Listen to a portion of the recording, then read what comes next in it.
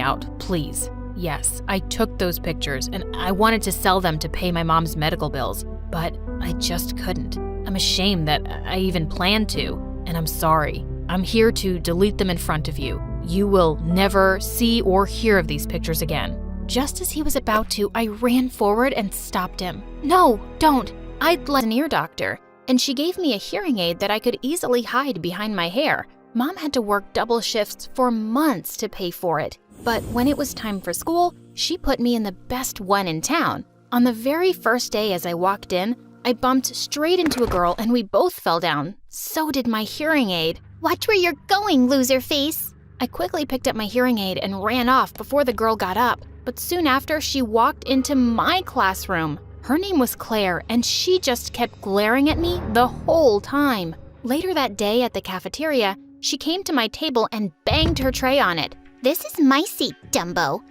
Oh, wait. What's that twinkling thing behind your hair? That's just a hearing aid. I have a... Ew!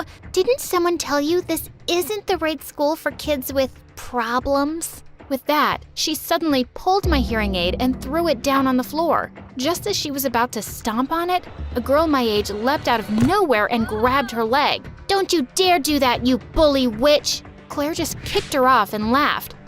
Oh, how sweet. A poor girl defending a deaf girl? You two could complete each other. And do you think you scare me, idiot? As I was picking up my hearing aid, she pounced at me, but just then a boy stepped in and grabbed her hand. "You should be scared, because the three of us can really kick your butt." They both pushed Claire away and sat near me. How sweet! That's how I first met the twins, Chris and Lisa, who soon became my best friends. Years passed, but since that day, Claire was our sworn enemy. She was such a pain in our butts, bullying us all the time. Luckily, I had Lisa and Chris by my side, and we had the best times together. One evening in 8th grade, I was just hanging out with the twins at their treehouse, and I was the last one to climb down the rope ladder. Just as I had started to, the rope suddenly snapped. I went screaming to the ground, but before I could hit it, Chris caught me. "I got you. You're okay." "Chris, you just saved my life. You're my hero." Just then, my phone started ringing, and it was my mom. She was crying. I told Chris I had to go, and I ran home to find Mom in tears. She'd lost both her jobs, and she hadn't paid rent for months. I had no idea things were that bad. There's only one thing I can think of now. I'll have to call Mom. Mom? You mean I have a grandma? Mom then told me that Grandma had never wanted her to marry Dad, and when she did anyway, Grandma cut all ties with Mom. She probably hates me, and I don't know if she'll help, but I have to try. The next morning, when we took a cab to Grandma's place, I was amazed to see the size of it. It was a huge mansion. Grandma looked like she was a millionaire. We were led inside to an elegant, strict-looking woman who seemed shocked to see us. I thought she was going to start shouting, but instead she pulled me close and gave me a tight hug.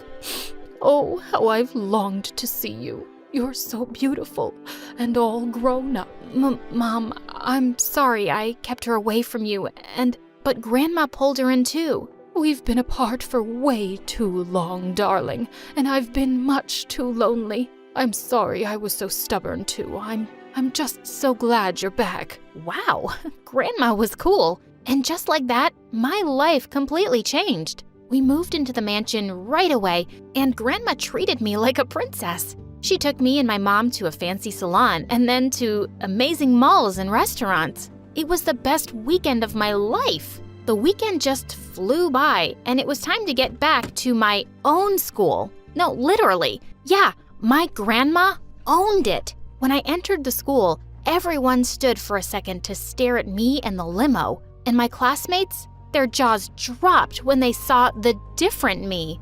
OMG, Dora, what have you done to your face and your hair? You look stunning. Yeah, right? It's all my grandma's doing, but I love it too. What do you think, Chris? Yeah, you look nice, but you always do. But just then, Claire walked past me and threw a whole bottle of ink on my new dress. Ugh, I lost it.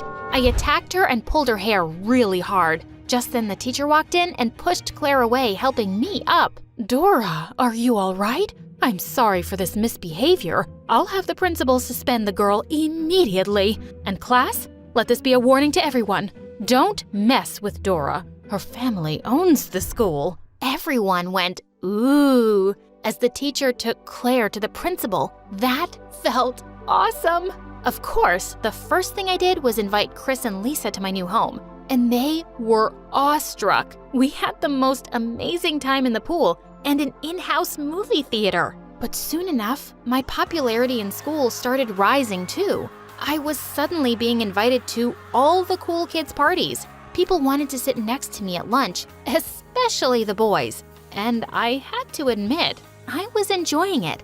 A few weeks later on a school trip, I got onto the bus and looked around for Lisa, but she wasn't there. Just then, Claire called out to me, "Hey girl, I saved you a seat." I reluctantly sat down next to her. "Look, I know we haven't always gotten along, but maybe it's time to change that. I've seen you in gym class, and you have some natural cheerleading talents, so just come and audition tomorrow, okay?"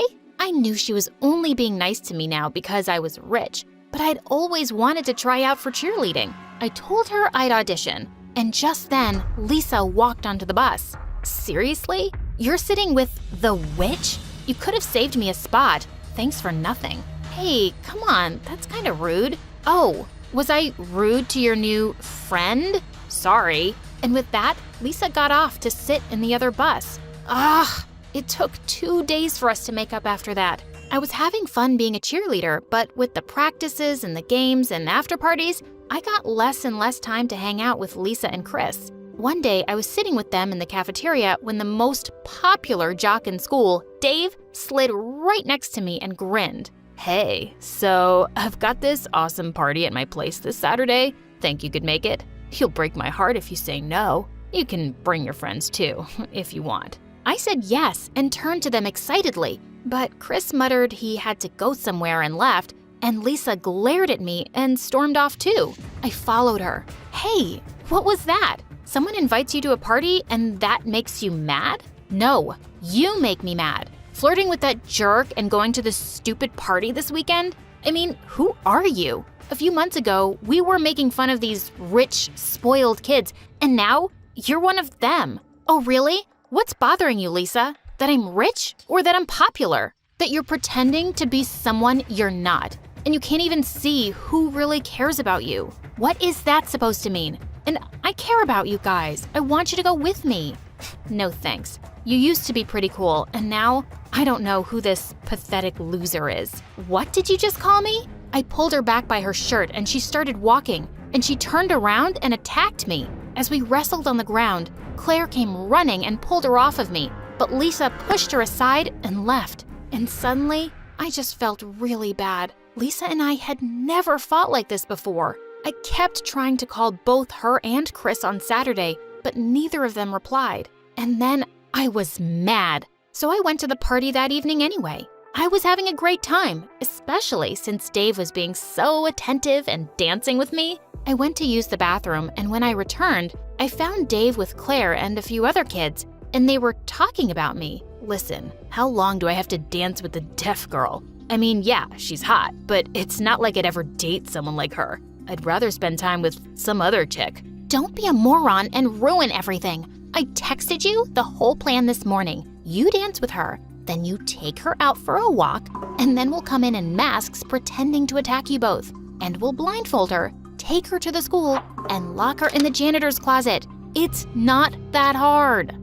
I don't know, man. Don't you think it's a bit much? No, it'll be fun. We're not hurting her. It's just for the weekend. The janitor will find her first thing on Monday, but her rich grandma will go bonkers in the meantime. It'll probably be on the news. Or maybe we should hide her somewhere for longer and ask for reward money. Oh my God, what? Thanks for letting me in on your plan, you psycho. I'll make sure you all pay for this. Babe, it was all Claire. I was telling her it's wrong. She wouldn't listen. But I gave him a hard slap across the face as I ran off to my car. I could hardly believe it. But instead of going home, I told the driver to take me to Lisa's. She'd been right. I'd been a fool to think these people could ever be nice. I already had amazing friends, and I couldn't lose them. But when I reached their house, I nearly died when I saw balloons at the gate.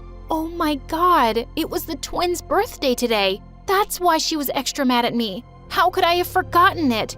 I found Chris sitting on the porch outside, and he didn't look happy to see me. Chris, I'm so sorry. I feel like such a fool. I should have never gone to the party. I can't believe I missed your birthday. Dora, you don't have to be sorry. You're beautiful, rich. You're surrounded by the most popular guys, but I've loved you ever since I met you.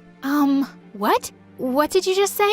You heard me just fine. I've tried telling you before too, but you just never took the hint. It's okay if you don't like me that way. I'm sure there are better guys out there for you, but you do need to start being a better friend again. He got up and walked inside, leaving me in tears. He was the best guy. How could I have been so blind? The next day, our school was competing in a big baseball game, but I had something more important to do. Lisa was having some of her amazing photographs displayed in a small gallery, and I had to be there. As I was admiring a photo, I heard her behind me. Wow, didn't expect to see you here. You're so good at missing things. Also, isn't there a big game today? What's the team gonna do without their star cheerleader? I don't care. I'm just sorry for being a terrible friend, Lisa. You were right about everything. Those people are awful, and I was so stupid for not seeing that. I'm sorry for hurting you. Please forgive me. And let me join the cool kids club again?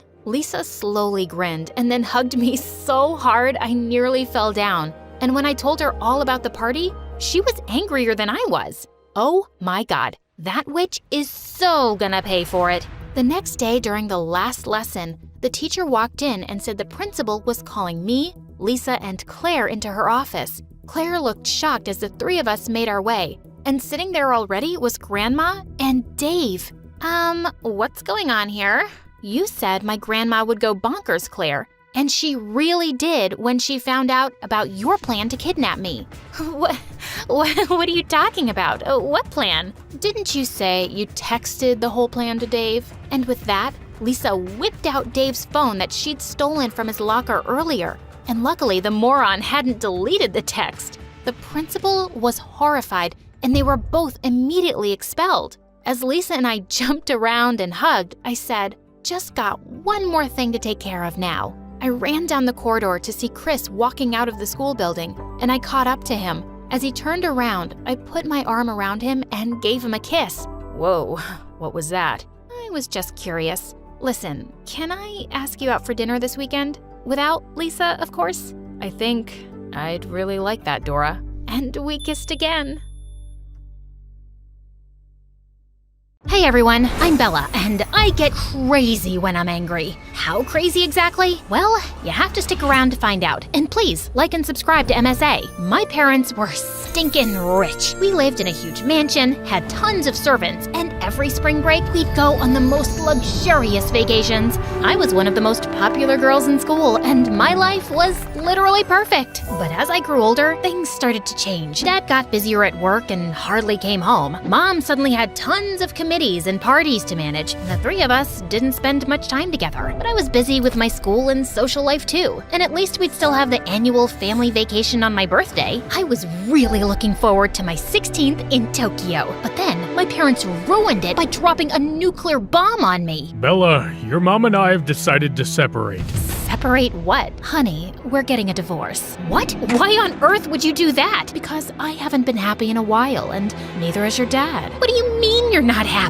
You literally own every piece Prada makes before it even hits the runway. And Daddy, what about all your yachts and sports cars? We have great lives. We're happy people. We're not happy with each other, and we don't want to continue like this forever. It's better if we part ways now. No way! I won't let you! That's not up to you, sweetie. This is what your dad and I want. I don't care what you want, okay? I want things to stay just as they are. Don't you see how badly this will affect me? How can you be so selfish? I threw my dinner plate to the ground and ran to my room. I heard Dad call after me, but I just slammed my door shut. I thought my reaction was enough to talk my parents out of their separation, but the next week, Dad moved out and they filed for divorce. The next few months were the most difficult of my life. Thank God for my best friend Eloise, who was always there to console me and keep me sane. I kept thinking about how I could get my parents together, but then one day, Mom had told me that Dad had already met someone else. He wanted to introduce us to her over dinner at his place. I hated the idea, but Mom had already agreed, so I didn't really have a choice. That night, when we reached Dad's new place, my heart dropped when I noticed an elegant woman at the door next to him with a girl my age. Hi, you must be Bella. Your dad has told me so much about you. It's funny how he's never even mentioned you. Not once, not ever. I mean, he did mention this morning that he had a girlfriend, which I thought was weird since he already has a wife, but other than that, nothing. Bella has a weird sense of humor. You'll get used to it. Don't get used to anything. I don't see you being a part of Dad's future too long. That's enough, Bella. It's okay, Dad. It's a lot to get used to. I'm Keisha, by the way, and I've really been looking forward to meeting you. Come, I'll show you the house. Did this girl just call my dad Dad? Before I could even speak, Keisha pulled me in. She showed me around, and I noticed how all the trophies in the house belonged to her. Even at the dinner table, Dad couldn't stop talking about how talented Keisha was, and it made me furious. Keisha is not just great at studies, but she's an amazing piano player. Oh, and you should hear her sing. It's like a symphony to the ears. Oh, Dad, you sound really needy calling him Dad. And literally everyone these days is a singer. What's so special about that? I'm a great gymnast and can do the perfect cartwheel. And with that, I jumped from the chair and did a cartwheel. But I lost my balance and ended up crashing into the dining table. My parents rushed to my rescue, and I was embarrassed. But then I noticed Keisha giggling in a corner, and it made my blood boil. I wanted to give her a piece of my mind, but I'd hurt my hand, so Mom excused herself and we left for home. And the next day, things took a turn for the worse when I walked into my school and saw Keisha in the parking lot. Are you stalking me? No. Dad just got me enrolled in your school.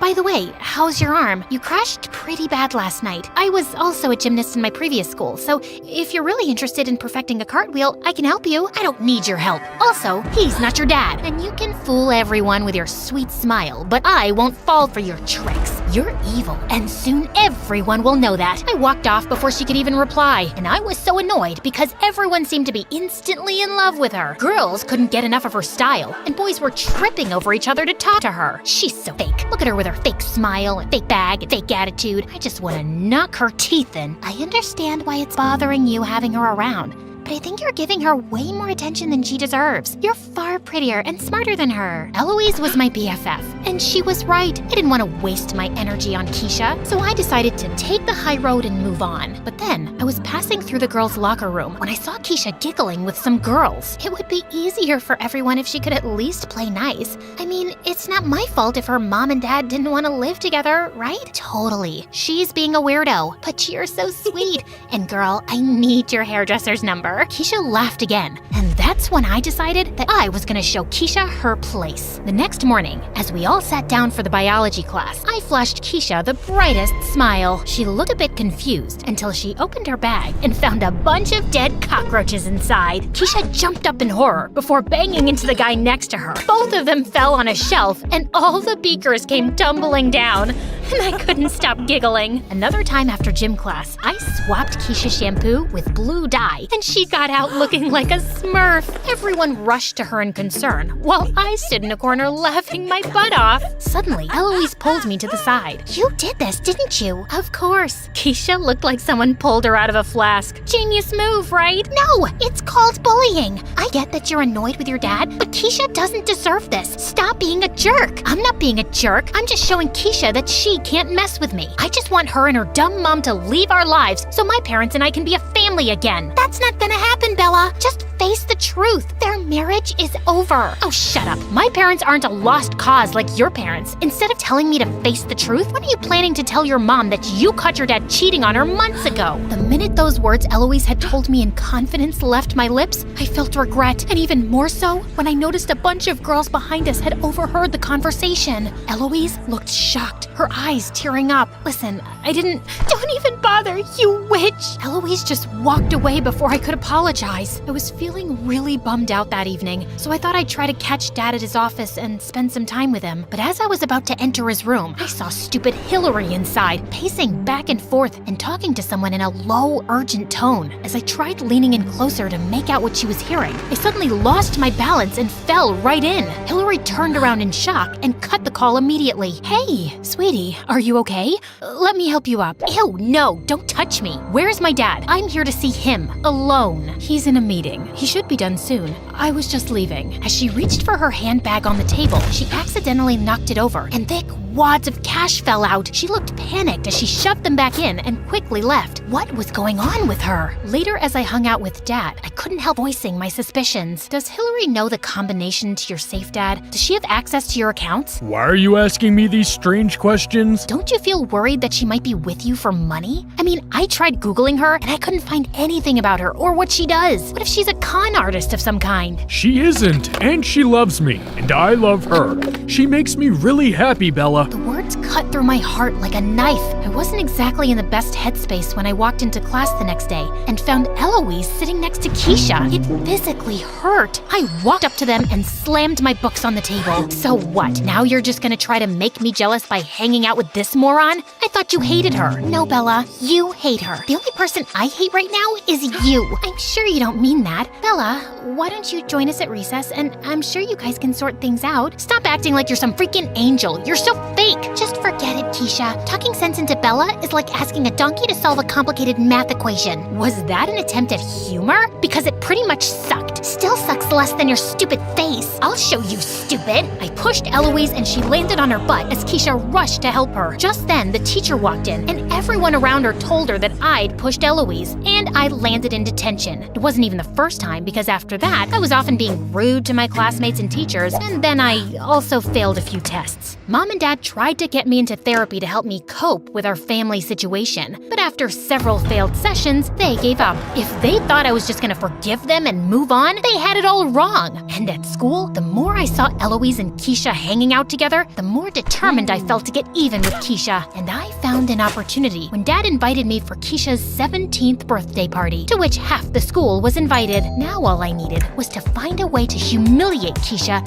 and I'd finally have my revenge. I was trying to figure out what to do when suddenly I noticed Hillary sneaking through the back door holding a thick envelope. I followed her outside, only to find her talking to a big guy wearing a hoodie. And suddenly, I noticed the gun he was holding. I quickly whipped out my phone as I inched closer to listen, my heart pounding. I told you not to come home. You weren't answering your phone. I had to make sure you guys were okay. We're fine. You're here for the money, right? There. Thanks. And just so you know, you can't hide the truth forever, Laura. I don't have a choice. No one can find out my real identity. So do me a favor, take this money and just zip your mouth. The guy nodded and left. Just as she turned around, Hillary saw me and nearly screamed in shock. I knew it. I knew there was something shady about you and your daughter. What else are you hiding besides your real name? Bella, it's not what it looks like. Of course it's not. You know what? Maybe you'll confess in front of the whole crowd. I've recorded everything, and now my dad will know what big imposters you and Keisha are. Hillary tried to stop me, but I ran inside and went straight to the huge TV screen placed in the middle of the room. I stopped the music and plugged in my phone. Everyone fell silent as the video played, and Keisha looked like she'd seen a ghost. Just then Dad jumped in, unplugged my phone, and threw it on the floor. Dad, why'd you do that? Because I had enough of your nonsense, Bella. My nonsense? These two lied to you.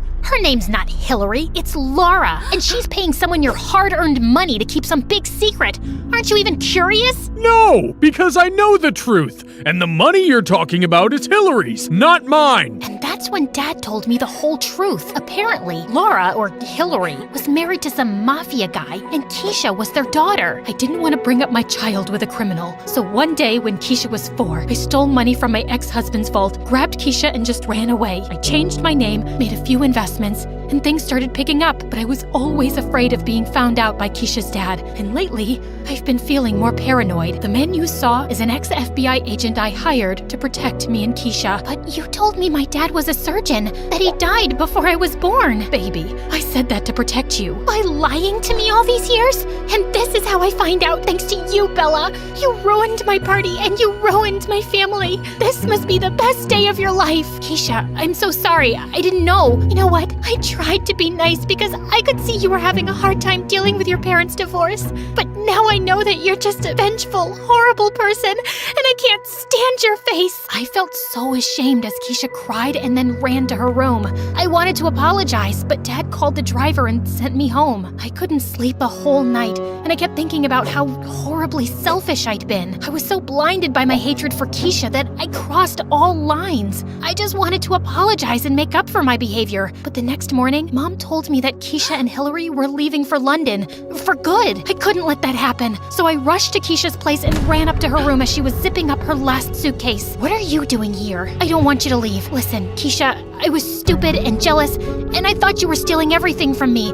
My dad, my best friend, my life. You were right. I've just had a lot of trouble accepting my parents' divorce. But I know Hillary makes my dad really happy, in a way that I haven't seen him happy around Mom in years. You know, all my life, I felt really alone because Mom was always moving from place to place, and I never had siblings or friends. I really did get excited thinking I'd finally settle down and have a family. I wasn't trying to steal anything from you. I'm sorry.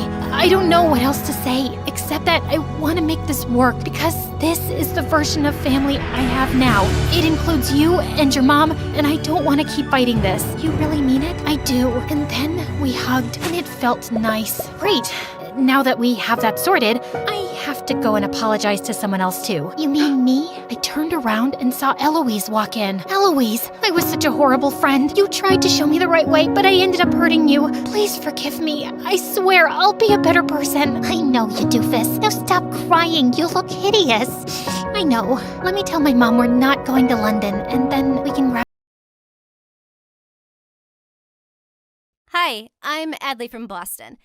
Please like and subscribe, because my story animated will give $1,000 to one lucky person in the next coming 7 days. My mom got pregnant many years ago after she married my dad, and they were both overjoyed to have a daughter.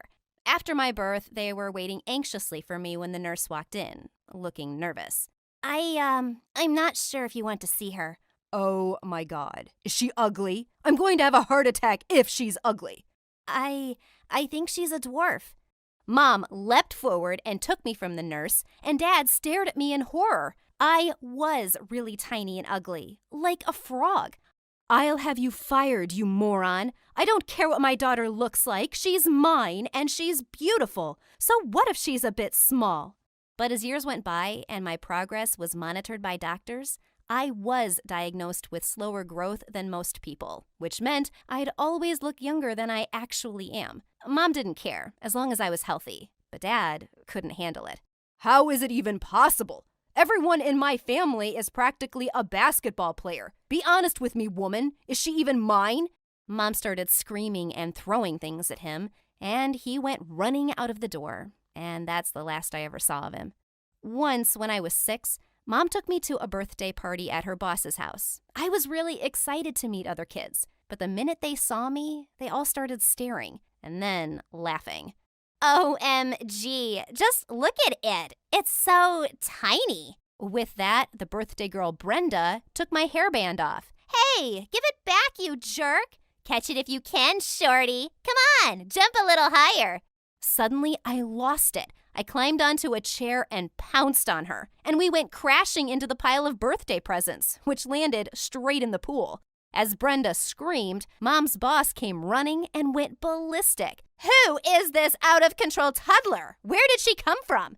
That's my daughter, Adley. But you said your daughter was 6 years old. I don't know who this child is. I'm calling the police. Her boss just picked me up and started carrying me away. Oh my God, she's mine. But her crazy boss wouldn't let us go till the cops arrived. Of course, Mom was able to prove I was her kid, but she was so furious. She flung a piece of cake at her boss's face. I'm not working for you, psycho. I quit. Even though Mom was struggling to find a new job, she soon enrolled me in the best school around. On the first day, I was about to go inside the building when a giant limo almost bumped into me. Hey, are you blind? You could have hurt me. A girl got down from the car, and it was that awful Brenda. Ow, shut up. You're hurting my ears. It's not our fault you're as tiny as an ant. Who can even see you? She spat on my shoes and walked off. And when I went to my classroom, I discovered she was in my class. Ugh! And all the kids were flocking around her like she was the queen of the school. Over the years, Brenda never failed to mock me. But it wasn't just her. It felt as if I walked into school every day wearing some ridiculous costume because someone was sure to point and laugh. Where's your lower half, shorty, buried in the ground? Which dwarf are you, sleepy, mopey, or grumpy? I was so sick of it all. So, in the 7th grade, I decided to do something about it. I Googled how to increase your height, and there were so many tips. One of them was hanging. I didn't have a pull-up bar, so I decided to stretch from a tree branch. But just as I stepped on it, it snapped under my weight, and I fell to the ground, hurting my leg. Oh, Adley, what are you doing? I just want to grow tall, Mom. Everyone else just keeps getting taller. What's wrong with me? Honey, there's nothing wrong with you. So what if you're not as tall as everyone else? It doesn't make you less smart or kind or beautiful. I waited so long to have you, Adley, and I wouldn't change a thing. You're perfect. Mom's words really stuck with me. It was okay to not be like everyone else. A few days later, when I was heading out for home, I suddenly saw the school bus leaving without me. I ran and waved and shouted, but it just went faster. The driver probably couldn't even see me. Just then, I tripped over something and fell face first into a muddy puddle.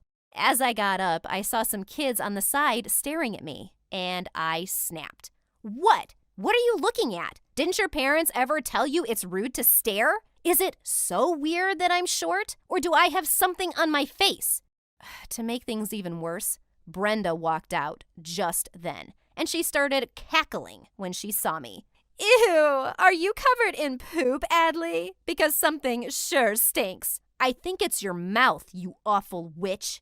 I attacked her, and she screamed. She managed to push me off and jumped onto a bench, but I bit her leg really hard. We were both sent to the principal's office, and our moms were called in. They were not happy to see each other. But worse, the principal said I would be expelled. What? You're going to expel my daughter? Well, ma'am, biting other students is unacceptable. And bullying is acceptable? Because my daughter's been getting bullied under your nose every day, and you've done nothing. I know why you're punishing Adley. It's because that woman is much richer than I am, isn't it? You wait and see. I'm going to sue you. Mom wasn't kidding. She did sue the school for not protecting kids from bullying, and the school board actually settled. They fired the principal, suspended Brenda for a month, and we got $100,000 as compensation. I had the best month of my life in school without Brenda. And then Mom and I took a fantastic trip to Europe over summer break. A few days before school was about to start, I came home from the library one evening and found a boy sleeping on my bed. Thief! There's a thief in my room! The boy suddenly jumped up, and I saw he was very tall and really cute. Just then, Mom came running and told me he was her friend's son, Andrew, from France. He'd be staying with us for a few months because he was here as an exchange student in my school. But why is he sleeping in my bed? I guess I got the wrong room. Take a chill pill, tiny loser. I hated him already. And for good reason. Andrew was so annoying. He left his giant shoes everywhere that I kept tripping over. He put all my snacks in the highest kitchen cupboard. And the worst, he hogged the TV remote all evening. One day, Mom had gone out, and it was just the two of us at home. We decided to order food, and he took over everything. Yes, hello, McDonald's. I'd like a cheeseburger, extra large fries, and a Coke. And for my little friend, one Happy Meal. It comes with a toy, right? I stared at him furiously as he just hung up. And then he switched on the sports channel. Hey, no, we're not watching football again. It's my turn. I want to watch my show. Oh, that's not happening, dwarf girl. I wasn't having it this time. I ran to the TV screen and hugged it, blocking his view. He kept yelling at me, and then suddenly leapt off the sofa and just picked me up. I kicked and screamed, but he just dropped me in my room and locked me in. Oh my God. How was I gonna stand him at home and at school? On the first day of 8th grade, I walked in with newfound confidence in my European wardrobe. Of course, Brenda gave me death glares all morning, but the rest gave me plenty of compliments. As I sat down in the cafeteria later, some kid who looked like a 5th grader joined me at my table and put a red rose next to me. What are you doing? Oh, it's my first day here, and I'm already in love with you. You're so beautiful. I'm a little older than you, but that doesn't bother you, right? I'm marrying you as soon as I graduate high school. What? This idiot thought I was younger than him? Just then, I spotted Brenda and her minions howling with laughter. OMG, this is epic. You guys look so cute together. You'll surely be the hottest new couple in school. But suddenly, Andrew pushed the kid aside and sat really close to me, kissing me on the cheek. Hey, babe, I was looking everywhere for you. Oh, you got some mustard on your nose. What are you doing? Helping you just play along. And well, I had to admit, the boy was a genius. I turned to look at Brenda, and her jaw was practically on the floor. What the? I mean, how do you two know each other? Oh, we met in Paris during summer break. She had me at hello. Who wouldn't love this cute little cream puff? Brenda stormed off angrily, and I immediately pushed Andrew away. Barf! But we decided to stick to this plan for a while, and my popularity was rising fast. I was the girlfriend of the hottest new jock in school. Suddenly, I was invited to all the cool parties. I had front row seats at all of Andrew's games. And when his team won the final football match, he picked me up and ran all over the stadium with me on his shoulders. Gosh, he was such a nut. But I was actually having a really good time with him. Sometimes I even felt butterflies. On Valentine's Day, Andrew put a heart-shaped chocolate box next to me on the table at breakfast. No one can see us here, so what's with the chocolates? They're just chocolates. Eat them, or whatever. They're heart-shaped chocolates on Valentine's Day. Is that supposed to mean anything? Do you want it to mean something? No, of course not. Yuck. Yeah, exactly. Forget it. I'll give them to someone else. He picked up my box and stormed off. What a jerk. And why did I have these weird feelings for Andrew? He was so annoying. The next day when I went to school, Brenda was standing by my locker with a huge grin. I just knew it was too good to be true. What are you talking about? You and Andrew. I just didn't get it. This makes more sense. And with that, Brenda turned her phone to me and showed me a picture of a blonde girl with her arms around Andrew. And I felt a pang of jealousy. I just turned and started walking away. Aw, is your itty-bitty heart broken? He was obviously playing around with you. Everyone could see it. Why would someone like him want to be with a dwarf like you? You look like his kid. Maybe I'll ask him out. I'm prettier than this blonde girl. Do you really think calling me a dwarf hurts me now, Brenda? I've been hearing that stuff since the day I met you. I may not have grown much in inches since then, but I've certainly outgrown you. You don't bother me anymore, and I like myself just as I am. Go ahead, ask Andrew out, but trust me, he's gonna turn you down because he knows what a small, petty, mean mommy's princess looks like. Suddenly, Brenda snarled and attacked me. As I was trying to push her off, I was pulled away by Andrew, and standing next to Brenda was the new principal. You were given a strict warning last time, and I saw you attack this girl for no reason with my very own eyes. You're expelled, Brenda. And with that, he angrily marched her away. That witch had it coming. Adley, are you okay? What are you two fighting about? Oh, just get lost. Go back to your dumb girlfriend. What dumb girlfriend? I don't have one, but I'm trying to get one. Yeah, go on then. Who's stopping you? You idiot. I want you to be my girlfriend. I like you. I stared at him in shock and then smiled. Oh, yeah, well, who wouldn't want a cute little cream puff like me? Andrew grinned, and I stepped onto a stool and pulled him in for a kiss. I bet some of you think that your parents are annoying or embarrassing, but mine are downright evil. It took me a long time to realize that my life wasn't normal, and it all started when I was little. My parents had very high expectations of me. We're talking about crazy stuff. You seriously won't believe what they did to me. See, my parents were both incredibly successful, and they expected me to be the same, and they certainly didn't know anything about how to deal with children or how to raise them correctly. Because of this, I never learned how to interact with other small children. Instead of giving me cake and ice cream, my parents convinced me that vegetables were a reward. I didn't get candy either, just vitamins. When I was 3, my parents had already started dressing me in fancy pantsuits. I never got them dirty or anything either. My parents encouraged me to develop my professional skills at a very young age. I only read textbooks or watched the news.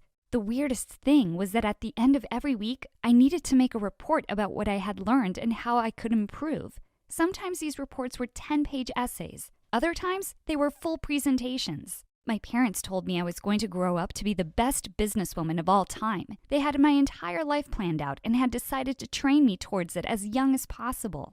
I didn't realize what was fun until I was about 4. I always felt jealous when I watched the neighbor kids playing with each other. Even though I'd never had a friend before, I felt so lonely. I decided to make a report about how a companion would increase my productivity. I got all dressed up in my little pantsuit and did a 45-minute presentation in the middle of our living room. They were impressed, and I really thought I'd won. My parents agreed to get me a companion, but it wasn't exactly what I expected. That's when my parents decided to hire a new nanny. At first, I was disappointed. I thought another adult just meant more fun evenings reading news articles and organizing files. Well, I'm happy to say I was wrong. My nanny was the only thing I had in my life growing up. She was my everything, and nothing at all like my parents. I was shocked when I first met her. I had only ever worn gray, white, or black for as long as I could remember. My nanny walked in on her first day wearing a bright, flowy dress.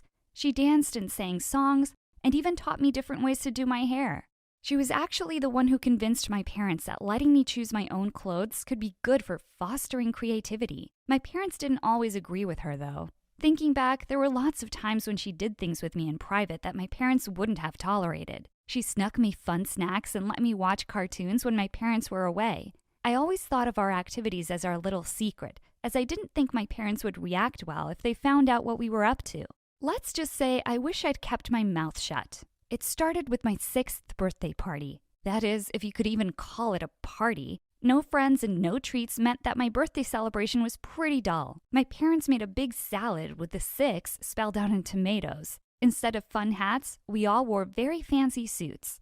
Even my nanny was told she had to dress appropriately. We didn't play any fun games or sing any songs. We just took turns reading about famous publications that happened on my birthday. It was so boring. To be honest, it was even more boring than a regular day. And when it came to my present, it was a calculator. I started crying about how a doll was the only thing I'd ever asked for. My parents were incredibly annoyed by my tantrum. They sent me right up to my room for being a brat. I lay there sobbing into my pillow for about an hour when my nanny popped in. She handed me another rectangular box and told me to keep it a secret. I opened the box slowly, skeptically, and expecting another disappointment. Inside that box, though, was a Barbie. I was so excited and hugged her very tightly. She put her finger up to her lips and shushed me. She told me to stay quiet and to be sure to hide it. My parents left me in my room for the rest of the day. It was supposed to be a punishment, but being in my room playing with my doll all day, it was honestly the most fun birthday I'd ever had. One day, I guess I was having a little too much fun because I didn't even hear the footsteps approaching my room. Without even knocking, my mom burst in and asked what was so exciting about my being in my room. I quickly hid the Barbie behind my back, but it was too late. She ran over and ripped it from my hands. She accused me of stealing the doll and said I was in for a huge punishment. I cried so hard and explained that I didn't steal it at all. It was just a gift from my nanny, the gift I'd asked for. I really should have kept my mouth shut. She called my nanny in and fired her on the spot. She said that from now on, she would take me to her office with her so she could watch me study. She pulled off the doll's head before throwing the pieces in the trash. I was devastated. I don't think I laughed or smiled again for another year. That's when I started school. I know a lot of you think that school is boring and serious, but my upbringing made it feel like Disneyland. I got to play games and learn about the cool things that people my age enjoyed. The other kids thought I was weird. I was overly polite and never got dirty or played outside. One time, a classmate pointed at me and laughed because I ate my pizza with a knife and fork. When I was maybe 10, I started watching all the TV shows my classmates did. I waited until my parents were out or asleep, snuck to the TV, and flipped on cartoons and dramas. I was only allowed to watch the news when my parents were around. My mom caught me once and screamed so loudly. She took away my phone and my TV privileges and grounded me for a whole month. That wasn't the worst of it, though. One day when I was crying in my room over how unfair it all was, she decided to take away my bedroom door. "Privacy must be earned," she said. I never got that door back. I wouldn't say I completely obeyed my parents from then on, but I got better at hiding stuff. I would go on regular study sessions with friends where we would just stay up and play video games. I had bigger secrets than my little private Pokemon sessions, though. The biggest secret of my entire life was Jackson. He was the love of my life. His parents owned a taco stand by the private school I went to. He was nice and attractive, but poor. Money didn't matter to me, though. He took me to the movies and snuck me into parties. Best of all, he introduced me to painting. He would spend hours in the studio with me while my parents thought I was earning credits to diversify my application. He was my greatest supporter, and I truly loved him. We dated for about 7 months before my mom caught us kissing at school. We were normally very careful, but I didn't expect my mom to actually show up on time. She dragged me into the car and didn't even acknowledge him. I was crying so hard, but my mom let me know that it was over. "You can date who we tell you to date," she explained bluntly. She took away my laptop and my cell phone as punishment. She said that from now on, she would be monitoring me much more closely. I told her that she couldn't stop me from dating somebody I loved. I was almost an adult. She said that was true, but good luck trying to date with all of these restrictions. She drove me to and from school and made it almost impossible for me to spend time with anyone she didn't know. The few times I did try to kiss Jackson goodbye, she just glared at him from the car window or made rude comments about how he didn't deserve me. It would ruin the moment. Eventually, he stopped showing up at my school altogether because he was so uncomfortable. The only time we were together was at the painting studio, which my mom still thought was for school credits. But even that was ruined when my mom decided to become a member and accompanied me to the studio. We tried to keep our romance blooming, but without my laptop or cell phone, it naturally faded away. Jackson said he didn't want to date someone whose mom hated him so much. I ran to my friend's house and wept for hours that day.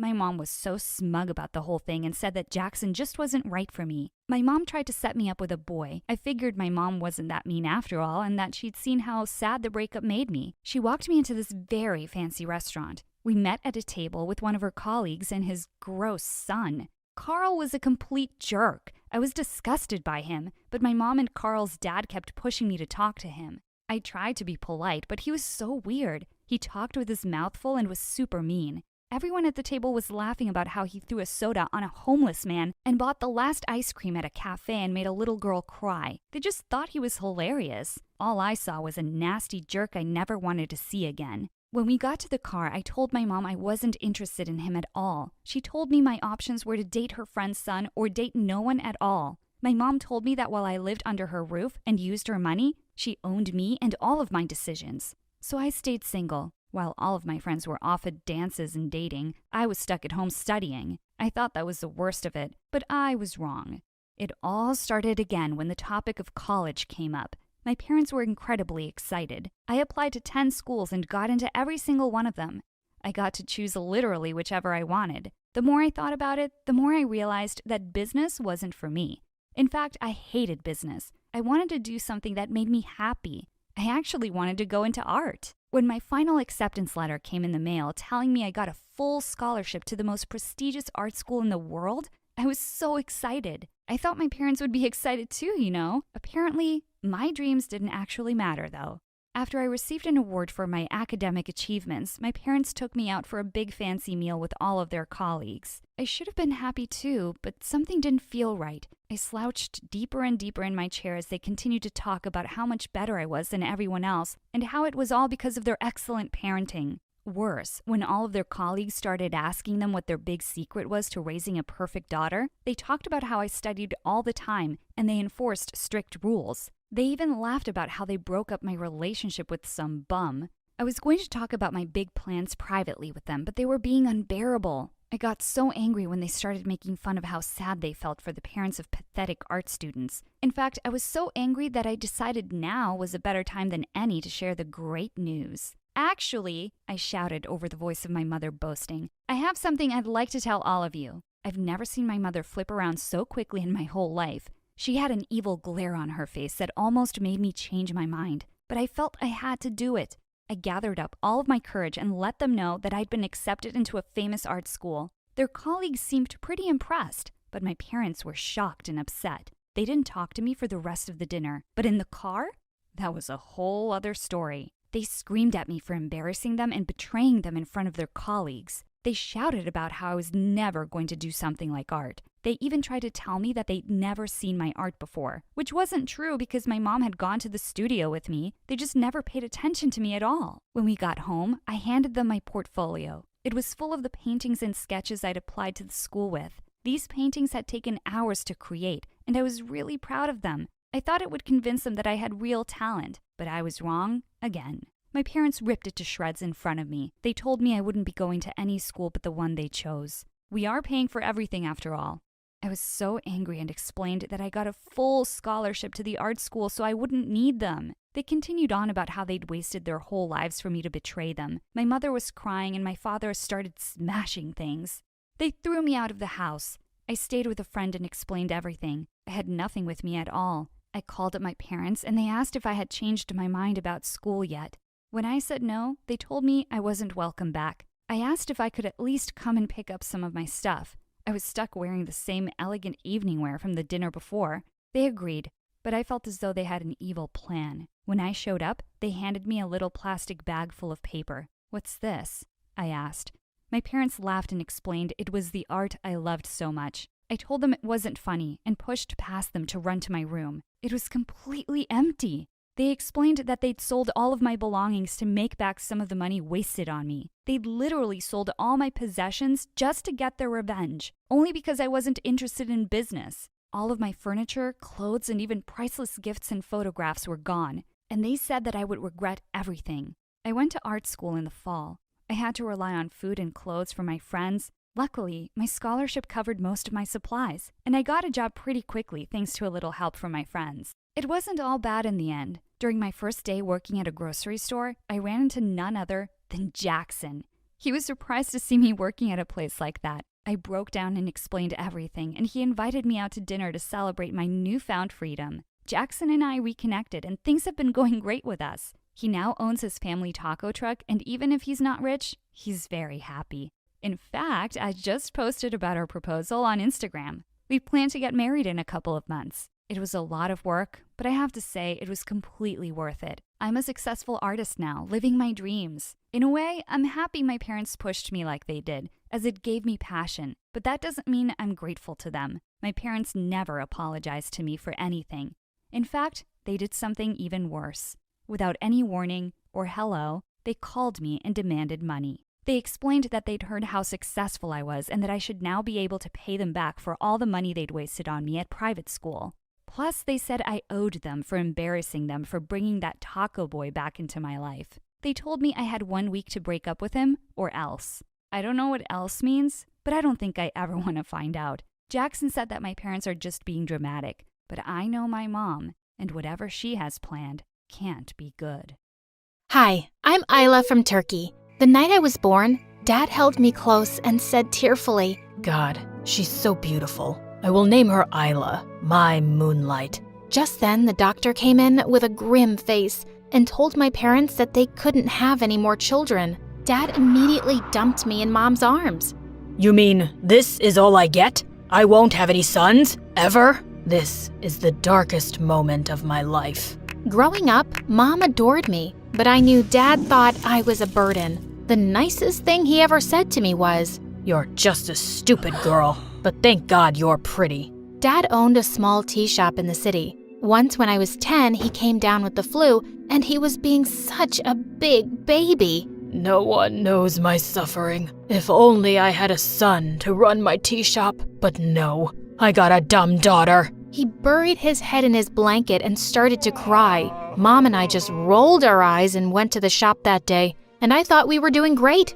Sometime later, a foreign-looking woman sat down at a table. When I asked her what she'd like, she said with a tired smile, "Why don't you surprise me?" I skipped off and brewed my favorite mixture of lemon and saffron. I make it for Mom when she's tired. It'll make you feel better too. And you don't have to pay for this. The woman's eyes flew open as she tasted it. My God, this is really special. And so are you. Thank you for this tea of kindness. She tried to pay me, but I refused, and she left. But a few days later, Dad came home from the shop and threw a newspaper at me. What is this stupid tea of kindness that everyone's been asking me about? It turns out the woman was some big journalist, and she'd written an article about the amazing tea at our shop. And now suddenly, tourists and locals were coming over asking for it. I'll teach you how to make it, Dad, if you say please. All I got was a flying shoe, but I did teach him, and he even let me help out more often. Once in the 8th grade, I was serving customers on a really sunny day when suddenly my back and arms started to itch horribly. I dropped my tray and started scratching like crazy as people stared at me, and I just ran home. Mom, what's happening to me? My skin was all red and peeling off.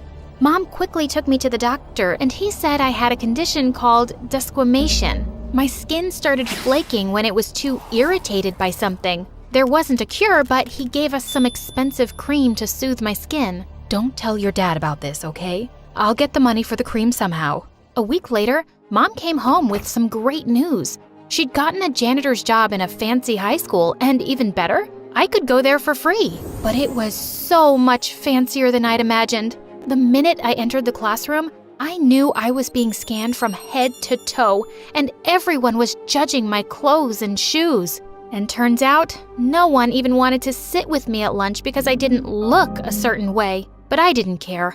I had a chance to study at a great school, and I wasn't wasting it. One day, I went into the bathroom, and I found some girls from my class there. And the meanest one, Zara, was screaming at Mom. You moron! You spilled all that dirty water on my shoes. I get that you're a janitor because you're stupid, but are you blind too? I pushed her up against the wall. No one talks to my mom like that. Do you hear me? Mom? Finally, it makes sense why someone like you is in this school. She pushed me back and pounced on me. As Mom ran forward to pull us apart, she slipped on the wet floor and fell really hard. Oh my God, Mom!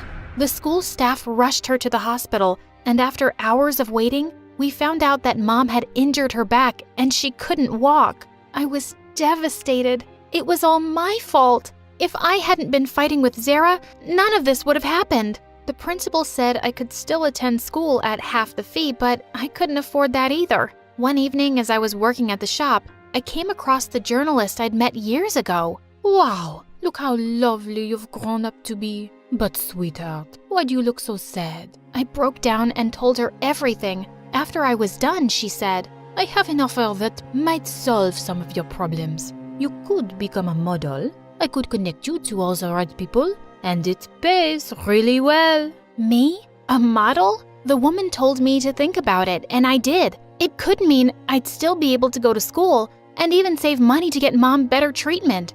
I decided to bring it up at dinner that night. Dad, I'm taking up a modeling job, and he suddenly spat out his food. Modeling? Where did you even get such a stupid idea? What's wrong with it? It's for morons who don't have any brains, and it's disgraceful. Well, I do have brains, so I'm not gonna be stupid enough to waste this chance. I can make our lives better, especially Mom's. I said no! I already said yes! And with that, I angrily smashed my plate on the floor. Dad looked shocked, and I stormed off. I called up the woman and said I was taking the job. I put my cream all over my skin before going to the shoot. I couldn't let anyone know about my condition, or I'd never get the job. Everyone on set welcomed me warmly, and I was surprised that I was kind of a natural at this. 2 weeks later, I was on the front cover of a teen magazine, and Mom was delighted when I showed it to her. But of course, Dad still wasn't talking to me, and I found the magazine torn up in the trash later. But I'd been paid good money. I was able to buy some new clothes for Mom and myself, and I was back in school. And suddenly, it was a different place. People who acted like I hadn't existed before were smiling at me like we were best friends. And at lunch, I had a lot of company. A boy even asked me for my autograph. Of course, none of this was sitting too well with one person, Zara. I could see smoke coming out of her ears from a mile away. Soon after, we had a fundraiser modeling contest in school, and I was excited to participate. But as I was getting ready, I suddenly saw Zara come and sit in the chair next to me. What are you looking at? One magazine cover and you think you're the princess of this school? How hard can modeling be anyway, if you can do it? Turns out, pretty hard for her. Zara was so bad at it. She walked like a monkey and kept waving her arms like a freaking robot. And then suddenly she tripped on her dress and landed flat on her face. I ran forward to help her, but she just pushed me away.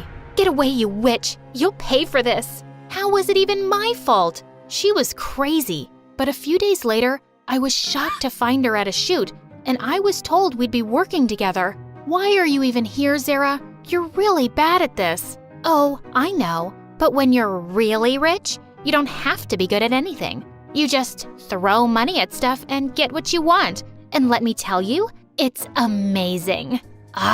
This girl. Also, she was so awkward, the shoot took us 6 hours. Later, as the makeup artist was removing foundation from my arms, I suddenly felt my skin sting terribly. OMG, your skin's coming off. What did I do? Oh, it's just allergies. It'll be okay. I quickly took the cream out of my bag and put it on, and then left as fast as I could. Thank God no one else was around.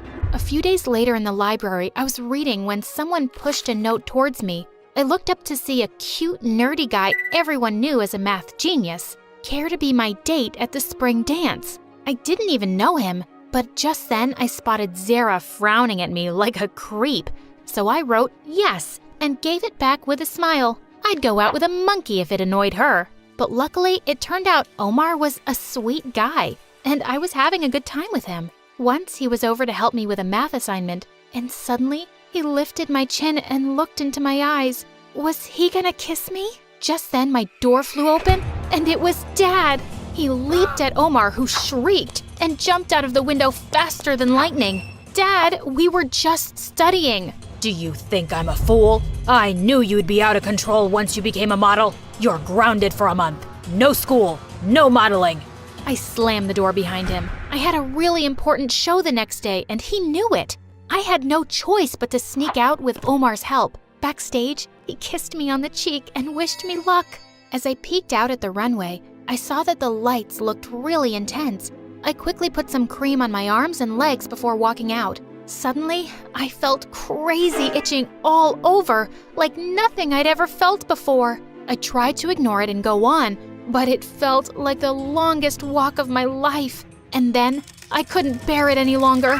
I went wild, scratching myself and screaming as I looked at my skin, and I could feel hundreds of eyes on me. Then, I passed out.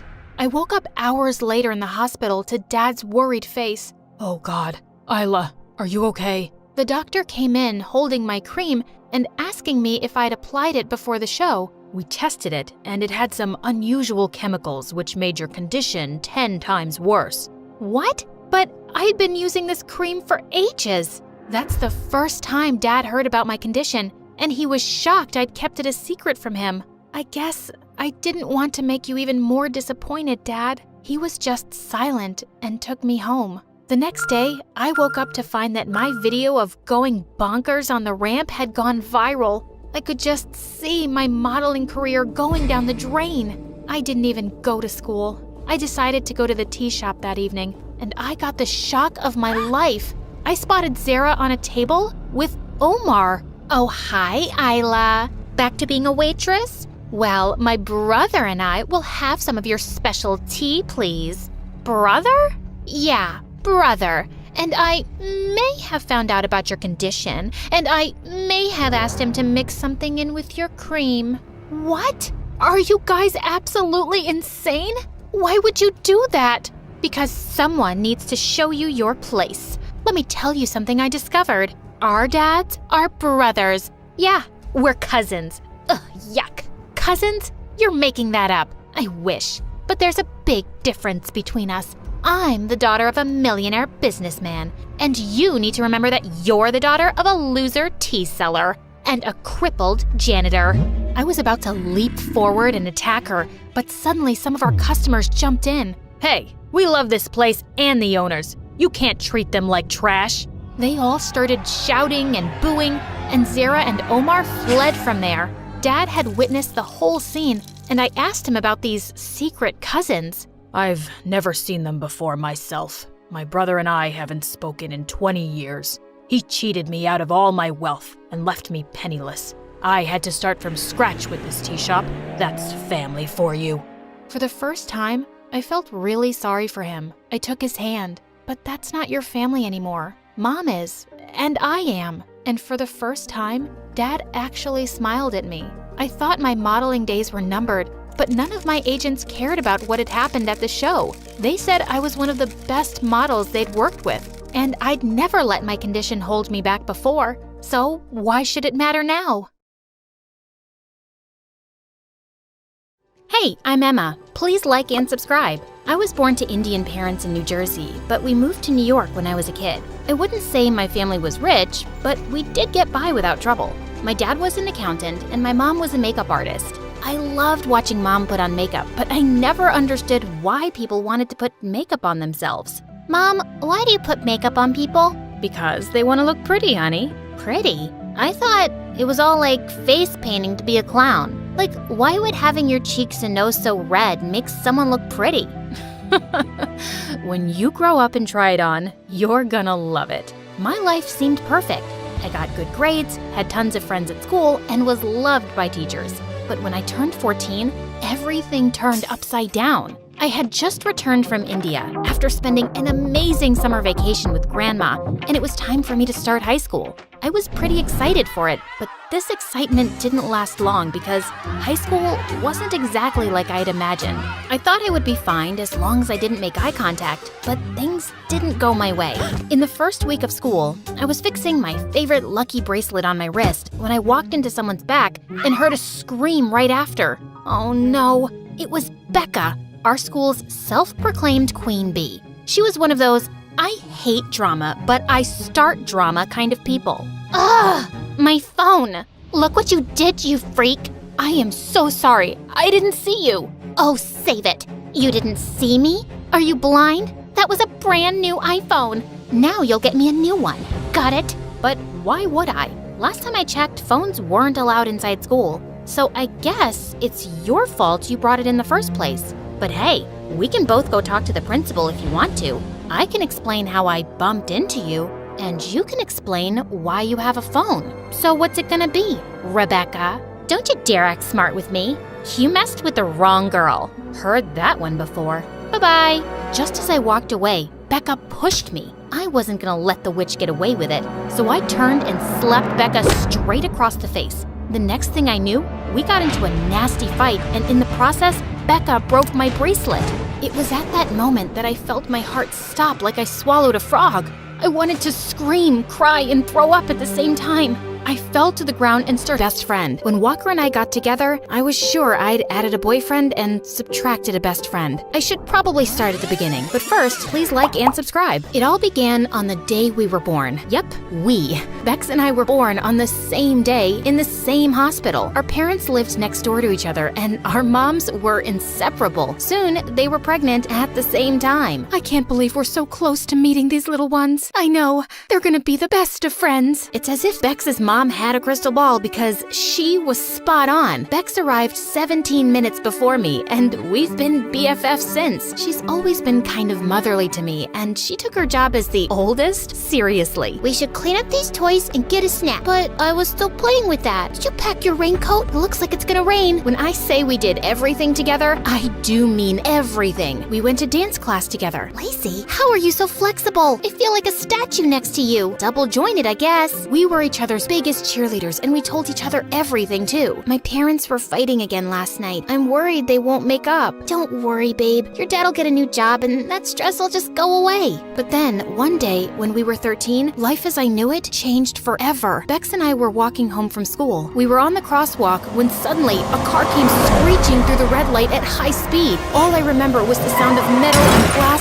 and the smell of burnt tires before I was hit with a huge force, and then everything went black. When I woke up, I found myself in the hospital. Oh, honey, thank goodness you're okay. What if something had happened to you? I couldn't do life without you, bestie. Sweetheart, you just take everything easy now. You need to heal. And I did heal, kind of. My body was fine, but my brain was broken. For some reason, every time I left my house, I was terrified. When I stepped outside my door, I could hear that car and I could smell the burnt rubber. My world shrank in an instant. The only place I could make it without a panic attack was across the 5 cement pavers that separated Bex's front door from mine. Anything else brought me paralyzing fear, and I even stopped attending school. Bex, can we just stay at my house today? I don't think I can go out. Oh, sure. Yeah, that's fine. I'll just cancel with our friends. Bex, do you want to watch a movie at your house? I thought we might go to the mall. I really don't want to go anywhere. I think that's when Bex started to resent me, which made me feel guilty. I didn't mean to be this way. I didn't want to live the rest of my life inside a house, but everything just felt safer there. At least to me. To Bex, it must have felt like a prison. Ugh, we never do anything anymore. This is boring, Lacey.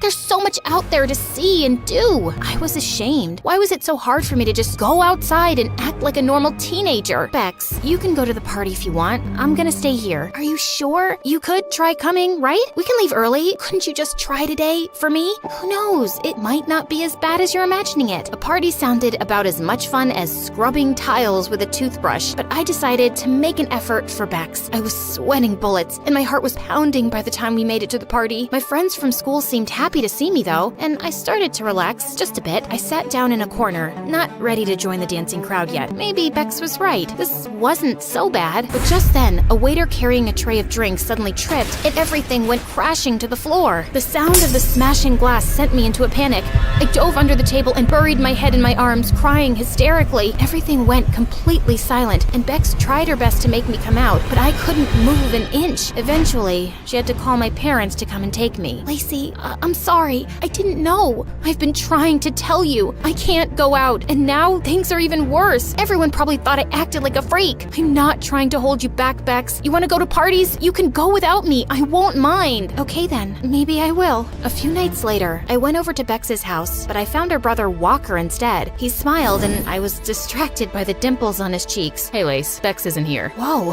when did Walker get so hot? He was usually always in the garage practicing with his band. He had a major glow up. Right, I forgot she might be out. Is something the matter? You look a little glum. I'm just bored, I guess. Yeah, me too. Come on in. That's how it all began. That night, Walker and I talked. I told him I was scared I'd be hit by a car again. I said that I'd felt trapped in my own mind. I told him I felt guilty keeping Bex from living her life, and about what happened at the party. Don't be so hard on yourself. What happened to you was a huge trauma. Healing takes time. As for Bex, don't worry about her. She's your friend. She'll always be there for you. Hearing Walker say that felt good. You're right, Walker. I just can't help it. Sometimes I feel like a freak from another planet. I'm sure everyone at school now thinks I'm a total weirdo. That was when Walker picked up his guitar and started strumming it. Why does it matter what anyone thinks of you? It should only matter what you think of yourself. But for the record, I happen to think you're pretty great. My heart skipped a beat when he said that, and for the first time in a long time, I felt like I had someone to talk to, someone who cared about me, someone who saw me. The next time Bex came to see me, I tried to bring up Walker. I saw your brother playing his guitar on the porch the other day. He's gotten really good. Also, really cute. Yeah, he's good. But my parents think it's a waste of time and he should focus more on his studies. Wait a minute, you think he's cute?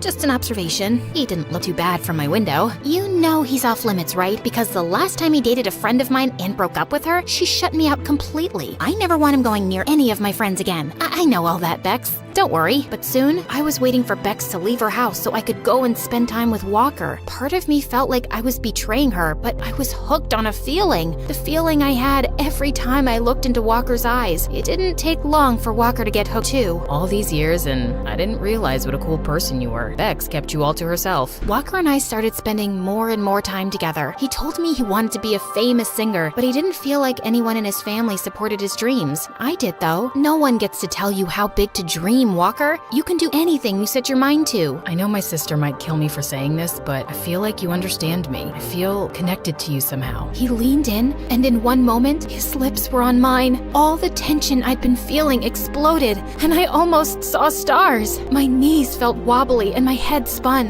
Whoa, you're perfect. But I could only think about one thing. Bex was gonna kill us. Walker, we can't do this. Bex is my best friend. So what? Don't give up on something that could be really good between us. Don't you feel it? His hand brushed my cheek, and soon I was lost in his eyes again, leaning in for another kiss when, what's going on here? I pulled away from Walker like he was fire, and I'd just been burned. Bex, I can explain. Explain what? Your spit-swapping fest with my brother? I told you I would never be okay with this. Oh no? It looks like I was just betrayed by the two of you. I don't want to look at either of you again. Bex pushed her way past us, and I swear I felt my heart break. I stared at Walker, but with my chest so tight, I couldn't find any words, so I ran. I ran home to the safety of my bedroom, and that's where I stayed. For days, weeks, I missed Bex terribly, and even though I didn't want to admit it, I missed Walker too. Honey, this isn't healthy for you. You need to leave the house. I don't want to leave the house. I want to stay in bed and let my blankets swallow me whole. No, go outside in the yard and get some fresh air. That's not a request, it's an order. Her tone told me she wasn't messing around, so I headed to the yard with my phone, a blanket, and a grudge. That's when I spotted Bex dressed in workout gear and running shoes, her attention focused on her phone. She stepped out onto the crosswalk, and that's when I heard the car. Then I saw it. Bex, look out! Huh? The idea of me getting hit by a car paralyzed me with fear, but the idea of Bex getting hit by a car was unthinkable. I tackled Bex to the ground so fast that we both just stared at each other, shocked and breathless. Lacey, you saved me. Of course I did. I can't do life without you, bestie. You're my best friend too. I didn't mean to kiss Walker, Bex. He just made me feel less alone. Bex looked ashamed. Walker told me everything. He said you inspired him and supported his music. He said you were like a song to him. And I'm sorry. I haven't been a good friend. I should have wanted you to be happy. I do want you to be happy. Walker raced out of the house and came running to us. Stop fighting. You're friends. We're not fighting. We're making up.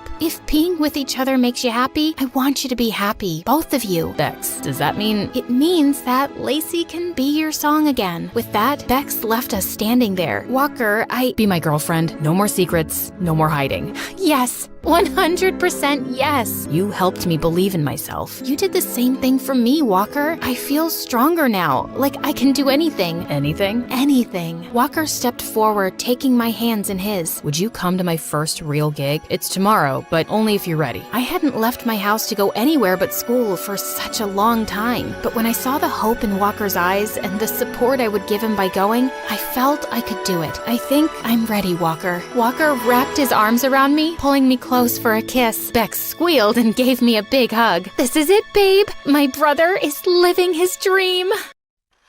Hi, I'm Milo. Please, like and subscribe, because my story animated will give $1,000 to one lucky person in the coming 7 days.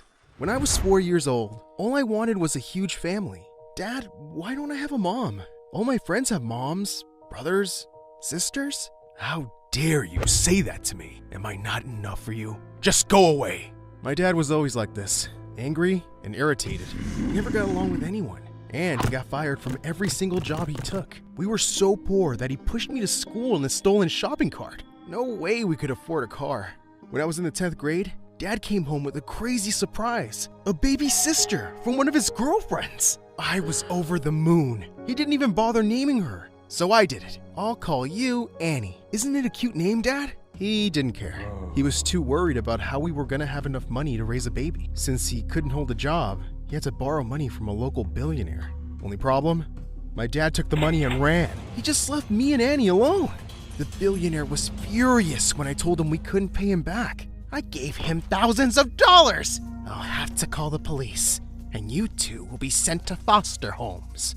No way, they'll separate me from my sister. Please don't call the police. I can pay you back. I can work for you. You're only a stupid boy. What will you do? I'll clean the pool, do the dishes, mow the lawn. You can slowly take your money out of my paychecks. Please, just give me a chance. It actually worked. The billionaire let me work for him in exchange for a small salary and a place to live in his pool house. This pool house was way bigger than any apartment I'd ever lived in, so I was thrilled. I went to school every morning with Annie strapped to my chest and worked at the mansion all evening. Everything was going well until one night, when I was just about to sleep, someone started screaming outside. "Papa, I'm scared." "Stay here, sweetheart. I've got this." I ran out to see a strange, beautiful girl jumping into the pool. Woohoo! Cannonball! Intruder! Intruder! Someone's breaking in! Wow, you're cute. Wanna jump in? I pulled the pool cover over her head to trap her. Ah! What are you doing? I'm keeping you here while I call the cops. Stop it! I'm Zoe. This is my house. Liar! I've never seen you here. That's because I just moved back in with my dad, you idiot! I lived with my mom before. Now get me out of here before I get you fired! She crawled out of the pool angrily and showed me pictures of her phone with the billionaire. Believe me now, pool boy? My name's Milo. I don't need to know your name if you don't work here anymore. I'm sorry, I just never seen you before. Please don't tell your dad about this. I need this job. I'll do anything. She got so close that I thought she was gonna kiss me, but she said, Anything? Sure. What do you want? Apparently a lot. Zoe was wild. She partied a lot and stayed out late every day. I had to help her sneak back in each time. One time, she had a huge fight with her dad and ran away to spend the night with her mom. I had to lie in her bed and pretend to be her. So embarrassing. I did all of it for my sister, but as she got older, her needs started changing. "Baba, when can I go to school like you? I want to play with the other kids." That made my heart sink. I didn't have enough money to pay for school, but I wanted to give my sister the whole world. I decided to ask the billionaire for a loan, and he said he'd think about it. But little did I know that Zoe was gonna wreck everything. It was a night like any other. She was sneaking back into the mansion at 3 a.m., and I was pushing her through the window when suddenly she fell right on top of their super expensive television. The screen shattered to pieces. Thankfully, Zoe wasn't hurt, but her dad was really mad. "Who did this? Who?" Milo was cleaning and he slipped. I could barely protest before the billionaire lost it. Do you have any idea how much this costs? There's no way I'm giving you a loan now. What? Wait, what loan? Please, sir, that money is for my sister. She can't go to school without it. No way. Figure it out yourself. I was so mad. I just stormed out of there and locked myself in the pool house. Minutes later, there was a knock on the door. It was Zoe. "What are you doing here? Won't you be satisfied till you ruined my whole life?" I didn't know about your sister or all these problems. Why should I tell you? You're just some rich girl who decided to make my life miserable. Please, just leave me alone. I slammed the door shut and stormed back in. If she wanted to have me fired, so be it. I avoided her completely. I just went to school and did my work like I used to. I applied for a few extra jobs to do over the weekend. I had to send Annie to school, somehow. It all changed when Zoe showed up at the pool house one night. Please, don't shut the door. I'm sorry I acted like such a jerk. I brought you something. She handed me a whole stack of money. It's my pocket money. Dad tries to buy my love with cash. That should be enough for your sister's school. I was numb with shock. I can't keep this. You better, pool boy. I saved up all month for you. No, take it back. You can't make me. She just turned and ran. Use the money. Thank me later. This girl was crazy. With her help, I was able to afford a decent preschool for Annie. I didn't have to get a second job, so I had free time to study. I even tried out for the school swim team, and I was so shocked to see I was the fastest kid there. I got in right away. Things at home were the easiest they've ever been. Zoe didn't ask me to help her when she was sneaking in anymore. She even babysat Annie while I was busy. One time, I came home to see Annie and Zoe wearing matching dresses. Zoe had shopped for her. I don't get it. Why are you being so nice to us? I'm making up for being a jerk. You don't need to spend so much money. You're already forgiven. Hey, I like Annie. She's super cute and funny. I'm not just doing it for you. Still, I have to give you something in return. Okay then, go out on a date with me. What? You're sweet, caring, and kind of adorable. I like you. What do you think of me? I was shocked. How could an heiress want to date someone like me? Before I could say a word, I heard a shout behind us. What did you just say, Zoe? It was her dad. Did you just tell the pool boy you like him? His name is Milo. Who cares? You're not dating some poor beggar. Wait, is this why you've been asking me for extra pocket money? Have you been spending it on these two? He turned purple with rage. and marched into the pool house. He started throwing all my things around. "Where's all the cash? Where did you hide it? Give it back to me! Stop it!" I grabbed him and tried to pull him back, and he shoved me away. "Your sister is wearing a new dress. Did you get Zoe to buy that for you? You pathetic thief!" He stormed towards my sister, and I lost it. I tackled him and threw him into the pool. "How dare you charge at my sister! I'm gonna kick your butt!" Just then, Annie started crying loudly, and in an instant, all my anger suddenly melted away. I grabbed her and marched into my house to pack all my things. I couldn't live with this monster anymore. "I'm quitting." "Don't you dare quit! You still owe me money!" "Then call the police." "I don't care. I'm leaving." Yeah, clean your own pool. I took Annie and got the heck out of there. I called up my swimming coach and explained my situation to him. Thankfully, he and his wife let us live with them for a while. I tried to focus on getting a new job, but I couldn't stop thinking about Zoe. I called her many times since that day, but she never picked up. I had no idea how much trouble she was in. Annie missed her all the time, too. I thought I'd never see her again, until the day of a very important swimming match. All the schools were competing, and our biggest donors were coming to watch. I was so focused on the match that I didn't see all the missed calls on my phone from Annie's school. I swam my heart out and won first place. After the award ceremony, I checked my phone and nearly had a stroke. Annie was sick. Her school had gone crazy calling me to take her home. I literally flew out of there and dashed off to her school, ready for the worst. But I found her playing games on the grass. "Bubba, look who I called." Zoe was behind her, giving me the cheekiest grin. I couldn't believe it. Don't worry, Annie's fine. She just ate some bad food. I threw up on my teacher. I gave Annie a tight hug, and she gasped. Bubba, you won gold. That doesn't matter. How do you feel now? I feel perfect because Bubba wins. Yay! I knew you're the best. I turned around to thank Zoe, but saw her leaving. I grabbed her arm and pulled her back. "No way you're leaving just like that. We haven't spoken in months. What's going on with you?" Zoe revealed how her dad had become super strict since the incident.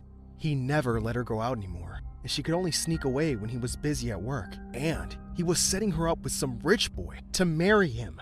That's crazy. We're just kids. He thinks I need to be kept under control. I wish I could leave, but he has full custody. Then you should take him to court again. You need to stand up to him. If you want to be with your mom, fight for it. She knew I was right. She convinced her mom to call their lawyer, but she was scared of moving her stuff out of the house. I decided to help her and went to her mansion together. Her father had a total fit when he saw us. He tried to stop Zoe from packing, but I stood in between them like a wall. "Move, or I will punch you." "Why don't you try, old man? I'll knock you out right now." "I'm calling the police. I have full custody, and Zoe cannot leave without my permission." Fine, do it. Mom's already talking to her lawyer, and she's gonna fight for me. And she will win after I tell the court everything you put me through. Just back off. She pushed him away, and we all stormed out. Her father kept screaming behind us, but we didn't care. When I finally got her to her mom's house, Zoe was literally jumping with joy. We could finally live our lives the way we wanted, and Zoe's dad tried to wreck that many times. He kept calling us for days till we had to block him. Then, he filed a police complaint against me, saying I robbed him and kidnapped Zoe. I was in jail for 2 whole days while the police investigated the matter. This was so crazy. They just believed his lies. Until Zoe showed up. She told the cops the whole truth. She wasn't kidnapped. I didn't steal, and her father was a lying jerk. They had no choice but to let me go. I wanted to make a graceful exit, but Annie turned to the billionaire and said, "Ha! Chew on that." I was screaming from happiness outside. "Thank you so much. You saved my butt." She was so cool, wasn't she, Bubba? Coolest. Suddenly, Zoe threw her arms around me, and to my shock, she kissed me right on the lips. I was so shocked. Aw, that was so cute. Kiss again. Shut up, Annie. Kiss, kiss, kiss. Sorry, I couldn't help it. I was so worried about you. And I'm sorry about this whole mess, and I leaned in and kissed her. It was a quick peck on the lips, but she turned red. You kissed me. I'll do it again. I pulled her to me and gave her another kiss. It was perfect.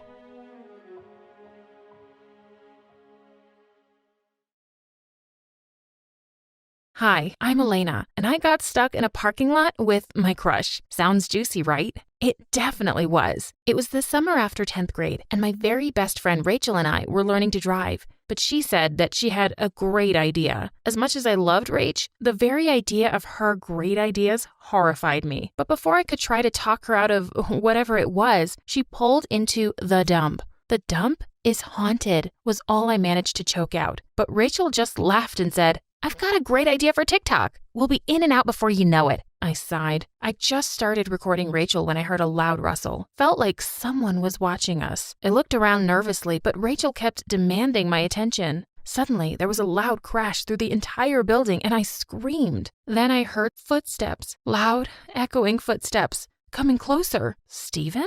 Standing just behind me was the man of my dreams. As I stumbled away from him, he put his arm around my waist to stop me from falling. Whoa, easy there, he said softly. My heart went wild. Did Stephen just touch me? Stephen had been my crush for forever.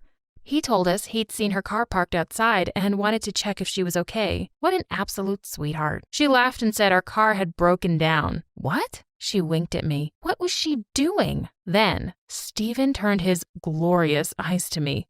Who's your friend? He asked.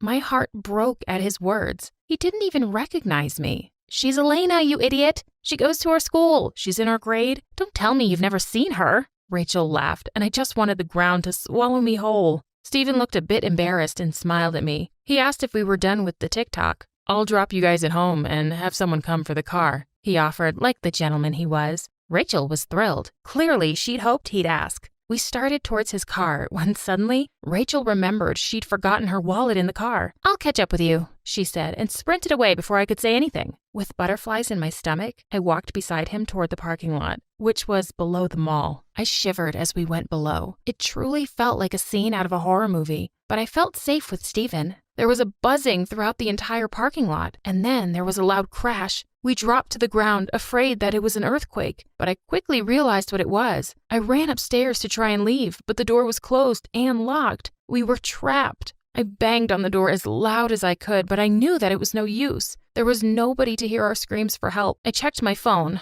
Of course, there was no signal either. Stephen checked his phone too. I can't call anyone. What are we gonna do now? I asked. Now that the door was closed, it was even darker. If I didn't know any better, I would think the shadows in the corners were alive and coming for us. It's gonna be okay, Stephen said soothingly. Then he did something unexpected. He took my hand and led me away from the door. Let's look for an escape. We started exploring. My heart hammered wildly, and electricity seemed to run up my arm from the hand he was holding. Yes, I was stuck in an awful place, but I was holding Stephen's hand. We looked for a way out, our hands clasped together the whole time. I wanted this moment to last forever, but then I saw a narrow ledge next to a window a few feet above us. If we climb to that, we can yell for help, I said. Stephen wasn't sure, but we managed to pull ourselves up. There was an alley running just behind the mall, but it was too risky to jump. That's when I noticed a man sleeping next to the dumpster. He looked homeless. He had a thick beard and his clothes were torn. Hey, you!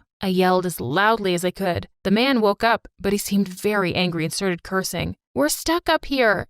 Can you please call somebody for help? I said when he saw us. The homeless man said, Give me some money and I'll let you out. What a selfish jerk. I didn't have any money, so I turned to Stephen. He shook his head. No money, no help, the homeless guy said and walked off. I wanted to cry in frustration. Suddenly, the stool I was standing on shook, and my left foot slipped, making me fall off. I screamed. I fell into Stephen's arms, and he didn't let me go. When I looked up, his eyes stared into mine. He looked so strong and handsome. We stayed like that for a moment, and I almost thought he would kiss me. I wanted him to kiss me so bad, but the moment was interrupted by a loud horn. I looked at him in horror, but he looked like he hadn't even heard it. Was my imagination playing tricks on me? I looked around, shivering slightly in the cold. The place was getting really scary, and I couldn't wait to get out. I had the feeling of being watched again. To distract me, Stephen offered to play some songs on his phone. I recognized the first one right away. It was one of my favorite singers. Just then, the music turned to static, and scary voices came out. That's weird, Stephen said, frowning at his phone. I clutched his arm tighter, terrified. Stephen told me to stay where I was, while he went to look for his car. We would be safer inside it, he assured me. I wanted to go with him, but my ankle hurt from falling. After he left, I sat on the floor when I noticed a shadow move. I froze. Then, all of a sudden, a huge black figure raced towards me. I turned around to run, but fell flat on my face. Panic welled up and I started to scream and cry. "No, please," I begged out. What I heard next was the sound that terrified me worse than any ghost ever could. I heard loud laughter. I opened my eyes and saw that it was Rachel. She was clutching her stomach and had tears rolling down her cheeks. She was laughing so hard. Steven stood next to her. He wasn't smiling, but of course, he'd been in on the joke the whole time. Worst of all, I saw one of Rachel's hands was in Steven's pocket, and she was holding a video recorder in the other hand. "Rachel, why would you do something like this?" I cried. I couldn't believe it. "You're such a loser for even falling for this," she said. I started to cry harder. I couldn't help myself. My best friend had betrayed me, and she seemed to be enjoying my misery. "Why did you do it?" I asked. "Don't take it personally," she said, rolling her eyes. "You were just easy bait because you're such a scaredy cat." I ran out of the parking lot in tears and called my older sister to come pick me up. There was no way I was going anywhere with those two. Before the day was out, the video was already on TikTok. By the next day, it had gone viral, and I was the school's laughing stock. While this was happening to me, Steven avoided me like the plague. At least he looked guilty, but it was Rachel who truly hurt me. She pretended as if I didn't exist. So much for childhood best friends. When the sadness and shock faded, I was angry. So angry. I wanted revenge. I had done nothing to them, and they treated me like dirt. To top it all off, Rachel and Steven were getting closer. They'd even started dating. This was something she'd done before. Whenever I had a crush on a guy, she would also start liking him, date him, and then dump him after a few weeks. This time, I decided enough was enough. I was going to take Steven away from her, and I knew how to do it. I made an Instagram account and hired a professional to take some pictures of me where my face wasn't visible. I wanted to make myself seem mysterious, and my plan began to work. Once my account took off, I followed Steven. After a week of suspense, he followed me back. I slid into his DMs. I flirted with him, and at first, he didn't flirt back. But over the next few days, we texted each other all the time. And I began to think he liked me. Back in school, I was still a big joke, and Rachel encouraged the meanness. I couldn't understand why she hated me so much all of a sudden. I tried to find comfort in the fact that I was going to have my revenge soon. Steven texted me without fail every day, and soon enough, I realized he had feelings for me. He had told me literally everything about himself. The only problem was that I was afraid I would fall for him again. He was such a sweetheart. My heart fluttered every time he messaged. But this was revenge. No mercy. Then I decided it was time to test my power. When he was sitting with the other jocks and Rachel, I texted him asking him to meet me outside. He immediately left the table without telling Rachel or the others anything. I laughed for the first time in days. Revenge was mine. 2 days before the homecoming dance, the time I had set for completing my revenge, I was cleaning my locker when I saw Steven. The hall was empty. I ignored him, but to my surprise, he walked up to me to talk. "Hi, Elena," he said shyly. I had no intention of talking to him and walked away. That night, Mom peeked into my room and said, "There's someone here to meet you." But when I went to the door, there was nobody there, just a small note on the doormat next to a big, beautiful sunflower. It said, "I'm sorry, Elena, for everything that happened. I know it's no excuse, but I had no idea that things would go this far. I wish I had known you before. I know you will never forgive me now." Even though it wasn't signed, I knew immediately that Steven was the one who'd sent it. But why was he apologizing to me after all these months? My heart melted. I was pretty sure Rachel was the one who had convinced him to prank me. I could forgive him. The day before homecoming, I texted him from the anonymous account and confessed to liking him. He said he liked me too. I told him that if it was true, he would have to break up with his girlfriend and take me to the dance instead. He agreed immediately. It'd be so great when he saw I was behind the account and that I'd forgiven him, I thought to myself. I was finally going to date him and Rachel would get what she deserved. It was the day before the homecoming dance. Today, all of my plans would come into play. First, I rushed to school and waited for the cheerleading practice to start. While Rachel was practicing, I emptied the shampoo bottle she carried and filled it with instant blue hair dye. If anyone was super proud of their blonde hair, it was Rachel, and that was only the first thing she'd lose today. I waited outside the locker rooms. Soon enough, I heard a scream and lots of muffled laughter. I walked away to work on phase 2. I went to the biology lab and released all the frogs and cockroaches. Then I rushed out. I went to Mrs. Hawkins, the lab instructor, cried, and told her Rachel had been waiting for me in the lab. But when I got there, all the frogs and cockroaches were all over the place. She jumped up and rushed to the lab. I heard her cursing. Then she went straight to the principal's office. 10 minutes later, they called Rachel. I hung around the office till I saw her. Her hair looked a horrible shade of blue, and it was so patchy I almost felt sorry for her. Some of the dye had stained her face, too. People were laughing at her. When she saw me, she glared at me and went inside the office. Then I heard yelling and crying. 10 minutes later, Rachel rushed out crying. "You did this!" she yelled. She had been banned from the dance. Finally, it was lunchtime, time for the icing on the cake. As Rachel sat complaining and crying, Stephen got up and tried to leave. Obviously, Rachel tried to throw a huge tantrum, but he just shook her off and loudly said, "We're over." Everyone heard. The next day was the homecoming dance, and Stephen messaged that he had a huge game before it. He said scouts from huge colleges would be there. I told Stephen that even though I wouldn't be able to come to see his game, I was definitely cheering for him. My plan was, he wouldn't see who I really was until the dance. On my way to the game, I saw 2 of the football players who were really close friends with Stephen. They were talking about Rachel and Stephen. I got closer to hear. "Damn shame that he broke up with Rachel like that," one of them said. "I'm not really surprised. Remember what he did to that freak Elena? His idea for that prank video was genius. He's planning to try out another epic idea on her." He what? I couldn't believe what I was hearing. It was Stephen's idea all along, and he was planning to prank me again? I felt like someone had punched me in the stomach. He had almost tricked me again. Just then, my phone buzzed with Stephen's text. "Can't wait to see you." I texted him a location and asked him to meet me there. I deleted my Instagram account as I walked out of the locker room. I knew exactly how I would come clean to Stephen. I rushed home and grabbed a few cameras and my Wi-Fi device. On the way, I made a quick stop to the toy store. Then I rushed over to where it had all started, the dump. It was evening and the place looked as haunted as ever. But today, I wasn't scared at all. Before he got there, I fitted the cameras in the garage and connected them to my phone. Finally, he walked in, calling me to come out. As soon as he walked in the door, it crashed and locked behind him. On my phone, I heard him laughing. "You naughty girl," he said, looking around for me. I hit play and a recording began playing in the garage. I told Stephen who I was, and suddenly I noticed his expression change. He got angry and started yelling for me to let him out. My recording kept playing. "Guess who you shouldn't have told about your fear of spiders?" It went on. Suddenly, Stephen stopped yelling. By now, Stephen was begging, but it was too late. I released the toy spiders. I'd gotten the biggest, hairiest ones I could find. I heard him screaming, begging, and apologizing to me. The spiders crawled towards him. I waited for him to realize before I pressed the button that would live stream everything to the big screen that had been set up for the big game tonight. That should make it easier for them to find him. I heard his scream as I started my car and drove away.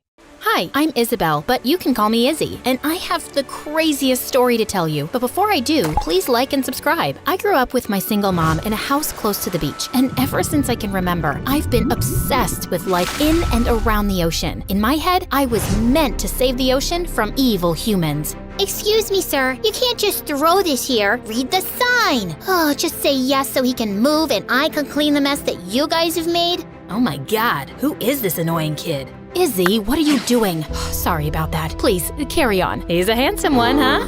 But Mom, all this garbage is gonna go back to the ocean. I have to protect it. And that's good, but you can't talk to people like that. Tell you what, let's go to the beach and collect some seashells. We might even spot a starfish. Oh, yes! Growing up, my love for the ocean deepened. I started participating in beach cleaning drives, and at 17, I was the youngest, most decorated volunteer, and even had my own YouTube channel about ocean life. Things were great, but a month before my 18th birthday, everything changed. I was at the beach one day when I noticed a strange man staring at me. I ignored him, but when I was going home that evening, he jumped in my way. What the heck? Who are you? I may look small, but I can do some serious damage. The man smiled and gave me a brochure. Easy there, kid. I'm Henry, the head of the Marine Conservation Summer Camp in Costa Rica. I was here for a vacation when I noticed your work. I'd love for you to join us this year. Holy mother of cows, was this real? Only the best of the best volunteers in the world joined this program, but I was as broke as a street rat. Listen, dude, sir, whatever. I'm very honored, but I can't afford to pay for this. That's okay, we'll have you fully covered. But why me? I'm sure there's lots of kids who would die for this chance. But not everyone has your drive, Isabel. Now hurry up and say yes before I change my mind. I told him to give me some time to think. This opportunity could change my life, but I had to make sure this was legit. So later that night, Mom did some digging, and I was relieved to know that the man wasn't lying. The next day, I texted him a yes. A week later, I landed in Costa Rica and was blown away by the size of the camp. I had no idea so many people were as passionate as I was about the cause. Excuse me, you're standing in my way? I turned around to face a blonde girl frowning at me. Sorry, I was just watching. I didn't ask. Could you move now? I need to walk on these red tiles only, or something bad'll happen tonight. I wasn't sure if I heard the girl right, but before I could react, a boy came out of nowhere and swooped her up. You know the drill. Carry me to my room, now! Of course, my princess. I was so confused watching the two of them leave, but just then Mr. Henry walked up to me and offered to show me around. As he led me to my room, he told me I'd be sharing with his daughter, Emma. I'd always lived alone, so I was excited to have a roommate, but my excitement turned to shock when I opened the door and saw the room filled with weird-looking dolls. What the heck was this? Don't touch my special dolls! I almost jumped out of my shoes hearing the voice. It was the same weird girl from before. That's my side of the room, so could you move your stuff, please? Legend has it that these dolls haunt you in your sleep if they don't like you, and I think they don't like you, girl. I'm Emma, by the way. You're Isabel, right? How did you know? The dolls told me. Told you, they're special. I'd never been this creeped out by anyone in my entire life, but since it was already late, I decided to ignore her and went to bed. By the time I woke up, she'd left. The first day of the program was set in the auditorium, but the place was too big and I had no clue where to go. That's when I spotted a guy. Hey, do you have any idea where the auditorium is? I'm a bit lost. Welcome to the club. I'm lost too, but maybe we can figure it out together. The guy introduced himself as Sam, and I noticed he was the same guy who carried Emma to the room yesterday. We got talking and were having a great conversation till Emma crept up from behind and started licking his ears like a puppy. Ew. Hey, sweetie, I know it's too early for you to take a shower, so I thought I'd lick you clean. Am I not the best girlfriend ever? Yeah, this is Isabel. She's my roommate, I know. Let's eat, I'm starving. See you around. Sure. That was awkward, but that was just the beginning. Over the next few days, I noticed that something was seriously wrong with Emma. She would wake up in the middle of the night laughing, and sometimes she would talk to her dolls like they were alive. And one night, I woke up to her staring in my face. What do you think you're doing? Watching you sleep, it calms me down. Please, go ahead. No way, not with you watching me like a hawk. Don't be so dramatic. It's not like this is the first time this is happening. You do this every night? Gosh, you ask so many questions. Can you please go back to sleep? You're interrupting my meditation. I'd rather sleep on the beach than spend another second here, you freak! Emma looked at me blankly as I grabbed my blanket and left for the beach. But just then, my foot got caught in the sheets and I tripped. Gotcha. I looked up to Sam staring at me with his deep green eyes. Was he always this handsome? If you don't stop staring, I might get awkward. Sorry. I was just... Never mind. What are you doing here? Just watching the water. It's so peaceful. And you? Emma, I don't know what's up with her, but she's kinda... A lot? I know, but she's gone through a lot in life. After my parents left, Emma's dad, Uncle Henry, brought me up. We've grown up together, and she wasn't always like this. I feel bad for her. Is that why you date her? Because you feel bad for her? Suddenly, Sam's expression changed and he turned around to leave. I'm sorry, I overstepped, but I'm not sure if I can be around her. She's not that bad, and it's just your first day. Give her a chance and hang in there. I took Sam's advice and decided to be nicer to Emma. I even hung out with her and Sam more often, and it wasn't so bad, especially because Sam and I hit it off instantly. We had a lot in common and could talk all day, but I could tell it bothered Emma a lot. Like this one time during a cleaning drive, Sam was helping me detangle a net, and I accidentally cut my hand. He was helping me when Emma fell to the ground. Help me, Sam. I'm too soft to see so much blood. Take me home. She started crying like a banshee, and Sam had to leave to calm her down. That night, Emma didn't even bother checking up on me. A few days later, the instructor informed us that Mr. Beast was in town and he wanted to visit us, and Sam and I volunteered to help out with prepping the camp. Why couldn't the pirate learn the alphabet? Because he's stupid? Why else would he be a pirate? No, dummy. Because he was always lost at sea. Get it? Get it?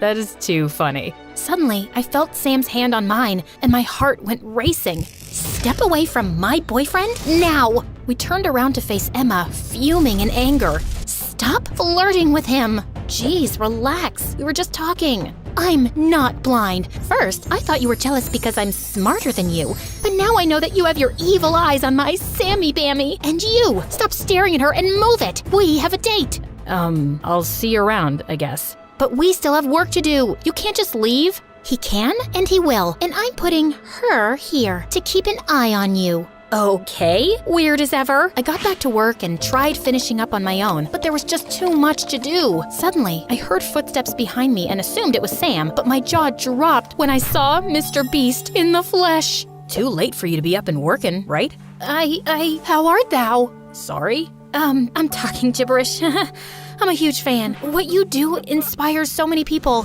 It must be tough. Yeah, but not as tough as what you guys do. I used to volunteer at this camp too. Best days of my life. Wish I could say the same. Anyway, I thought you were coming next week. I was, but then what's the fun in that? I like to give surprises. Oh my god, did I just have a conversation with the most followed celebrity on YouTube? This had to be the coolest thing ever. The next morning, the instructor announced that Mr. Beast wanted us to participate in his new challenge. The rules were simple. Volunteers would be divided into 4 teams, and each of us would be given one part of the beach to clean. The team that cleaned the fastest would win a chance to be in a video with him. As luck would have it, Sam and I were on the same team, while Emma was in a different one. You rigged this, didn't you? So you could be close to Sam.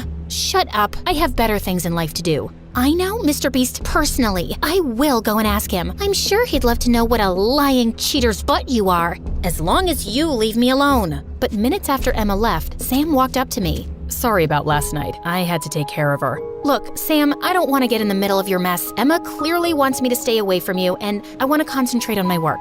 And I'm distracting you? Well, yeah, sort of. Fine, but tell me one thing. Don't you feel anything between us? Not even the slightest spark? It doesn't matter what I think. She's your girlfriend, and you love her too. So it's best you stay away from me. I don't love her. Uncle Henry has done a lot for me, and I can't disappoint him. Emma's happier around me, and I'm just in the relationship because I owe him a lot. I would have broken up with her a long time back if I could. My mind went blank as Sam came closer to kiss me, but just then, we saw Emma staring at us with tears in her eyes. How could you? Emma, wait!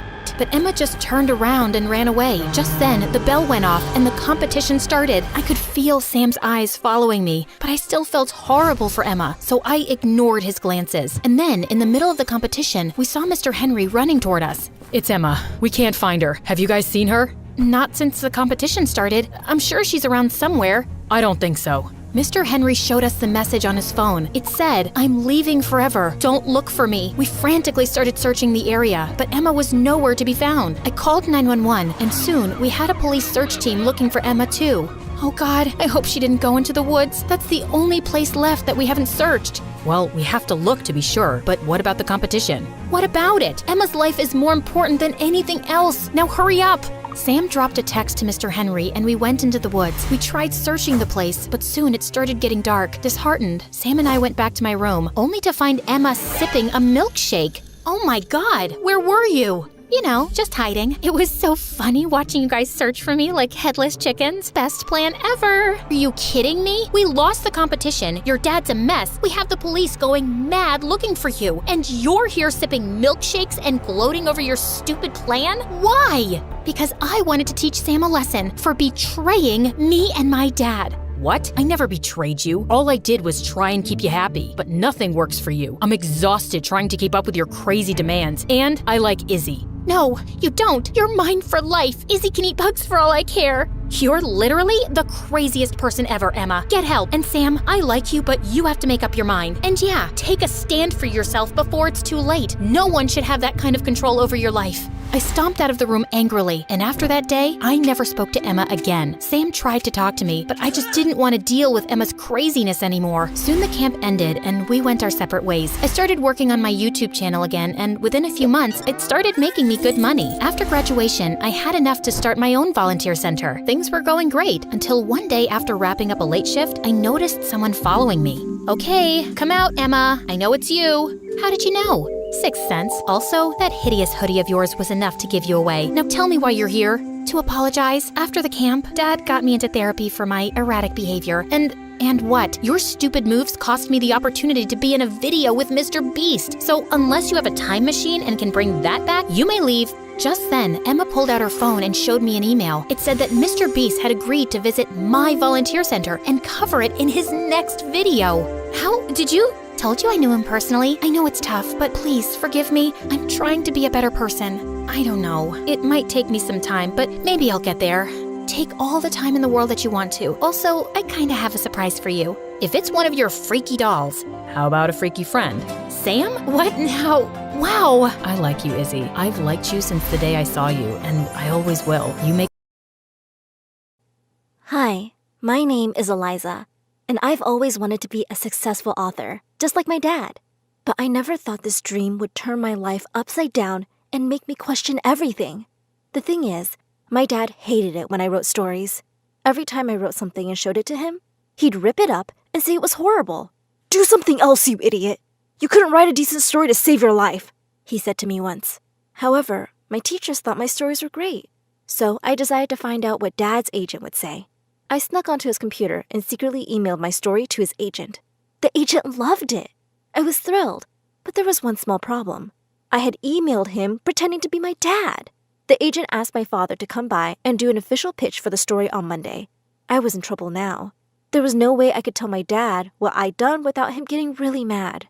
So I decided to keep it a secret from my dad. I went over to his agent's office and made the pitch. I told him that my dad was ill, and he'd sent me instead. The agent wanted to make a whole series out of my story. But just as I was leaving, he said, "Tell your dad to come sign the contract tomorrow." Then he closed the door in my face. I was terrified. How was I ever going to tell my dad the truth? But I didn't have to. When I got home that day, Dad was already waiting for me in the living room, and he looked mad. "I told you not to try writing," he growled at me. I asked why he thought I was a horrible writer when his agent clearly loved my work. He said he didn't have to explain anything to me and dragged me to my room. He snatched my computer and laptop and walked out of the room. "I never want to see you write again," he said, and locked me inside. I banged and banged at the door, but Dad wouldn't open it. He said he wouldn't let me out until I promised not to write again. After 5 days, I agreed. He made me sign a piece of paper that said I would never write a book, and if I did, he would claim it as his. What? I was furious, but I had no other option. At least I could go back to school now. One day when I was looking for a book in the library, I bumped into someone. Our hands touched, and I felt electricity through my whole body. He said his name was Felix, and from the way he kept looking at me, I thought he liked me too. Within a few weeks, Felix and I were hanging out all the time. I even showed him some of my stories and told him about my horrible dad. He looked like he felt so bad for me and said he'd help me however he could. I was so happy. So what if my dad was a monster? At least one person in my life loved me. A few months passed. I spent all my free time with Felix and avoided Dad as much as I could. I didn't know what was going to happen. I was passing the local bookstore where a new book was being launched. I decided to peek in and was left shocked by the book I saw. It was the same one I had written and pitched, but it had been published under my dad's name. I rushed home to confront my dad, but he wasn't there. I called Felix, and he came over immediately. I told him what had happened, and he suggested that we wait for my dad to come home. But he didn't. Not that day, not the day after. Not even after a week. I tried calling him, but no luck. Felix said he thought Dad had run away with my money. I asked him if I should call the police or the agency, but he said that since I was only 17, calling them would be useless. "All they'll do is put you in foster care and call you crazy," he said sadly. I started to cry, and he said that the better thing to do would be to write the next part and pitch to the agent. He said I'd turn 18 soon, so I could publish it under my name. Excitedly, I sat down and began working on my second book. I worked day and night, and a few months later, I told Felix I was close to completing it. He looked so happy and took me out on a date. When we got back, though, what I saw left me in tears. Someone had trashed the house. My computer was gone, too. That meant my story was gone. I was devastated. If Felix hadn't been around to help me, I'd have been traumatized. But he told me it was okay and that I could always write other stories. I refused and said I needed a break. Another few months went by, and I saw my second book published under Dad's name. That was it. I was calling the cops now. I called Felix, and he rushed home to me. He tried to convince me not to call the cops, but I was determined. There was no way I was going to let Dad get away with this. Not again. Just as I picked up the phone, Felix snatched it out of my hand. "You stupid, stupid girl!" he yelled. I was horrified and asked him what was wrong, but he didn't answer. Instead, he dragged me to the basement and locked the door. "What the hell, Felix?" I asked angrily. He laughed and said he was working for my dad. He said my dad had hired him to make sure I didn't try publishing any stories in my own name. Once he found the transcript of your first book, he had it published, and my job was to make sure you didn't try anything on your own again, Felix said. He said he was the one who had organized having the house trashed and getting my computer stolen. "It was so easy to trick you because you're so stupid." Then he said that I had to write more novels for my dad to sell. "And if I don't," I challenged him. He laughed and said he wouldn't give me any food. "It's not like anyone will notice you're missing." He'd stolen my phone and laptop, and I couldn't reach out to anyone. I begged him to let me out, but he drowned out my screams with loud music. Hunger came quickly, and I had no choice but to write the book. This would be the last in the series. For weeks, I lived in the basement, writing for Felix and my dad. Then, I had an idea that was sure to get me out. I had known Dad's agent since I was a kid. I knew if I left the right hints in the manuscript, he could probably find me. Sure enough, a week after I gave Felix the final draft of the novel, the police came banging on the door. Loud music was blasting in the house when 3 officers kicked down the basement door. I rushed out as fast as I could, relieved to be free. Felix, however, was nowhere to be seen. I was furious. I had to catch him, and I yelled at the police officers to work harder, but no luck. He was gone. In fact, he hadn't left any traces of who he was either.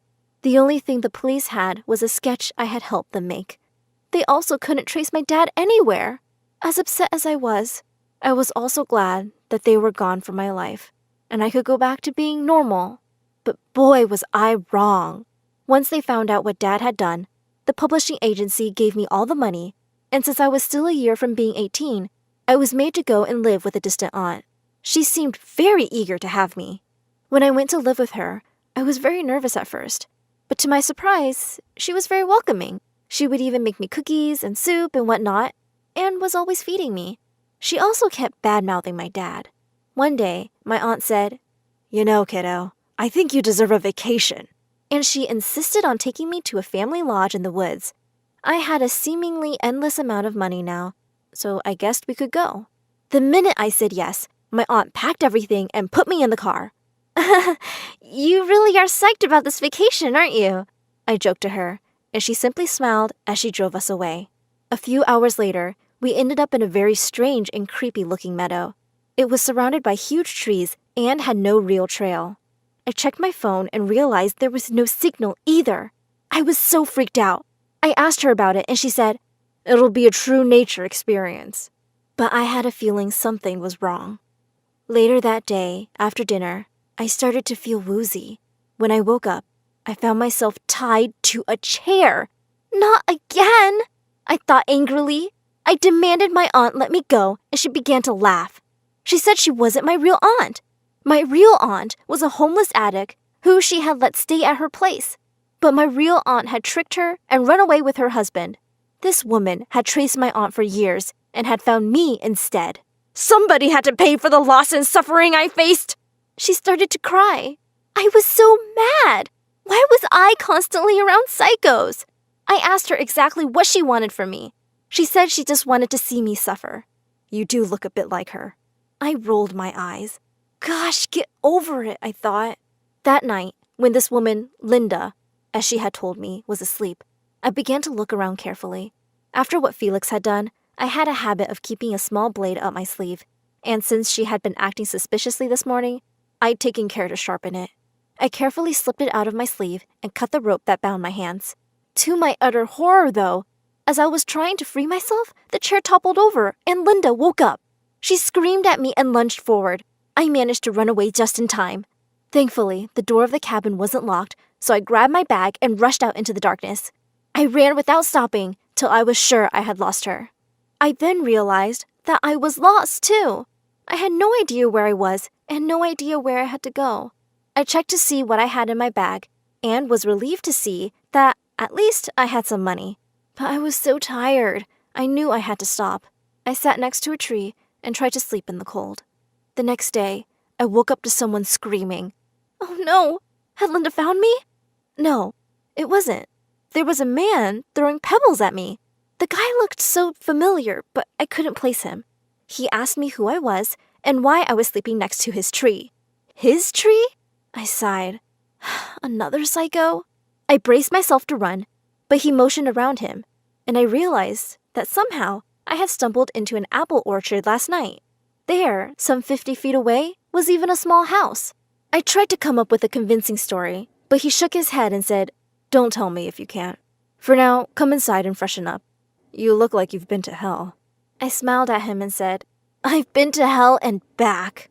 He took me inside his house, and I realized that I was suddenly, incredibly, wildly attracted to him.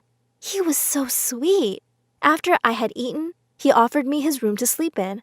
At first, I was reluctant, but he swore he wasn't a psycho killer. I double-checked the locks and went to sleep. When I finally woke up, I heard him yelling into the phone, "I will never tell you where she is. You're not going to take her away." Immediately, I jumped up. I just knew I had to get out of here, but the room had only one door and no windows. I figured I'd have to trick him. Acting sleepy and normal, I walked out and smiled at him. He smiled back, and for a minute, my heart melted. How could someone with such a beautiful smile be bad? I asked him if I could use his phone, and he said he didn't have one. But I knew what I'd heard. Over the next few days, this guy, Finn, wouldn't leave me alone. He never bothered me and didn't say anything, but he also never let me out of his sight and kept asking me to stay a bit till I was better and he could take me back to where I came from, safely. I still hadn't told him about me, though. There was no getting away from him. So, one day, I went downstairs and found him working in the kitchen. I had to admit, he looked so hot. I stared at him, walked up to him, and kissed him. He kissed me back and held me tight. Then I fainted. Well, basically, I pretended to faint. I hoped he would take me to the hospital or something, but I was wrong. As worried as he was, he didn't take me anywhere. But he did take out his phone to call someone. I was relieved to see him put it on the table. Just as I was about to grab the phone, I heard screaming outside. I jumped up and snuck out. I saw Finn. He was arguing with someone. It was Felix. I knew I had to get out immediately. It suddenly dawned on me that Finn had reminded me of Felix. They had the same eyes and the same smile. How had I not seen it before? Finn was going to hand me over to his psycho brother and my crazy dad. I ran downstairs and out the door. Behind me, I heard screams. They had seen me. I ran recklessly. I saw a car and ran for it, but there was already someone in it. When I saw who it was, I thought I had officially lost it. In the back seat, asleep, was my dad. I turned and tried to run the other way, but Felix jumped into my path. Finn was nowhere to be seen. I tried to grab a rock to hit him, but Felix was faster. In a few seconds, he knocked the stone out of my hand. I ducked to protect myself and hit my head on the car behind me. Everything began to fade. Just before I passed out, I saw Finn run out and he was covered in blood. He pulled Felix off of me and punched him. After that, everything went black. When I woke up, I remembered what had happened.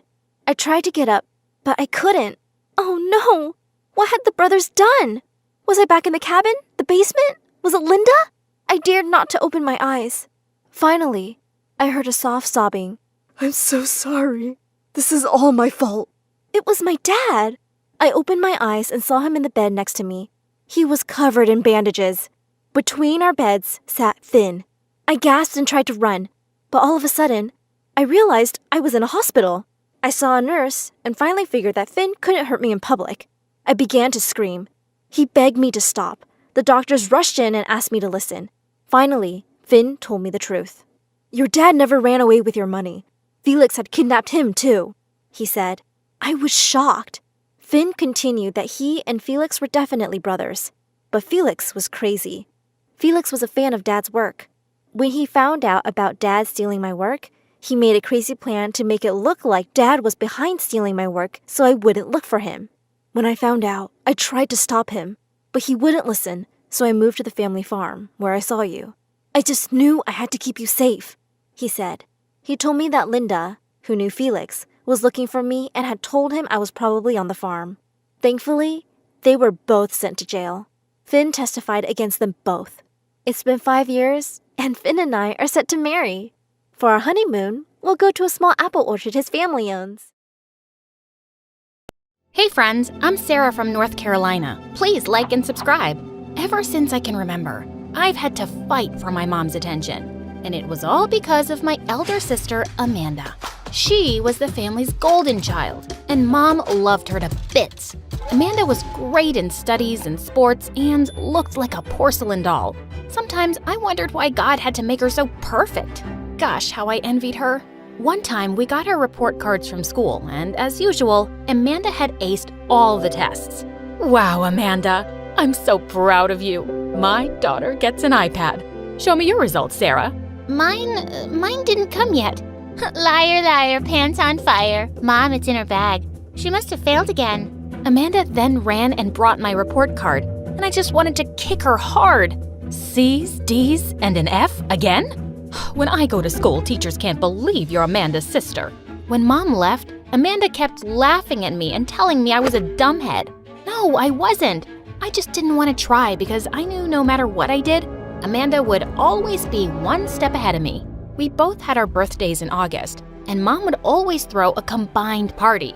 On Amanda's birthday, one time Mom even forgot to have my name written on our cake. But I was glad Dad was always on my side. He'd spoil me rotten.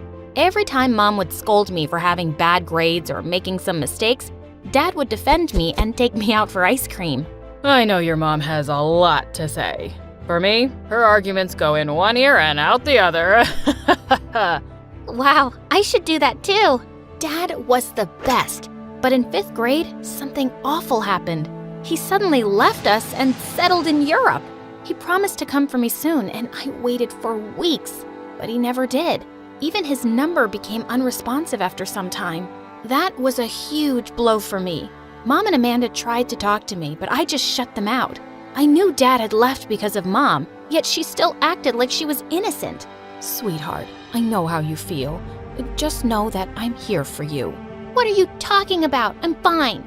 And please don't be here or anywhere for me. Because of you that Dad went away. Saying that, I ran to my room and slammed the door shut. Things were pretty much the same at school.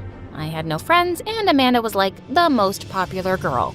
One time during recess, I was looking for a place to sit, and seeing an empty chair at the table, I pulled it. But just then, I heard someone yell. OMG, a girl was about to sit, and I had pulled the chair without realizing it. Oh, I'm so sorry. I didn't see you there. Really? Are you blind? I think you were just trying to be funny. I'll teach you a lesson. Saying that, she took my tray and rubbed it all over my face. The entire cafeteria burst into laughter. But the worst thing was spotting my very own sister laughing at me too. I instantly ran out and hid in the janitor's room and cried. Just then, I felt a hand on my shoulder and jumped in surprise. Who's there? I know karate and I'm not afraid to use it. Just then, someone turned on the light, and I saw a boy my age. It was Eric. He was a new admission, and since he was cross-eyed, the kids made fun of him all the time. Hey, I was here first. It's kind of my hiding spot, so you have to leave. Nope, not happening. I'm not going out there. I can understand. Why do people have to be so awful? No idea. We both sat there for some time, and then Eric handed me a cloth, and I cleaned all the icky food from my clothes. We have to go out at some point. Maybe we could support each other and go out together? I really liked Eric's idea. We took a deep breath and stepped out of the janitor's room, acting like nothing had happened, and pretending like we couldn't care less about jerk bullies. It totally worked, and for once, I had a friend. Eric and I started hanging out together all the time, and we grew really close. One time in 7th grade, we were having the most boring history class ever, and Eric was hating it the most. I think I'll start crying. She's just dragging the lesson. Aw, anything can be fun if you know how to draw. I showed him the sketch I'd made of our teacher, and he nearly burst out laughing. You are the ultimate jerk. But the teacher heard his comment and sent him to detention for using the word jerk in the class. I couldn't just sit and listen to her blabbering, so I stood up. Yes, Sarah, do you have something to say? Yes. I want to say jerk. Everybody is a jerk. Detention for you too. When I went to the detention room, Eric actually thanked me for getting him kicked out of that boring class. And I knew you'd be here within minutes because you can't stay too long without me. He was so right. He then had this awesome plan of sneaking out of the school to visit a fun fair nearby. How could I say no?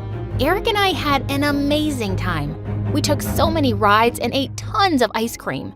For a while, I remembered all the fun times I had with Dad and thanked my lucky stars for sending me Eric, my best friend. But when we returned to school, I was shocked to see my mom and Eric's parents there. What were you thinking, sneaking out of school? Are you crazy? You never do such things, Eric. What's gotten into you? Oh, I'm sure it must have been my daughter. She's really a handful. But Mom, it was both of us. Yeah, it was my plan. But no one would listen to me, and in the end, I was the only one to be suspended. I hated Mom so much for that. She didn't even once try to be on my side like Eric's parents did for him. Once we got home, I had the worst fight with her. I wish it was you who'd left. Dad was the one who loved me. All you can see is your perfect Amanda. Oh yeah? Well, guess what? Your dad left because he was selfish. But you never see that I'm the one doing everything for you. I'm the one who's stuck around. Selfish? Dad? How? I am not having this discussion with you. Just go to your room, right now. I went to my room and I was so angry that I knocked everything off the table, even the picture of Dad and me. But I regretted it instantly because I loved that picture. Just as I was picking it up, I accidentally cut my hand on a piece of glass. And that's when Amanda walked in and totally freaked out. Oh my God, Sarah, you are so careless. Let me see your hand, come on. She cleaned up the wound and put a bandage on it. Why are you suddenly acting like you care about me? Because I do care. No matter how dumb and hot-headed you are, you're still my sister. And I love you. You and Mom are the only family I have. Look, I know I've not been the best sister or made things easy for you, but I will try to be better, okay? Fine. I don't hate you either. Amanda chuckled and so did I. She asked me why I got into trouble, and when I told her that I'd bunked school with Eric, she seemed really amused. So, is he like your boyfriend or something? Yuck! Ew, gosh no! Eric is my best friend. Ew, please don't ever use the B word again. We both burst into laughter. After that day, things were somewhat better between Amanda and me. She even started helping me with my studies, and it was because of her I cleared my exams and entered freshman year of high school. During summer vacations, Dad suddenly seemed to remember that he had kids and sent tickets for me and Amanda. Amanda refused to go, but I was really excited. But when I got there, I learned Dad had a new family. I'm sorry I hid this from you, kiddo. I wanted to tell you everything a while back, but there was never a good time. I was so angry at him, and now I was stuck here for a month. The only thing that got me through was talking to Eric for hours every day. He told me that he'd started seeing a girl, and I was really happy for him. When I finally went back home, I was so eager to meet Eric. Dork, I missed you so much. Me too. So tell me, who's the mystery lady? Won't you introduce me to her? Sure, I'd love to. How about we meet tonight at the pizza joint? Awesome! In the evening when I went to the pizza joint, the girl sitting next to Eric made the earth beneath me shake. It was Amanda. I felt like someone had punched me. The moment Eric and Amanda spotted me, they smiled, but seeing my angry face, their smiles dropped. Wow, awesome. This is like the cherry on top of my terrific life. Well done, sister, for stealing the only friend I had. And Eric, are you stupid? You know how Amanda is. All the guys are after her, and she chose you just to mess with me. Don't you see it? Sarah, how can you say that? I finally thought things were better between us. Why do you always have to be so bitter? I'm not talking to you. Eric, come on, let's go. I want to talk to you alone. Seeing how he didn't even budge, I felt angrier. Fine, but don't come crying to me when she dumps your sorry butt. It was as if the whole world was against me. My mom didn't like me, Dad abandoned me, my own sister stole my best friend, and he proved to be the worst. He stabbed me in the back. For days, I was angry and avoided everyone. Even though Eric kept trying to talk to me, I refused to listen to a word. Some weeks later, the spring dance was announced, and when I learned that Amanda and Eric were going together, I felt so alone. But luckily, a guy from my class asked me to the dance, and that made me feel better. Mom, I want your purple dress. I'm gonna make some changes. I am so excited for the dance. Of course, my dear. You'll look lovely in that dress. Sarah? Do you want something of mine? Or perhaps we can both go shopping and get you a new dress for the spring dance, please? The way she said please made me give in, and I went shopping with her and got myself a new dress after trying so many. I actually had a really good time with Mom. Maybe she wasn't so bad after all. On the night of the dance, Eric and Amanda looked like $1,000,000. Mom took so many pictures of them while I waited for my date to come, but he just didn't show up. Come on, Sarah. You should just come with us. Forget about that guy. Yeah, you look amazing. Just join us. As your third wheel? No thanks. I hated the pity in their eyes. I went to my room and climbed out the window. I just wanted to run away from everybody and everything. I was so lost in my thoughts that I didn't even realize it started raining. I ran into a park and sat under the gazebo as I cried. But then sometime later, someone swept me into their arms. It was Mom. Mom, how did you know I was here? Magic. No, I just followed you. Tell me, baby, what's bothering you? Is it the Amanda and Eric thing? Honestly, I don't know. I think it's everything. You love Amanda more than me, Dad leaving us to get another family, Eric choosing Amanda, all of it. Mom hugged me tighter. I love you both equally, sweetheart. Because you had such a strong bond with Dad, I felt like I needed to be more caring towards Amanda. She always felt left out when you and your dad had fun. And it made so much sense. I'd never put myself in Amanda's shoes before. Honey, no family is perfect. We argue, we fight, we even stop talking to each other at times. But in the end, family is family, and the love will always be there. Come on, those two are soaking in the rain for you. When I looked up, I saw Amanda and Eric. They both came running to me and we all hugged. Well, the spring dance went amazing. Amanda had Eric and I got asked by a really cute boy to dance. We had fun like no one was watching, and for the first time in many years, I felt happy and loved.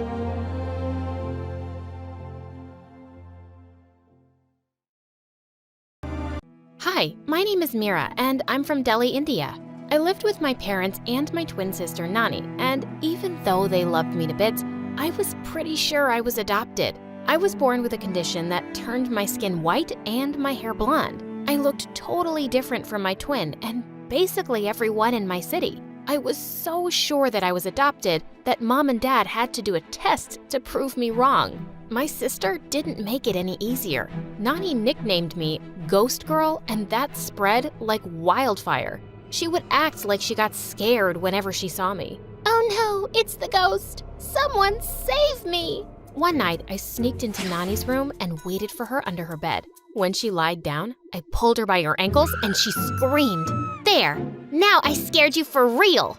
I could terrify Nani into behaving, but other people? Not so much. As we grew up, people looked at Nani like she was a goddess. And when they saw me, they asked, "You look tired. Did you not sleep?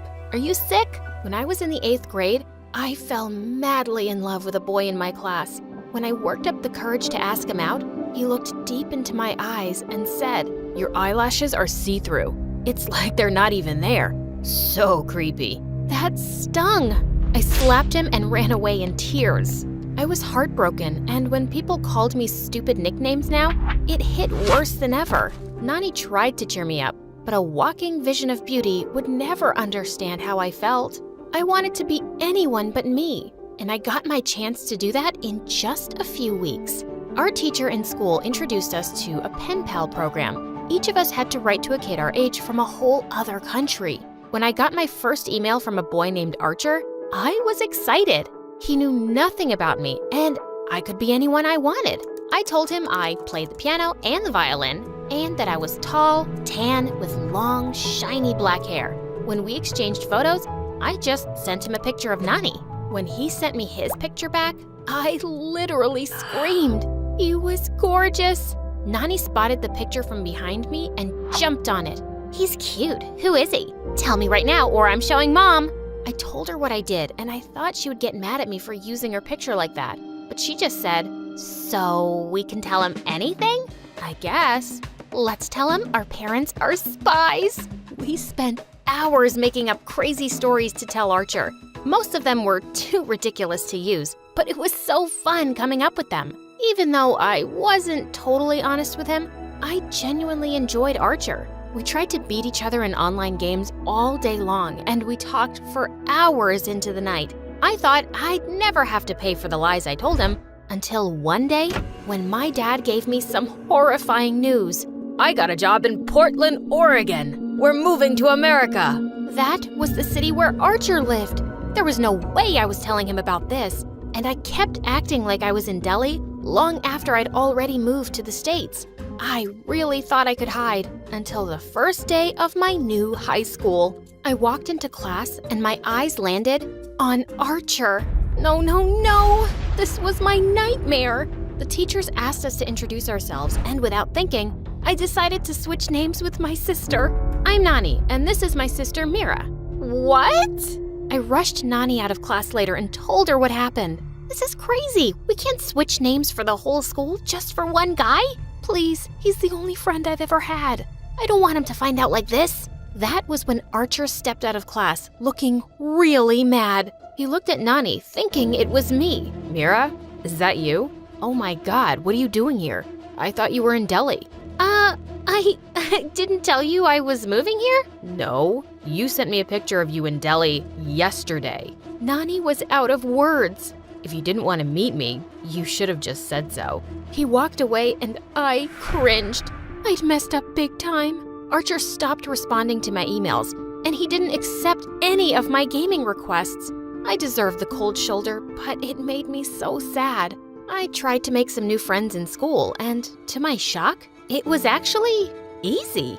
Things were different here from back home. I no longer got bullied for being blonde because there were blondes everywhere. People were actually nice to me, but the problem was they were cold to Nani. She was the one who looked different now, and people here didn't treat her like a goddess. Nani acted like it didn't bother her, but I knew she was lying. One day we were in school when a boy asked Nani out. When she said no, he started messing with her. He threw her books on the ground and said, "Who do you think you are?" Whatever, you're ugly anyways. Tears of shock filled Nani's eyes. I flew to hit him, but a hand showed up out of nowhere and punched his lights out. It was Archer. He picked up Nani's books and handed them to her. Are you okay, Mira? Yes. Then he just walked off without another word. Wow, he's amazing. I know. Too bad he'll never talk to me again. Wait, I have an idea. Nani ran up to Archer and apologized to him as me. I was nervous about whether you'd like me, so I just lied. Can you please forgive me? I'll buy you dinner to make up for it. She was going out with him now? I asked Nani what her plan was, and she said, I'll gently break the truth to him. Then you guys can be friends, and we can stop lying. I agreed to her plan, but after their first date, Nani came back without telling him. I asked her what happened, and she looked really weird. He didn't give me a chance to say it. He talks non-stop. I'll tell him next time. Next time? They went out on a date again. I trusted Nani, so I waited for her. But 2 more dates happened, and she didn't do it. One day, I followed Nani to spy on their date. I saw them outside a restaurant. Nani leaned in to kiss him. Oh my God! I was about to scream, but Archer held her back at the last moment. Mira! Whoa! Why are you here? I gave Archer a flimsy excuse and pulled Nani away with me. You like Archer, don't you? That's why you're not telling him. No, he's just sweet and he made me feel special. I couldn't say it. Do you really like him? Tell me the truth. When she said yes, I felt like someone shocked me. So that was your plan? Keep dating him till he falls in love with you? Can't you go get another boyfriend? You're the pretty one now, and I'm the ugly outcast, right? Nani, don't say that. You sent him my picture. He chose to meet me on every date, not you, ghost girl. I couldn't help it. I slapped her. I didn't care about Archer. I just couldn't believe she said that to me. That was the biggest fight Nani and I had ever had. We stopped talking for days. I was so upset that I even stopped emailing Archer. They could be together for all I cared. One day, Nani and I came home from school, and we saw Archer walking out of our house. What?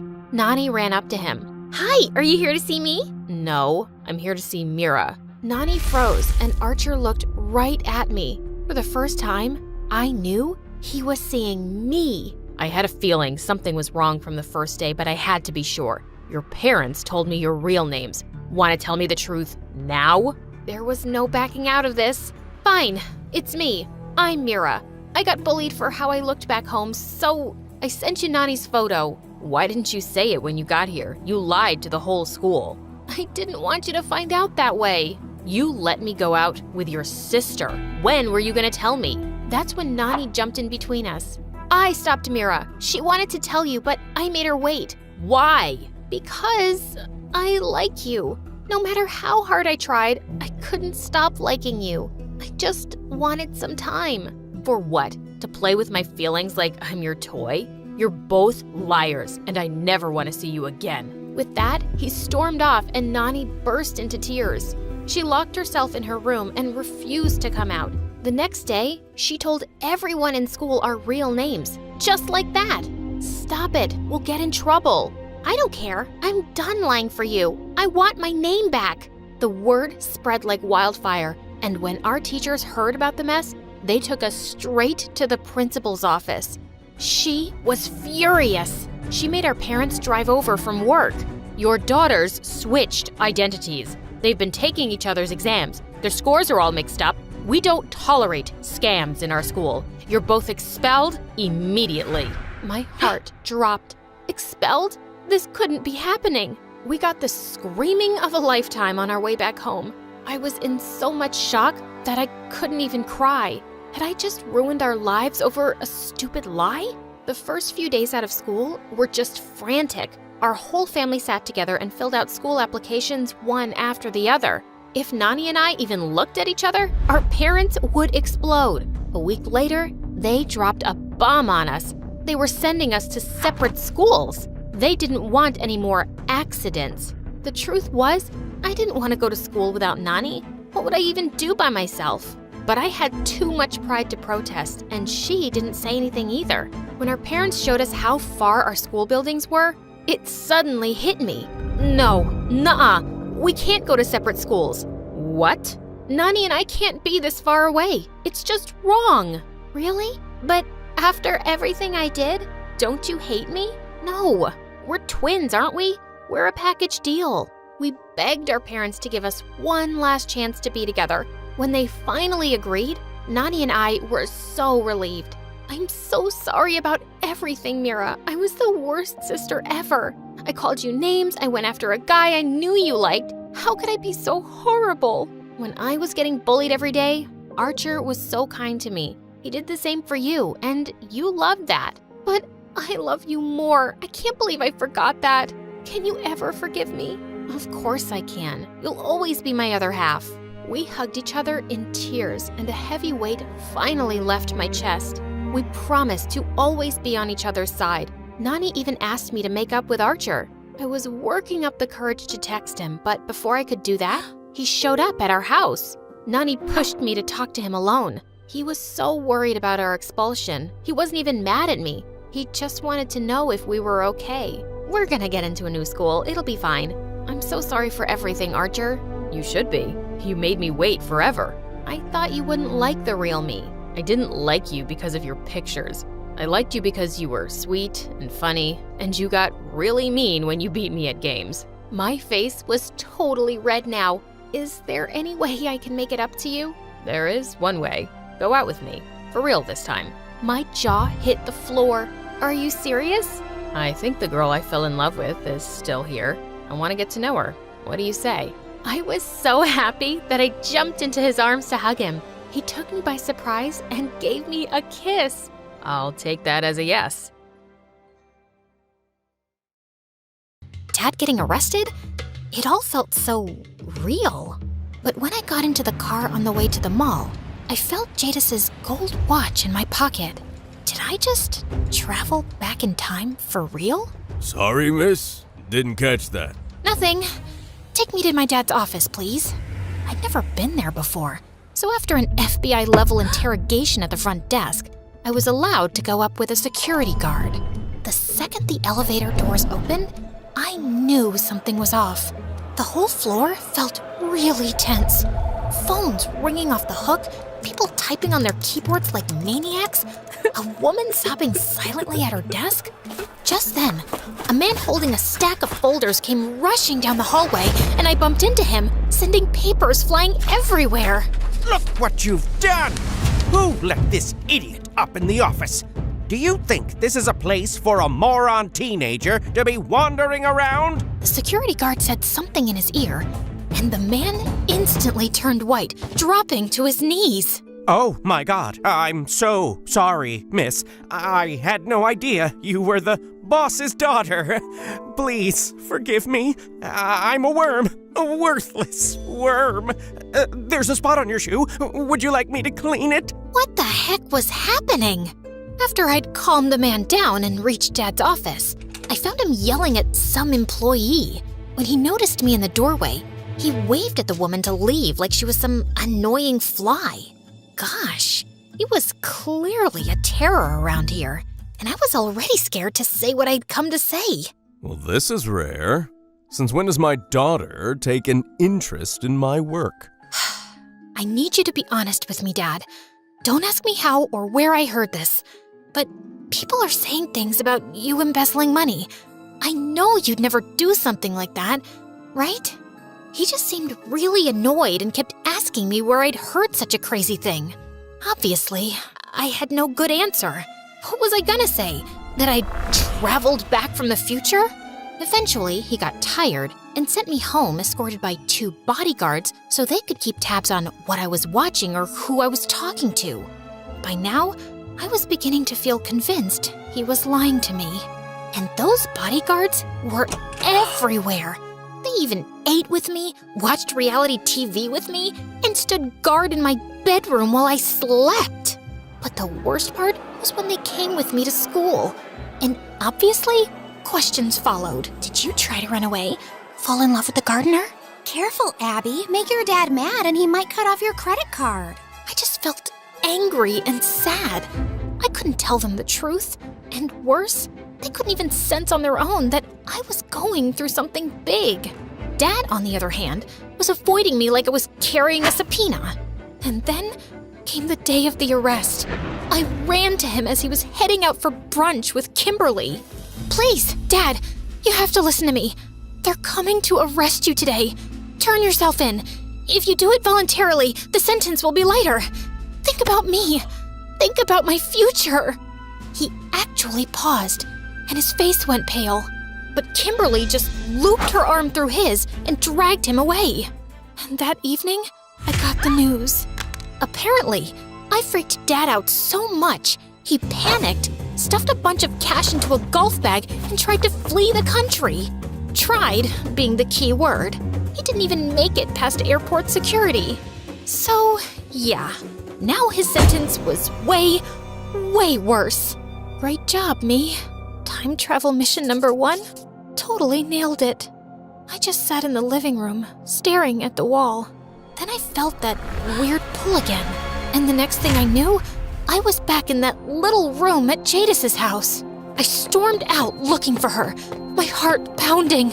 Instead, I found Ezra in the kitchen, eating lunch and casually reading some bizarre book. Oh hey, you're back. Your grandparents called again, by the way. Where is Jadis? I need to talk to her. She's out of town for a few days. What? But I messed everything up. I made things worse, and I don't know what to do now. She has to tell me how I can make it better the next time. If you ask me, you're just wasting your time. Good thing I'm not asking you then. She's a witch, isn't she? All the weird plants and those cats. Everyone thinks Salem's a cat at first. Honestly, even I don't know what he is. Who is everyone? Ezra told me Jadis had taken in foster kids for years. Most of them eventually moved on to new families or adult life, except for Ezra, who stayed and became her apprentice. Sorry for what I said earlier. I just get tired of seeing kids like you show up, acting all sure of yourselves, and then getting your hearts broken. Again and again. My heart didn't get broken. I just kinda blew it. But next time, I'll get it right. Maybe think about what matters most before you play time god again. What could possibly matter more than stopping my dad from getting arrested? Liking this video and subscribing to MSA. Kidding. Obviously not more important than saving your dad, but still important. Already did, genius. Keep up. Ugh. Boys are annoying. Clearly, he wasn't gonna help. I couldn't wait around for days for Jadis. The next morning, I borrowed clothes from Ezra and dressed like a total disaster. Public school chic. I figured I'd survive the day, try to work out what point in time I had to go back to, and reset my life by afternoon. But then, during lunch, a group of kids walked up to me. Hey, we just wanted to say sorry. Some people have been saying stuff about you that's not cool. Everyone's got family drama. We're gonna go get ice cream after school. You should come. It was the first time since everything fell apart that someone looked at me like a person instead of a headline. Thanks, really, but I can't today. I'll come another time. They nodded and walked off, although, if I got this second trip right, there wasn't gonna be another time. That night, I sat on my bed with my laptop, combing through every article about my dad's case. I found something in a financial report the police had released. The earliest suspicious transaction was flagged 3 years ago. It was some months after Mom had fallen into a coma, and right when Kimberly first slithered into our lives. So that's when I had to go back, a little before he ended up making some really poor choices. When I landed back in my room, the walls were bubblegum pink, and there were BTS posters taped on every wall. I turned to the mirror. Braces, uneven bangs, and a zit forming right between my eyebrows. Yep, that's me at 14, all right. Let's do this. Just then, a maid knocked on my door, saying my dad wanted to see me downstairs. And I found Dad standing in the living room, next to a woman who looked like she just walked off the set of a reality show called Gold Diggers of Beverly Hills. Ugh. Abby, sweetheart, this is Kimberly. She's a special friend. I know you miss your mom, but just know she's not here to replace her. Hi, Annabelle. It's so nice to finally meet you. And I'm definitely not looking to be your mom, so you have nothing to worry about. I'd apparently traveled right back to the day when I first met her. And just as I remembered, that evening we went to some overpriced restaurant together, which basically felt like me third-wheeling on their date. But the real show started when Kimberly invited me to the bathroom with her. She spotted a diamond ring on the edge of the sink, and she just slipped it on. Ooh, look at that. It fits me like a dream. Shouldn't you give it to the restaurant staff? Someone probably forgot it here and they might come back for it. Sweetheart, if we hand it over, you think the staff won't pocket it themselves? And come on, have you seen the people who come here? Whoever left this probably has a yacht full of rings like this. Rich people don't even notice when stuff goes missing. Trust me, I know. The first time around, I'd been shocked by her behavior, but I just stayed quiet. Not this time, though. Back at home, I messaged one of Dad's old assistants who freelanced as a private investigator. And 24 hours later, I had Kimberly's rap sheet. A stack of petty theft charges, and a dating history that looked like the Forbes billionaire list. She's been arrested for shoplifting 5 times. She's not just a thief, she's a bad one. Yes, I know all about that. She told me. She was young and impulsive, and she didn't grow up with money like you. But those days are behind her now. Right, because people just get over these things. I didn't have proof yet, but something told me Kimberly definitely planted criminal ideas in Dad's head. My plan this time had 2 parts. One was to stick to Dad like glue. If we got closer, he'd be more scared to get into a life of crime and potentially ruin my future, right? And the second part was Operation Break Up Dad and Kimberly. So I tagged along with them everywhere. Every date, launch party, and charity gala. But I also tried to make her life with us a living hell. I threw her cigarettes in the trash, the toilet, and one time into the blender in her green smoothie. And when they got mad at me, I put on my best Bambi eyes. I'm just trying to protect her. What if she drops dead? Or worse, gets forehead lines? She's already 2 bad selfies away from looking 60. Then came Dad's birthday. I tracked down his ex from college and invited her to his birthday party.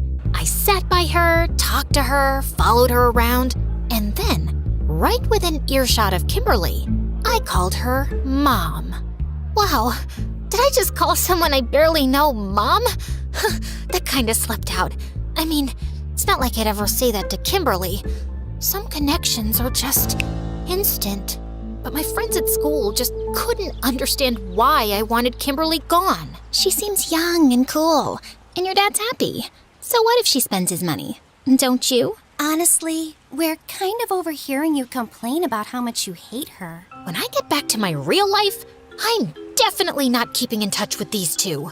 I knew eventually she'd try to convince Dad to send me off to some boarding school, so I made sure I had plenty of heartfelt moments with him. Dad, I ordered you sushi again with my allowance because you're the best dad in the entire world. Oh, thank you, sweetheart, for ordering me sushi for the 36th time this month. Because you work so hard and never get mad at me. You're my hero. We'll always be together, right? Of course, honey. You know I'd never let anything come between us. Obviously. I know you think about me in everything you do and everywhere you go. And it seemed to work. It was obvious Kimberly was getting increasingly pissed off by me. Then one Sunday morning, when Dad and I were having breakfast on the terrace, Kimberly strolled out and unrolled her Pilates mat to find something written on it in glitter glue. Gold Digger Barbie. And she snapped. I've just had it! I can't live like this anymore! Like what? Like this. With her breathing down our necks every second and messing up my life. She replaced my collagen powder with powdered sugar. She made my shampoo smell like tuna. She's a little demon and I hate her. You have to choose now. It's me or her. If I have to choose, it'll obviously be Abigail. Kimberly screamed and stormed off. And when she left the house, he didn't go after her. He picked me. He also became the world's most charitable man, founding his own nonprofits for children. The sick, the elderly, the poor, and even animals. All I had to do now was make sure no future gold digger dragged him back into crime.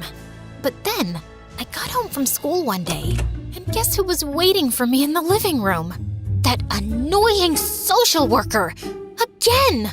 Turns out, all those charities he started, yeah, some of the money did go to the people who needed it, but most of it went straight into his own pocket.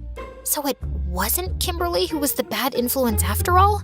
I didn't get much time to think about it though, because the next thing I knew, I was yanked straight back to Jadis's couch.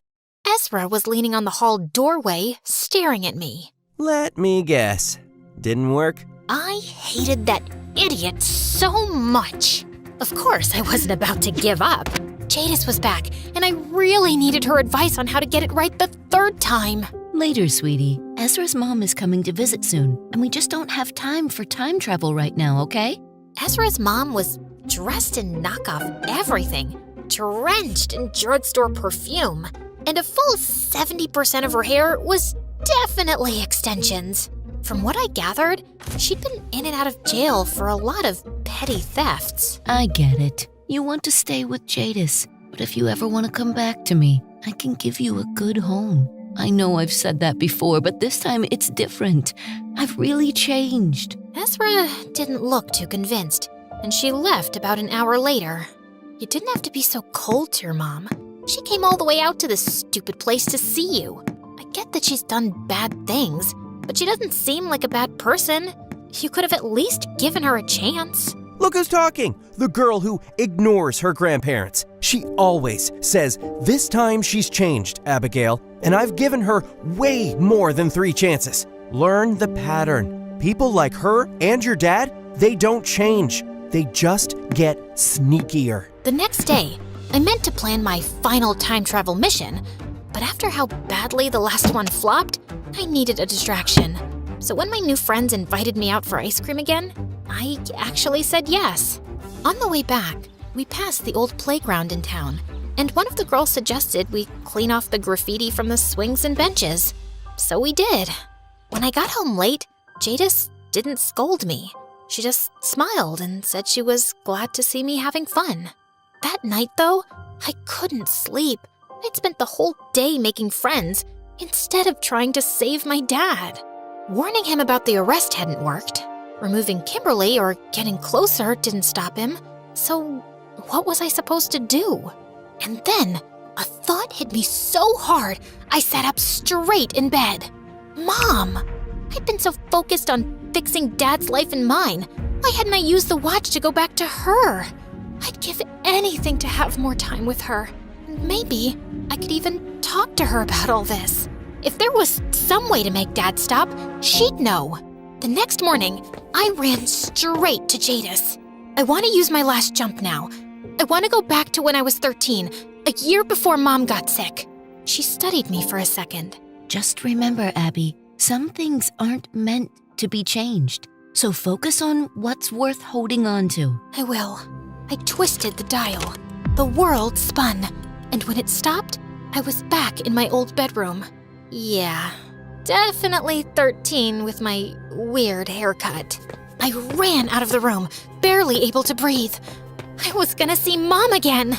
As I looked for her around the house, I heard some quiet voices from the garden, and I crept closer. James, I really don't like this. It's nothing serious, just moving money around. A little here, a little offshore. This is exactly the kind of thing that gets people arrested. You swore you were done with this back before we even got married. I froze. But you never really stopped, did you? This is different. I'm doing it for us. For Abigail. You're not doing it for us. You're doing it for you. Just like you did when you cheated with that woman. What was her name? Kimberly? Amberly? Why would you bring that up now? It was ages ago. You lied then, and you're lying now. I didn't need to hear more. He'd been doing shady things since forever. And Mom knew. She'd tried to stop him. But Ezra was right. Dad was always like this, and he always would be. Why had I spent 2 time jumps on someone who totally didn't deserve it? Now, all I had to do was hold on to the one person who truly mattered. So I blinked back the tears, ran outside, and flung my arms around Mom. Abigail, are you okay? There's my girl. No, I just want to be with Mom. After that, I didn't let Dad get anywhere near me. Not that he tried much. He was barely ever home.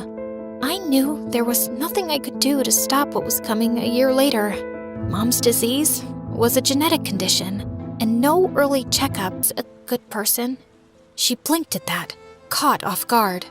He's not perfect, not even close, but he's still your dad, and I hope someday you'll be able to forgive him, even if he's not always been there the way he should have.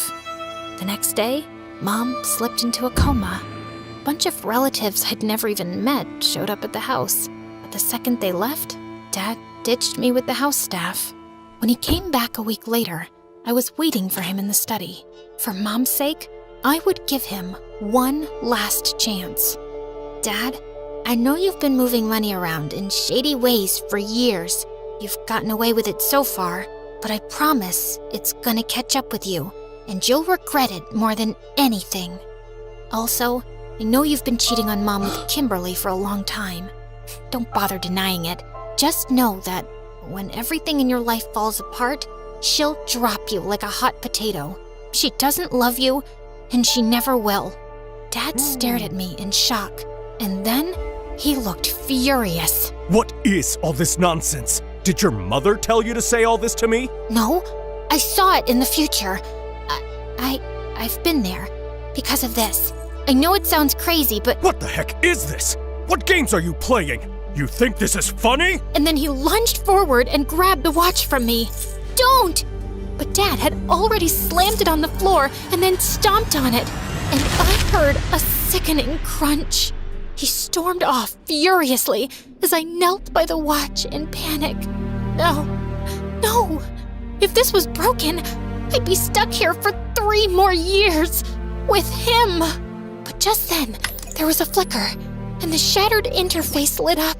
Please work. I pressed the glowing button, and just like that, the world blurred, and I was back in Jadis's kitchen. Jadis smiled at me, while Ezra didn't even look up from his book. But I ran to him and gave him a hug. You're not that dumb, huh?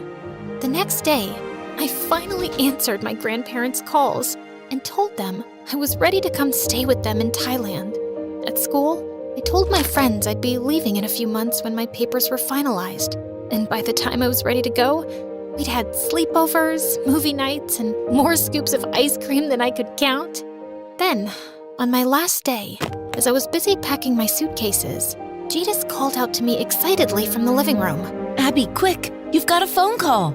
And when I picked up the phone, my heart nearly jumped out of my chest when a familiar voice came through the other end. Abby, sweetheart, it's Mom.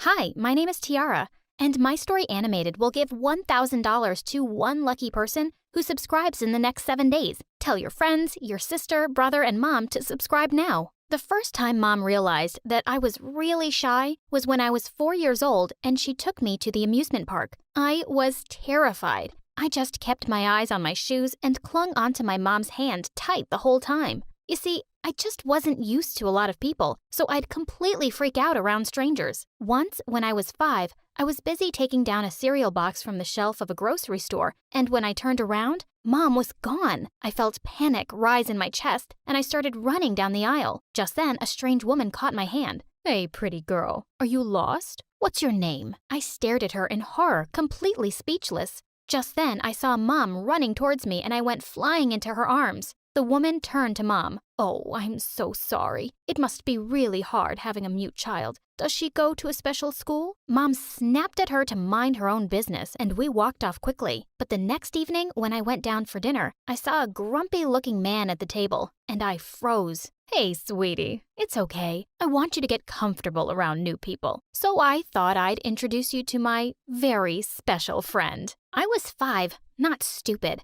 I knew he was her boyfriend. Did she seriously think bringing a boyfriend would help me with my shyness? Grumpy kept coming over every day, and I didn't get comfortable around him because he was a pain in the butt. Luckily, I caught him stealing money from Mom's bag one day, and she went ballistic and threw him out. I started school later that year, and Mom thought that would help me overcome my shyness, but it didn't. I was terrified on the first day, so the teacher allowed Mom to sit in class, and I felt much better. But when I was walking into class without her the next day, I immediately got hit by a paper ball in the face. It was Bridget, the meanest girl in class.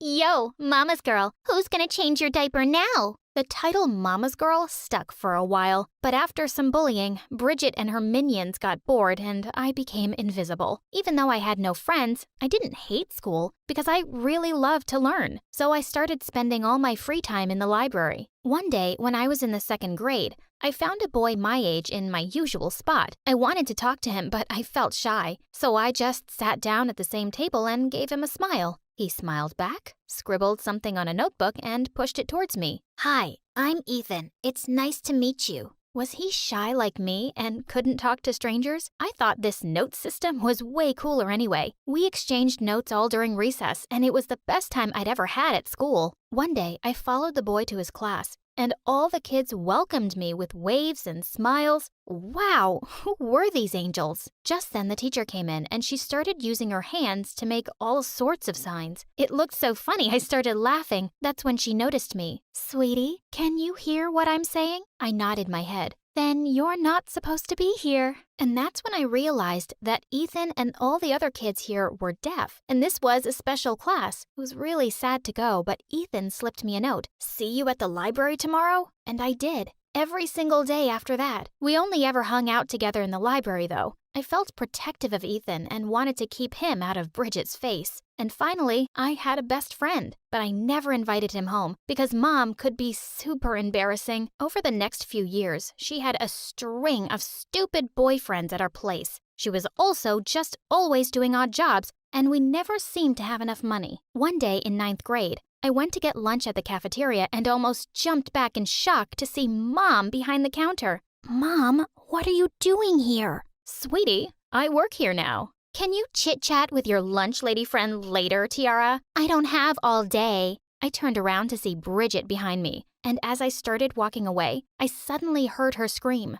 "OMG, you stupid woman! You poured hot soup all over my new iPhone!" I turned around to see Mom looking red in the face and apologizing to that brat. "I'm so sorry. It's only my first day here." "Do you need a degree to be a lunch lady? Because you must have failed lunch lady school for sure. Show me your degree." I'd just had enough. "Didn't your nannies teach you any manners? She's working hard to serve lunch to hundreds of kids, and she made a mistake. Have some respect." "Oh my, look who finally found a voice. Who are you, Martin Luther King now? And why do you care about the dumb lunch lady? Is she your mom?" "Yeah, actually, she is." As everyone suddenly stared at me in silence, Bridget burst out laughing. "So, you're still a mama's girl? And now I get why you're so stupid." I was about to attack her, but just then I saw Ethan walking towards us with the principal. "Bridget, how dare you talk to a staff member like that? That's a 3-day suspension. To my office, now." As Bridget walked away looking furious, I knew I'd pay for it later, but standing up to her felt so good. Later that day, when we were hanging out, Ethan said, "You were awesome for standing up to that bully, and your mom seems nice." "And you were awesome for calling the principal just in time. And well, Mom's a bit crazy. What's yours like?" And then Ethan told me that his mom had died when he was little, and his dad was a big businessman who was mostly away. He'd provided plenty of servants to take care of Ethan, but he never had much time for him. "Sometimes, I think he must be disappointed to have someone like me as a son." That just broke my heart. I'd been waiting to surprise Ethan with the secret sign language lessons I'd been taking, but I couldn't wait any longer. "I'm sure that's not true, Ethan, because you're the loveliest person I've ever met."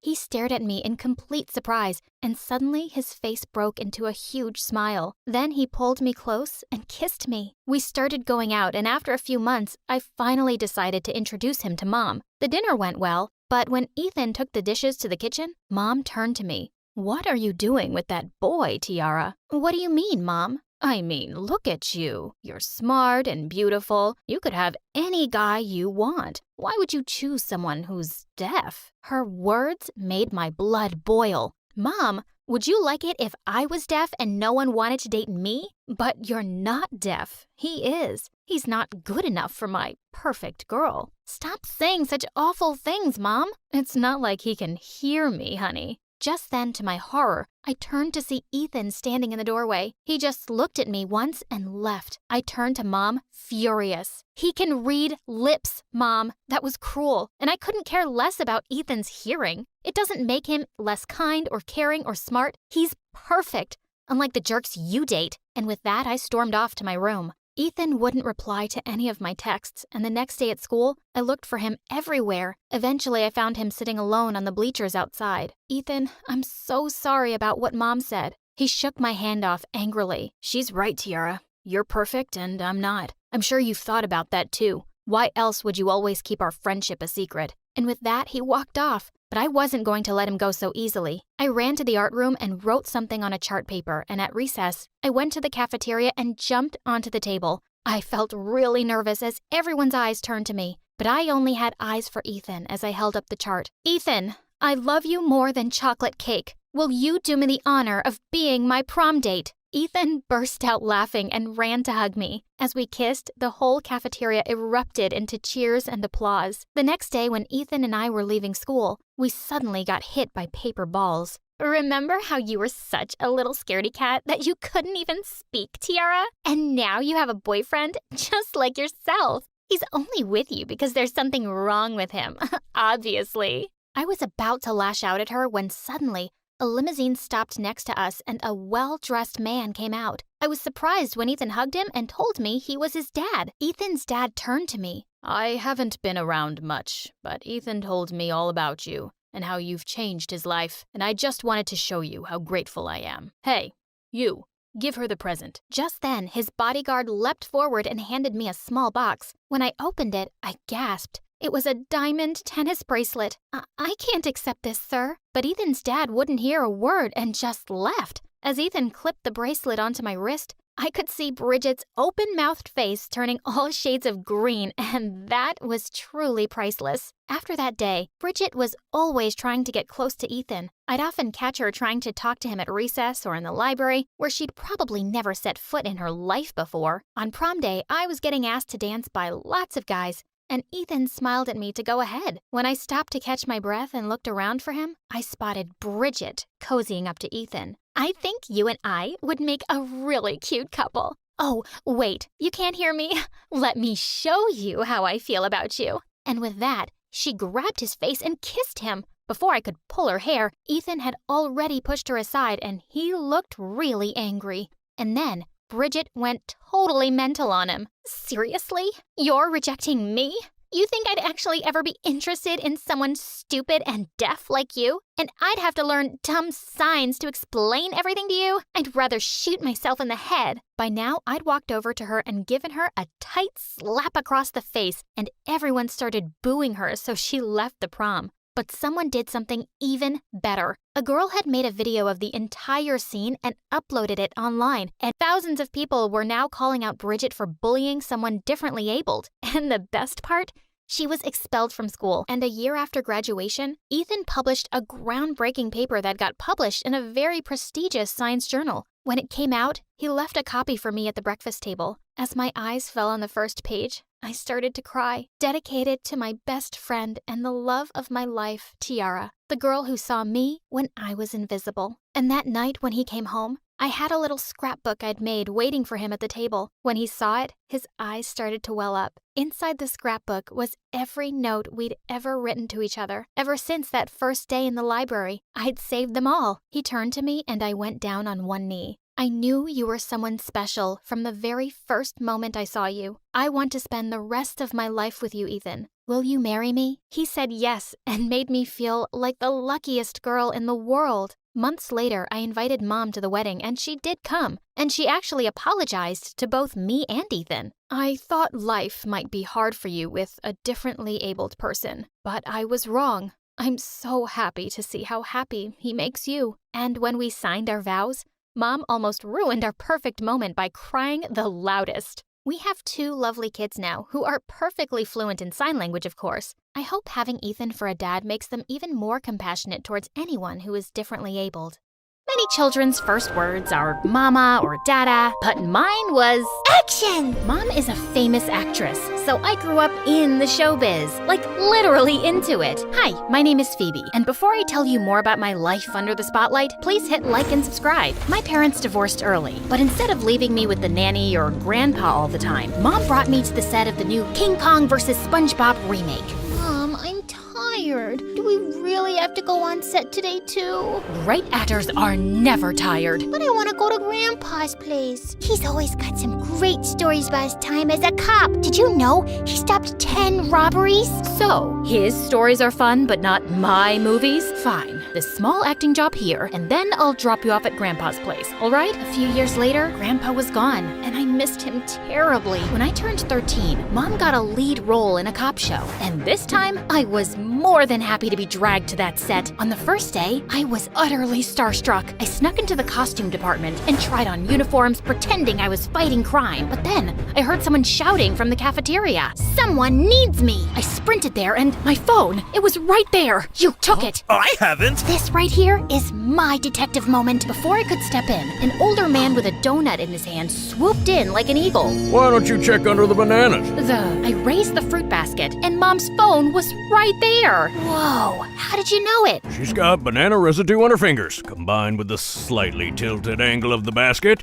Also, I saw her drop it in there by accident. By the way, I'm Tom, the police consultant on the show. So, You're a real cop? That's amazing! Can I see handcuffs? When he did, I snatched them and tied them around his wrists. Aha! I knew you were an extra, pretending to be a cop like me. A real cop wouldn't have fallen for that. Which is why these are fake. Those, however, are not. Is this guy a cop or a magician? So cool. I want to be like him one day. Phoebe, the super cop. I started following Tom around, asking him a million questions. Can I see your car sirens? Do you have a dog cop? Is Terminator a good guy or a bad guy? Tom was more than happy to answer me, and he even shared his secret to success. Food. Never solve a crime on an empty stomach. So he ordered food to show me how to eat like a cop. The best Chinese in all of LA. Come to Mama. But as I was about to dig in, Mom pushed Tom away and what's this? Ugh. Where's the chef's lunch? This? It's like ants' food. I'm a human. Mom dragged me home, and that night I only had soup for dinner. The next few days, I could feel her watching Tom and me, until one evening when I was changing for bed.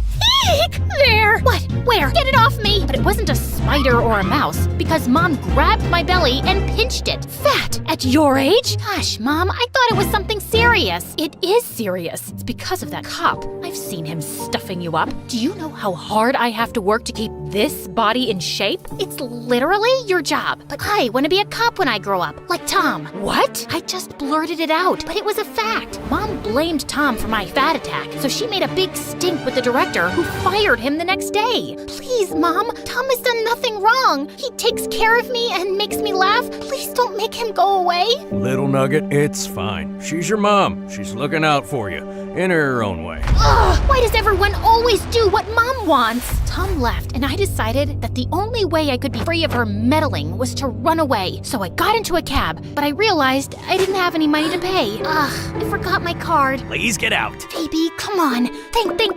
But this is an emergency. My poor parrot caught parrotitis, and only my loving touch can save him. And if I don't get there in time, he might start squawking, and it could lead to an epidemic of man flu, you know, where guys are pooping like birds. Ew, no time to waste, let's go. But when I stepped out of the cab near Grandpa's house, Mom was waiting for me. You didn't really think that would work, did you? I'll run away again until you won't catch me. Mom looked at me all seriously, and even her curls seemed to deflate. She wasn't the superstar, just my mom. I'm sorry about Tom. I'll ask the director to hire him back. And what about acting? It's your dream, not mine. Fine, no more acting for you. But promise never to run away from me again. You really scared me. Wow. I was wrong about her. She really cares. To show me she was serious, Mom organized a lunch at this 10 Michelin star restaurant the next day. But as we were on our way, the car banged, stopped, and started smoking. I played a mechanic once, and I'll have it fixed in no time. That's not even where the engine is. Since Mom was useless, I called Tom, but when he arrived, he wasn't alone. This god just stepped out of the car and... This is Robbie, my son. He's only 15, but there isn't a car he can't fix. How can this make that? Robbie was way hotter than any actor I'd ever met, and I'd had a mani-pedi with Timothée Chalamet. Hi, I'm Phoebe, and... You're beautiful. Am I? OMG, he's walking to me. What do I do? But Robbie just passed by me and went straight for Mom's car. What happened to you, beautiful? Yeah, he's a teeny tiny bit obsessed with cars. Okay, Phoebe, don't get a crush on the hot guy who ignores you. Don't get a crush. Then he used his shirt to rinse dry his face and... Oh, right, too late. I forgot everything and spent the next couple of years finding any excuse to hang out with Robbie. But he stayed completely oblivious. Even when I gave him chocolates on St. Valentine, he thought they were for his mom's birthday. Oh, you saved me. I'd completely forgotten about it. After I enrolled in the same high school as him, we became friends. So I decided to confess at my 16th birthday party. Robbie, I like you. I like you too. So, will you be my boyfriend? Worst timing ever! Wait, Mom's agent? He never calls unless... I'm sorry, but there's been an accident during rehearsals. Oh no! As Robbie was driving me to the hospital, I didn't care that we were together alone. I was just worried about Mom because she insisted on doing her own stunts. But I was relieved to see only her leg and arm were in a cast. Everything else seemed fine. Mom, you're okay. Okay? I can't act anymore. Can't they cast someone else? The show hasn't even started. For the first time ever, Mom looked a bit bit unsure. They can't. The producer convinced me to put a lot of money into this show. If the investors realize I'm not on set, the show will be canceled, and how much? We'll lose everything. I'm sorry, Phoebe. It's okay, Mom. I don't care about the money. I'm just happy you're fine. I thought the scary part was over, but the next morning, Robbie told me he was going to Europe for his auto project. As if that wasn't enough, Mom's hospital bed was empty. We're higher. No, not like that. I looked out the window, and Mom had convinced all the nurses to be her extras. She tried to do a high kick and just fell down. But even if she was clearly in pain, she got up and tried again. She'll never give up. I have to help her. That's enough, Mom. I'll do it. What? We already look alike, and with a bit of makeup, I can age myself. I'll pretend to be you. The production will continue. Doing my stunts is not easy. You taught me when I was little. It will all come back to me, I'm sure. And so, Operation Double began. Mom had me learn all the names of her friends, copy her, move her voice, even brush my teeth with the same toothpaste. Come on, who's gonna smell my breath? The art is in the details, but it wasn't enough. For the first couple of shooting days, everything went fine until... The next scene is the roof jump. We're so lucky to have you. You've done this a million times. Sure, but as I looked down the roof, everything went woozy, and I slipped. Help! Get me down! Are you sure you're okay? You don't look like, yourself. Oh no, I just had a bad day. I'll do better next time. But I could see the suspicion in his eyes. This is too much. Let's call it off. And no, I said I'll help you, and I will. That night, I went online and found Mrs. Krugel, Coach to the Stars. Will it be horrible? Yes. But it will be worth it. She seems like a lot, but I don't really have any other choice if I want to help Mom. So I sent Coach a text, and the next morning, I was woken up by Coach playing a full set of drums in my room. How the devil did you get in here? Do you want to give me a heart attack? No time for it. You've got laps to run. And push-ups and high kicks, and, of course, jumping from a 6-story building onto a net. I want a parachute! But the worst was the food. Coach had me on this crazy strict diet, and she weighed every bite of food before I put it in my mouth. I started stashing snacks under my mattress and bribing the staff for candies, but she was always a step ahead of me. We can't afford anything less than perfection. Can't you hear my stomach? It growls so much it sounds like a lion. And as with any wild animal, we tame it. I had pizza delivered through the bathroom window, then chicken nuggets hidden inside my gym shoes, but she found it all. Nothing ever worked. As the days passed, I also noted another change. Whenever I got out, boys tripped over themselves to look at me, and I even had a couple of talent agents ask for my number. In the shops, people always smiled, and I got discounted clothes and gifts. I guess pretty privilege is a real thing. The only one who didn't seem to like my new look was Tom. Just a salad for lunch? How about a nice burger? Shh! Don't let Coach hear you. Coach? What coach? She's like a ninja. Always knows what I eat, even when she's not there. Soon, the shooting was over, and Mom was well enough to come to the wrap party, just in time to get all the praise for my hard work. You moved like you were 10 years younger. Only 10? Seeing Mom back in her element made me really happy. Darling, thank you. You really saved my career. But now, I've got my own life waiting for me. Robbie was back, and I hadn't been able to see him during filming, but I hadn't forgotten his words. I like you too. The next day, as I walked to my locker, I saw Robbie kissing another girl. What in the holy cake frosting is happening? I pushed the girl away and slammed Robbie against the locker in one of my superstar film moves. I'm away for a couple of months, and suddenly you have a girlfriend? You said you liked me. Phoebe, I do like you, but like a little sister. You could have said it on my birthday. With your mom in the hospital? I didn't want to give you any more bad news. I was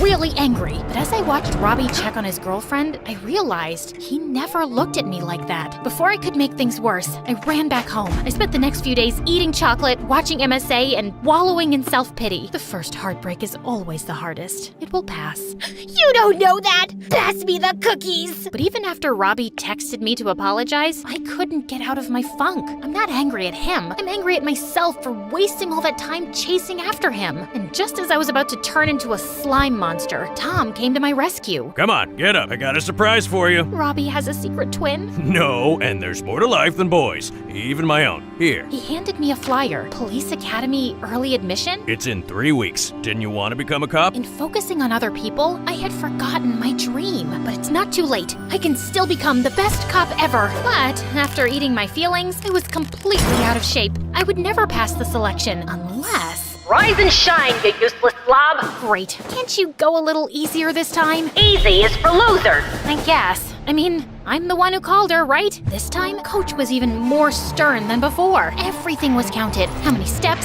how many calories, how many push-ups. My beloved cake, I miss you so much, but we'll be reunited soon. Sometimes she was so intense, I couldn't do it anymore, and I tried hiding. Phoebe, what are you doing under the couch? I don't think she can see me here. Really? Ah! Coach's method worked, and I lost all the weight I had gained. When I woke up on admission day, I followed the smell of bacon down to the kitchen, where Tom and Robbie were having breakfast with Mom. Robbie handed me a massive bouquet of flowers. I know I can't be who you want me to be, but I'm here to support you. Can we still be friends? Bacon and flowers? How can I say no? Robbie hugged me, and I was surprised that I didn't feel any butterflies in my stomach, except for those in anticipation of the test. I guess I'm over him, finally. But I still didn't touch breakfast, and by the time we got to the police academy, I felt weak. Are you sure you're okay? You look pale. No, I can do this. The first test of the day was an obstacle course. I'd done so many of them with Coach, I could run them in my sleep. But as the whistle rang, I felt my legs turn to jelly and my vision go black.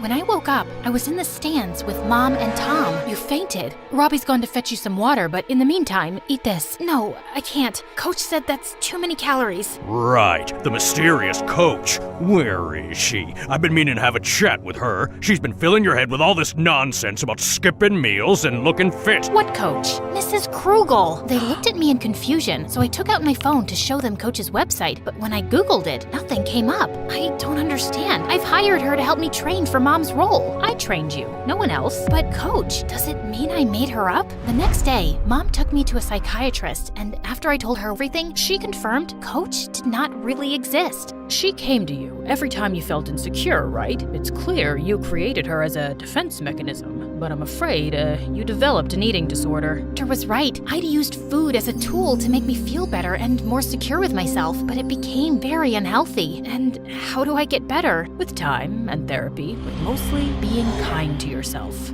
Coach wasn't easy. She kept visiting me over the years, pushing me to make the wrong choices, but Mom was with me every step of the way. She recognized the part she had in giving me the wrong ideas about food and changing her own way of seeing herself. I was okay now, but I wanted to help others. I studied psychology at the university and worked with charities to teach young girls about body image and food. And what about becoming a cop? I'm still helping people. In my case, can't put the bad guys behind bars. And Robbie, well, I was the bride of honor at his wedding. And it turned out his girlfriend's brother was just my type.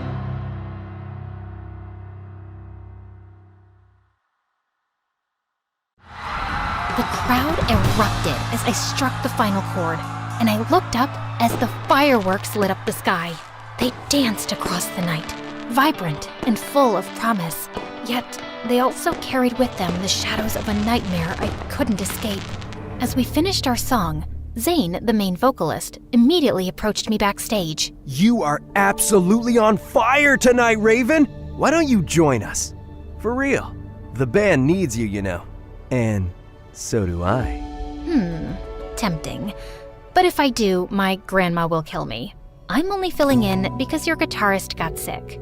Zane was a popular senior at school, and he'd been flirting with me for the past few months, but I just wasn't in the mood to date anyone yet. I'll keep asking then. Maybe I'll survive your grandma's wrath. I laughed, but the thought of Grandma's face if she found out I was in a rock band? Yikes. Grandma was a billionaire socialite who adopted me and raised me alone after I got separated from my parents when I was just a kid due to an accident. She was overprotective, but always busy. She gave me everything I needed, but I still felt empty whenever I thought about my parents, and how fireworks were my last memory of them. Whenever I saw kids my age with their families, I couldn't help but feel jealous. Being Grandma's heir came with great responsibility, so I had to study hard to manage her empire one day. My routine usually involved going to the school library after classes, but everything changed when the resident librarian decided to take her vacation. Miss Mavi was just her temporary replacement, yet she made my dull life 1,000 times more interesting for the past few weeks. Instead of studying, I always ended up observing her. She wore a beanie indoors 24/7, and I was dying of curiosity about what she was hiding under there. Snakes, a bird's nest, a really bad haircut, or, plot twist, what if she was actually bald? Aside from being a little clumsy, She was also silent most of the time, almost like a shadow. Anytime I asked for help finding a book, she'd guide me to it without saying a single word. One day, I dropped my books, and a bunch of my origami animals spilled out. I was about to bend down when someone suddenly started picking them up for me. It was her, and she was holding the dove one. You did this? Yeah? Oh, so she can actually speak. Where do you learn these? I learned it from YouTube. I find it fun, and they actually make good bookmarks, you know? Why? She just gave me a soft look that sent my curiosity through the roof, then walked away before I could say more. What was that all about? Later that night, I had to swing by school because I forgot some notes. It was late, and the gates were locked, and the place looked deserted, except for a mysterious motorcycle parked outside. Before long, a familiar figure emerged and hopped onto the bike. That unmistakable beanie gave her away instantly. There was no doubt who it was. But this time, she was rocking a sleek black leather jacket. Whoa, a mysterious librarian by day, a badass biker by night? Interesting. I decided to follow her at a distance, and we ended up in a vacant lot where a group of thugs was bullying a guy. I parked my car nearby and hid behind a tree. Suddenly, Miss Mavi whipped off her beanie, finally exposing her hair, and my jaw nearly hit the ground at the blazing sight. I rubbed my eyes to confirm what I was seeing, but her hair indeed looked like a dancing flame. What's up, bros? Having fun terrorizing a helpless bystander, or are we just compensating for something? Who are you supposed to be, sweetheart? The fire department? Well, I'm just here to warm things up. Just then, her hair erupted into full blazing flames, crackling like wildfire as she fired up her bike. The engine roared, and in a flash, she took off, moving so fast it was like a fiery show. She zoomed around the gang in a blur of heat and light. Before they could even react, she circled them with lightning-fast moves, trapping them like prey in a ring of fire. What kind of sorcery is this? Am I dreaming? The thugs charged at her, but she flipped off the bike, flames dancing around her hair. One wave of her hand, and they scrambled back and fled like scared rabbits. I ran back to my car as she reassured the victim, and soon I just found myself tailing her through the city. For the next few hours, I watched her in action, saving people and solving crimes like an actual superhero. I barely slept that night, replaying the flaming hair in my mind. First thing the next morning, I went straight to the library to get the truth out of her. I saw you last night. The motorcycle, the fire in your hair, those powers. You saved those people.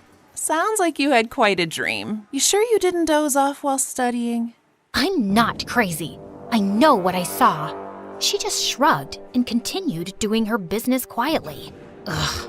She was driving me crazy. That night, I staked out again, and sure enough, there she was, riding that flaming motorcycle, hair blazing, acting like a neighborhood guardian again.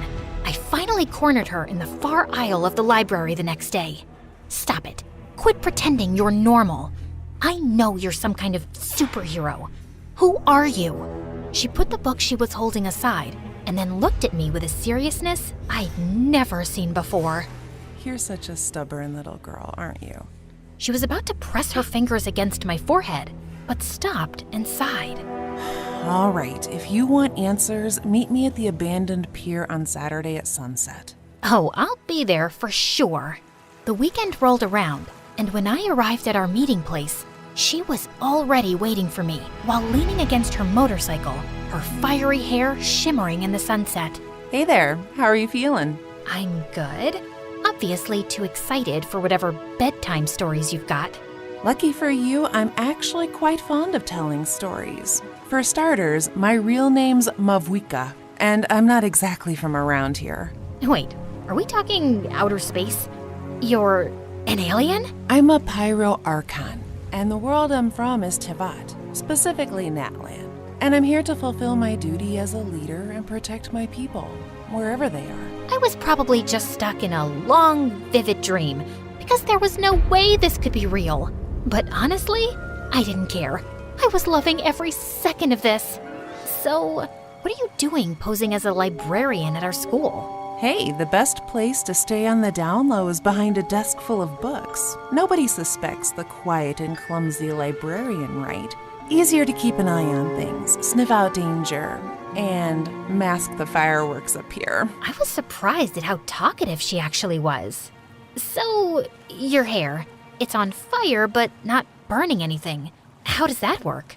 Don't worry, these are friendly flames. They won't burn you or incinerate anything. Although I think my enemies will find that it's a bad idea to play with fire.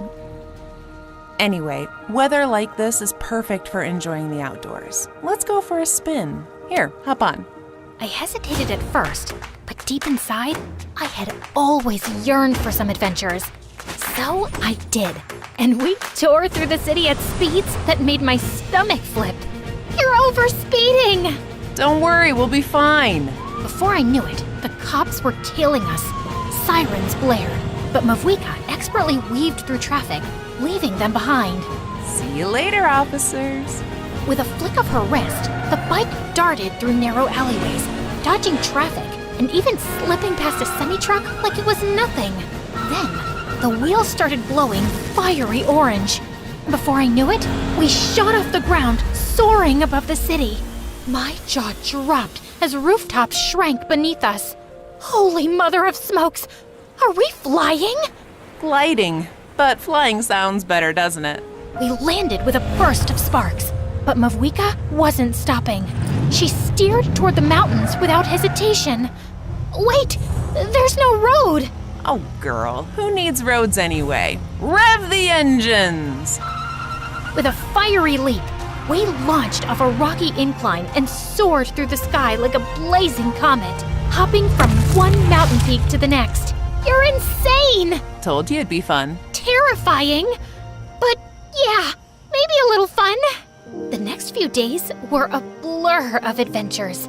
By day, Mavwika and I bonded in the library over books and her endless stories about her homeland and her late sister, Hine, who also loved creating origami, just like I did. By night and over the weekends, she'd drag me along as she did her superhero duties. Light of the blazing sun! Wrath from the skies!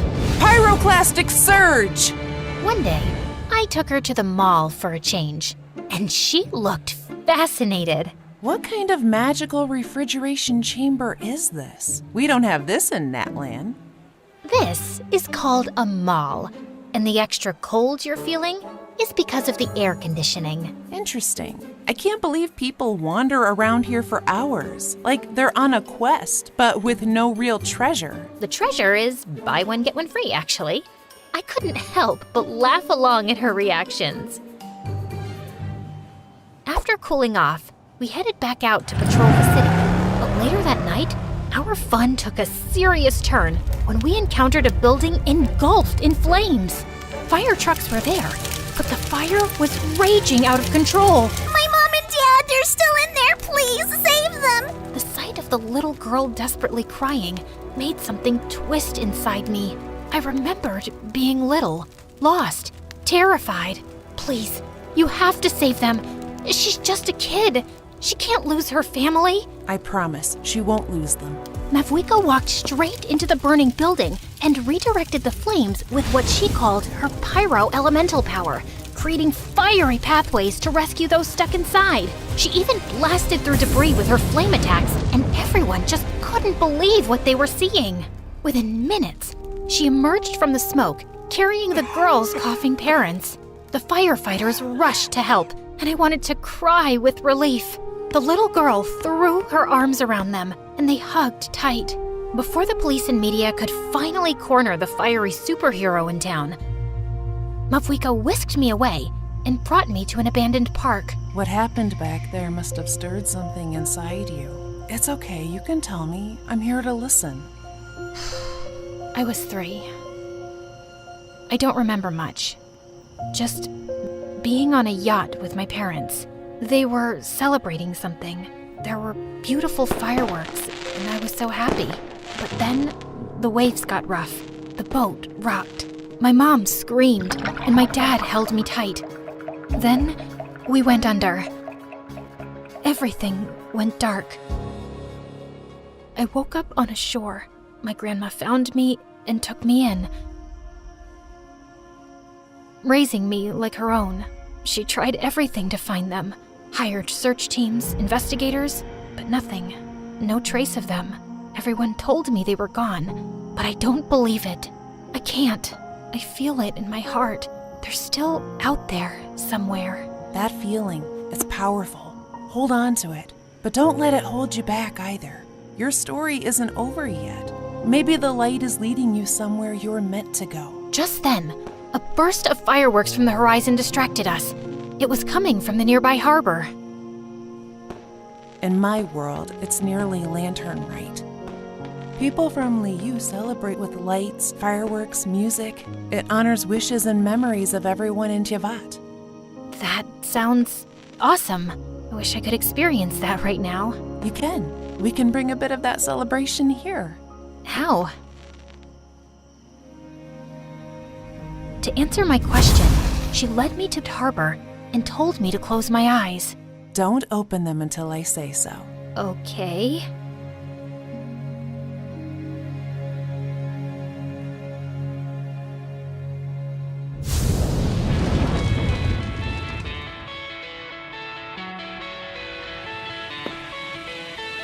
Just then, everything just sounded so loud and busy.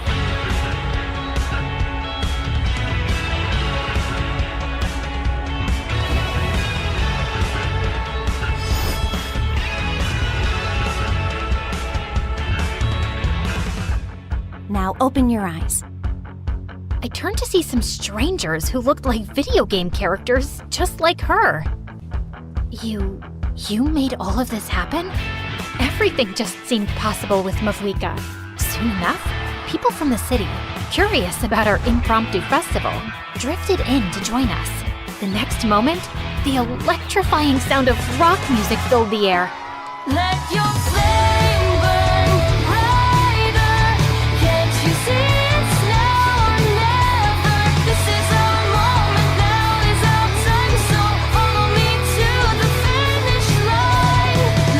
There was she extended her hand toward me, her fiery hair glowing like an invitation I couldn't resist. Before I knew it, I was on stage, shredding my electric guitar like a true rock star, completely swept up in the moment. And then, out of the corner of my eye, I spotted Grandma in the crowd. My heart stopped for a second. I was sure I was in trouble, but when she smiled with pride, my chest swelled with joy.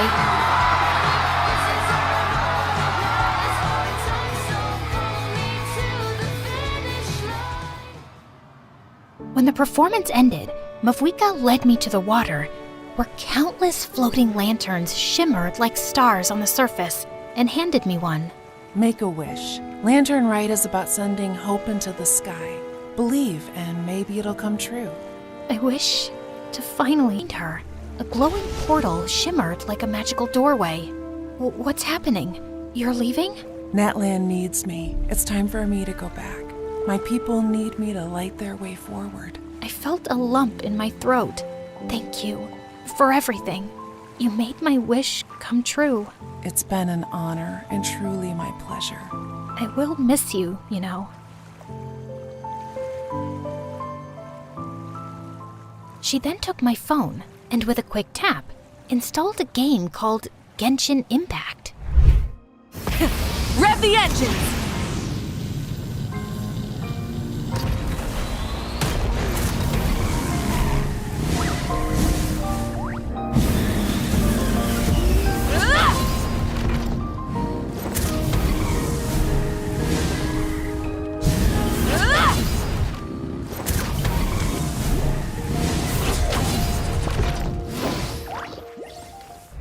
Play this whenever you miss me.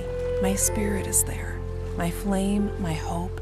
And maybe someday you'll come to Tiavat yourself, and we'll stay in my place, the beautiful Natlan. Her words made me teary-eyed all over again, so I hugged her tight. Remember, the sunset always comes after the darkest hour. Keep the flame alive. Never lose hope. wait, just a little souvenir from me. You know, you might need another bookmark. Oh, trust me, I will. Thank you, Raven. I'll see you again next time. As she finally disappeared into the portal, fireworks sparked across the sky. And for the first time, those sparks felt like home, like my lost puzzle piece finally sliding into place.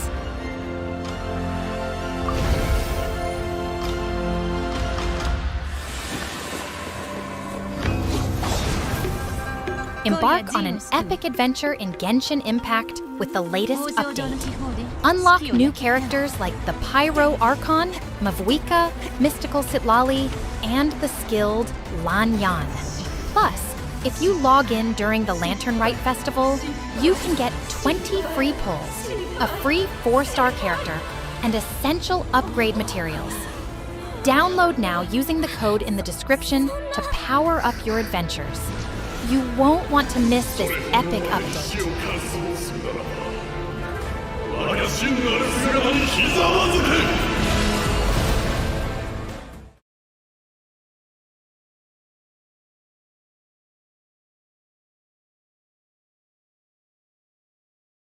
Bonjour, my name is Andrea from Paris. Please like and... Nah, I'm just kidding, guys. It's me again. Gotcha. You didn't know I spoke multiple languages, Verdado. So, where were we? Oh yeah, my band almost broke up. My manager tried to take control of my life. My father was in an accident. My boyfriend was keeping a huge secret from me. And my mom had come back into my life after almost 10 years. Am I forgetting some other misery? Yeah, I'm also really hungry. Oh, right. I hadn't eaten anything since before the concert. But at that time, we had more important things on our plate. Alice, I told you to get away from him. Who does she think she is to tell me what to do? No. First, you owe me an explanation. Why have you left? Where have you been all these 10 years? Why have you never called? Why are you coming back now? Why? Well, I guess she owed more than one explanation. Maybe we should leave. And miss the showdown? Yeah, let's give them some privacy. Yes, better. What are you even doing here in the first place?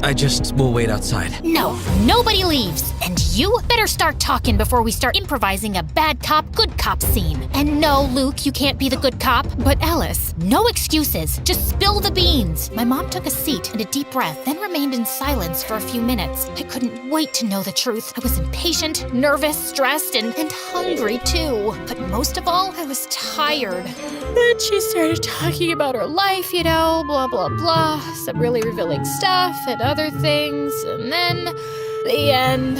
I'm sorry, guys. I'm just exhausted. It's not that easy to narrate 4 parts in a row. The life of an MSA star is harder than it looks. You know what, guys? Let's mix things up a little. I know you're probably tired of hearing my voice. At least I am. So let's hear my mom's story told by herself. See you later, alligators. Hi, kids. I'm Carrie, Alice's mom. I know most of you must hate me, but hold off until you hear my side of the story. If you still hate me later, well, don't put it in the comments.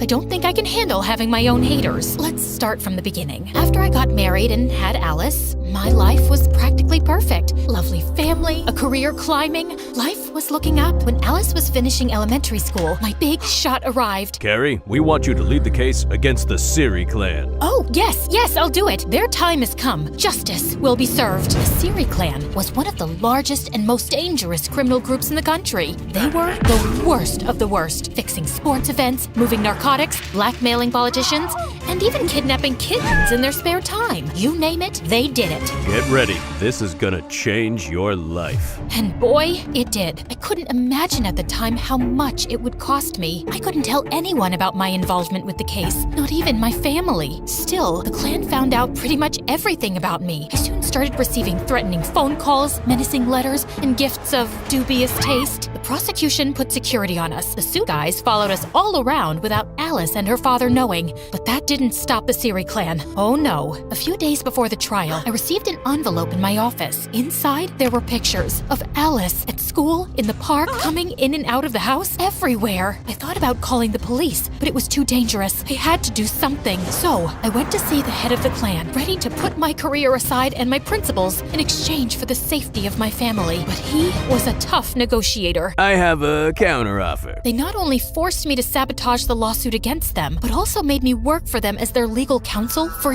years. They never stopped following Alice. They had no choice but to stay and help them grow their criminal empire even further. So that's why I left, because now I'm a criminal and I can't even look at you in the eyes knowing everything I did. And why did you come back? After I left, I blocked your numbers, but I never changed mine. The hospital called me saying there had been an accident and I had to come and make sure you were okay. I guess I'm still your emergency contact. Of course. There's no other person I want to see in an emergency. He's such a flirt. Is that so? It is, and not only in emergencies. I think Alice's dad has the hots for Alice's mom. You don't say. I'm just glad I get to see you again. Oh my god, Dad, stop flirting with her. Have you forgotten that she abandoned us for like 10 years? Are you sure you don't have a concussion? Let's call the doctors to do more tests. I'm fine, Alice. I guess old habits die hard. He smiled at me, and even after all these years, just like the first time I saw him playing in the subway, I felt fireworks inside. How could I help it? Look at him. He is as attractive as he was 10 years ago, maybe even more.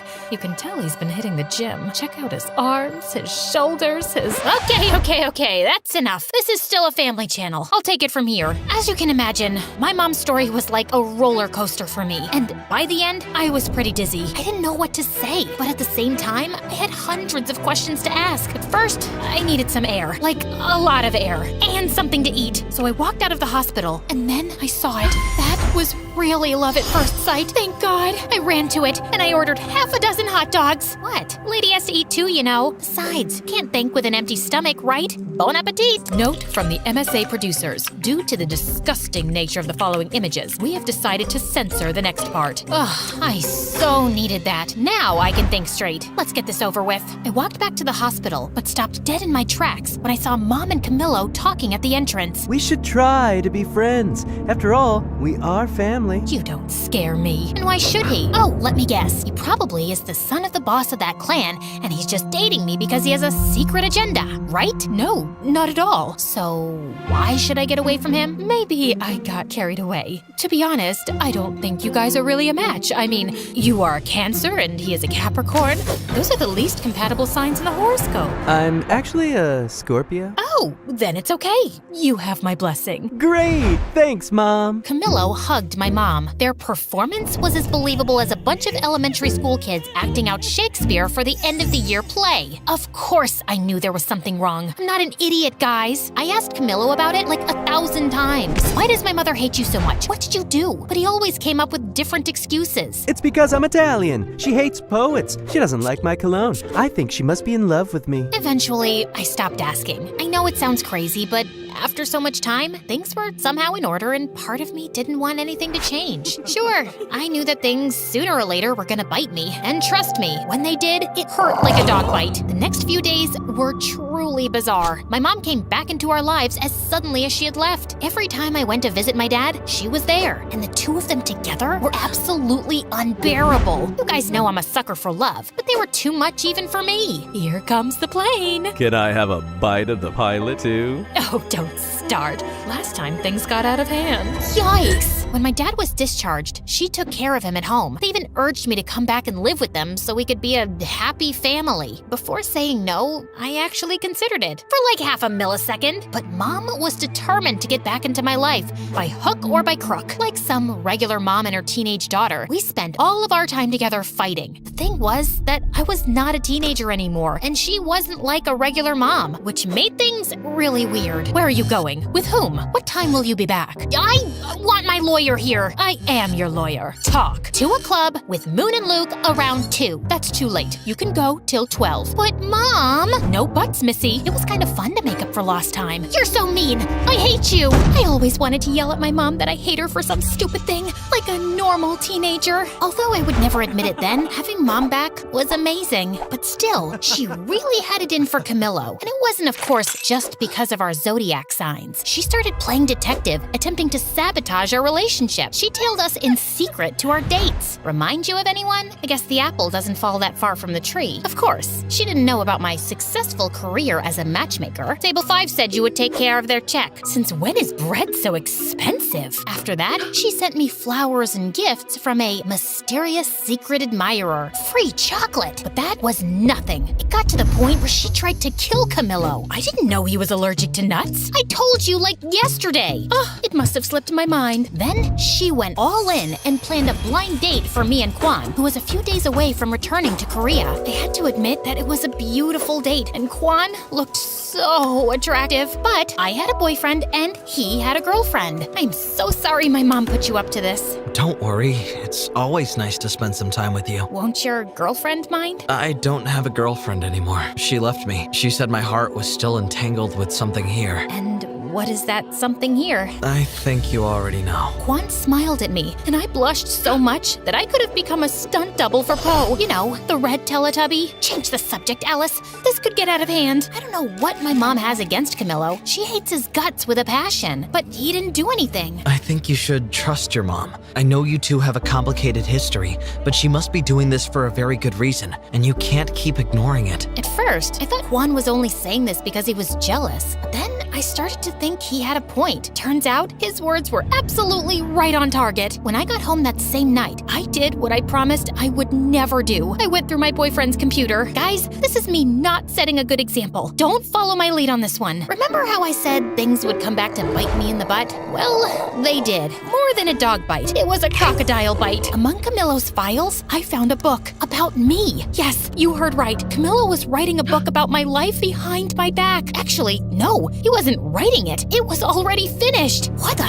To no one's surprise, it turns out that behind it all was Trevor. He had signed over my image rights from our contract to Camillo to write a bestseller airing all my dirty laundry. For the next few hours, I read the entire book. Not only did it expose my deepest fears and desires, those I had confided in him, but it also detailed my mother's criminal history with the Siri clan. If this gets out, she will go to jail. And the worst part of it all, the book was due out in 2 days. Just as my world was collapsing, the collapser opened the door. Hi, honey. I was more than ready to use my drumsticks to turn him into a human skewer, but I didn't. I understood that my only advantage at that moment was that he didn't know that I knew. So I pretended that everything was fine and took the first opportunity to get the hell out of there. We're out of milk. I'm gonna go buy some. We have milk. But not almond milk. Since when do you like almond milk? Since forever? You don't know every single detail about me. Well, maybe I lost it for a moment. Once I escaped from there, I met with my mother. She confessed to me that she knew about Camillo's book. A few weeks ago, my boss told me that someone was snooping about my past and the trial. They thought they were the prosecutors, but when I saw the photo, I recognized Camillo immediately. I'd seen him in every photo and interview of you two. You follow my career? Of course I do. I'm your biggest fan. My mom found out he was writing a book, but when she tried to warn me, he threatened to reveal another big secret. My mother was betraying the clan. She was preparing a case with the prosecution, taking advantage of her inside knowledge to bring down the Siri clan once and for all. If that came out, not only would the case collapse, but we would be in grave danger. The release of the book would have the same result. So we soon regrouped with my dad, Moon, Luke, and Kwan to shut down the release of my unauthorized biography. That's a sentence I never thought I'd say. We split up and went to different districts to buy all the copies of the book that were ready to circulate. Yeah, we spent a lot of money on books. In the meantime, my mom managed to get a legal order to stop the printing of new copies, arguing that they did not have my authorization.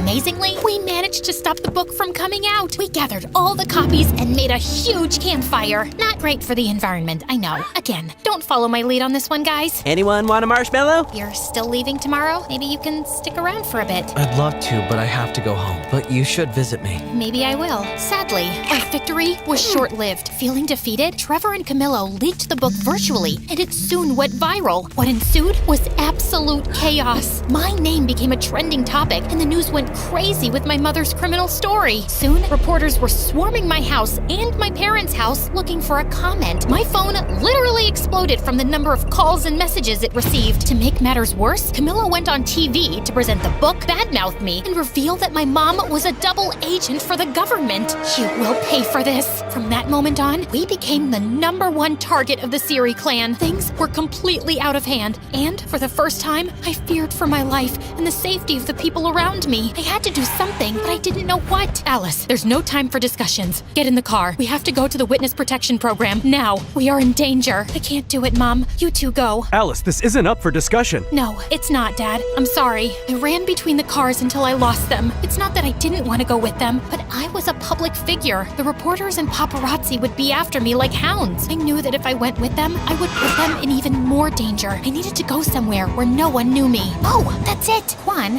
is it too soon to visit? Not at all. I'm glad you're here. I held Kwan's hand as we waited for the plane to take us to Korea. I took a deep breath. It felt like walking away from a fire. Who said you can't run away from your problems? Hi, everybody. Welcome to a new Where Are They Now episode. So let's uncover the latest on the Cupid Secrets crew. Alice's parents, Luke and Moon. They just disappeared faster than my motivation on a Monday. But what everybody really wants to know is where is Alice herself, the villain of her own story? Some say she became a Buddhist monk. Others that she had facial surgery to look unrecognizable. But something went wrong and she became a circus freak. Some even claim that she was seen living in the middle of the snowy forest, like the Yeti. But still, the mystery remains unsolved. Where is Alice? I'll give you a where are they now, you gossip-mongering, face-twisting, snitch-ditch-twitch character hack. This villain is right here, crafting a comeback that'll knock your ratings into the next ice age. And talk about facial surgery? You should check yourself first, wicked witch of the bargain bin Botox, duck lips meeting frog eyes, and a meme gone wrong disaster. No surgeon could fix that. Calm down. She's not even here. No, don't shut it off. I want to hear more of her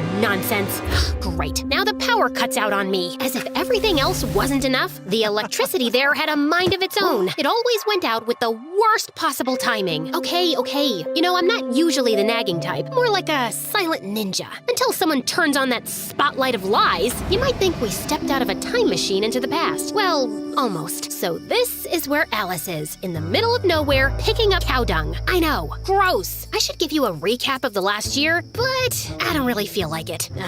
Okay, don't leave. I will. But just because you've been putting up with me since episode 1. Before I start, like and subscribe, and don't forget to never watch MSA on TikTok. Real ones know that YouTube is way cooler. So, after Camillo's book, Quan and I escaped to a small rural town in South Korea where no one knew or cared who I was. This is nice. It was not. At least no one will find us here. Yeah, because no one knows this place exists. Seriously, I tried searching it on Google Maps and it just showed a shrugging emoji. Still, Quan absolutely fell in love with our new rural life. He put together his own farm, and it was like he had found his place on Earth. For me, it wasn't that easy. Alice, collect the cow dung so we could use this for fire. Not this again. That day, I shouldn't have worn red because it made the bull crazy mad, and he chased me all over the farm until I fell headfirst into the cow poop pile. Ugh, I hate this.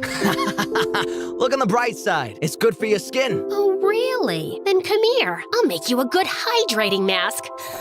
Stop running! Living with Quan was awesome, but it never felt like my real life. I just wasn't myself there. To make me feel better, Quan once took me to a nice restaurant in the city, but I felt so paranoid that I went with a full disguise. Maybe that wasn't the best option to keep the attention away from me. Everybody kept looking at me, especially one strange guy with a big ginger afro and sunglasses. That guy keeps staring at us. Can you blame him with those drumsticks in your hair? And this dress looks like you committed a fashion crime. Duh, I can't leave them out. And this outfit took hours of careful consideration and about 5 outfit changes. As Quan went to pay the bill, I turned to that creep, but he vanished into thin air. After that, I decided to stay in the village and never return to the city. Eventually, I kinda got used to living there. But then, a letter arrived and changed everything. It was an invitation to Moon and Luke's wedding. I hadn't talked to anyone from home since I left. I thought they'd eventually forget about me. But turns out, Quan used to drive out of town to call Moon, and she wanted me to be her maid of honor. Still, I wasn't ready to come back yet. Sooner or later, you'll have to face your fears. I'll do it later then. I have to go.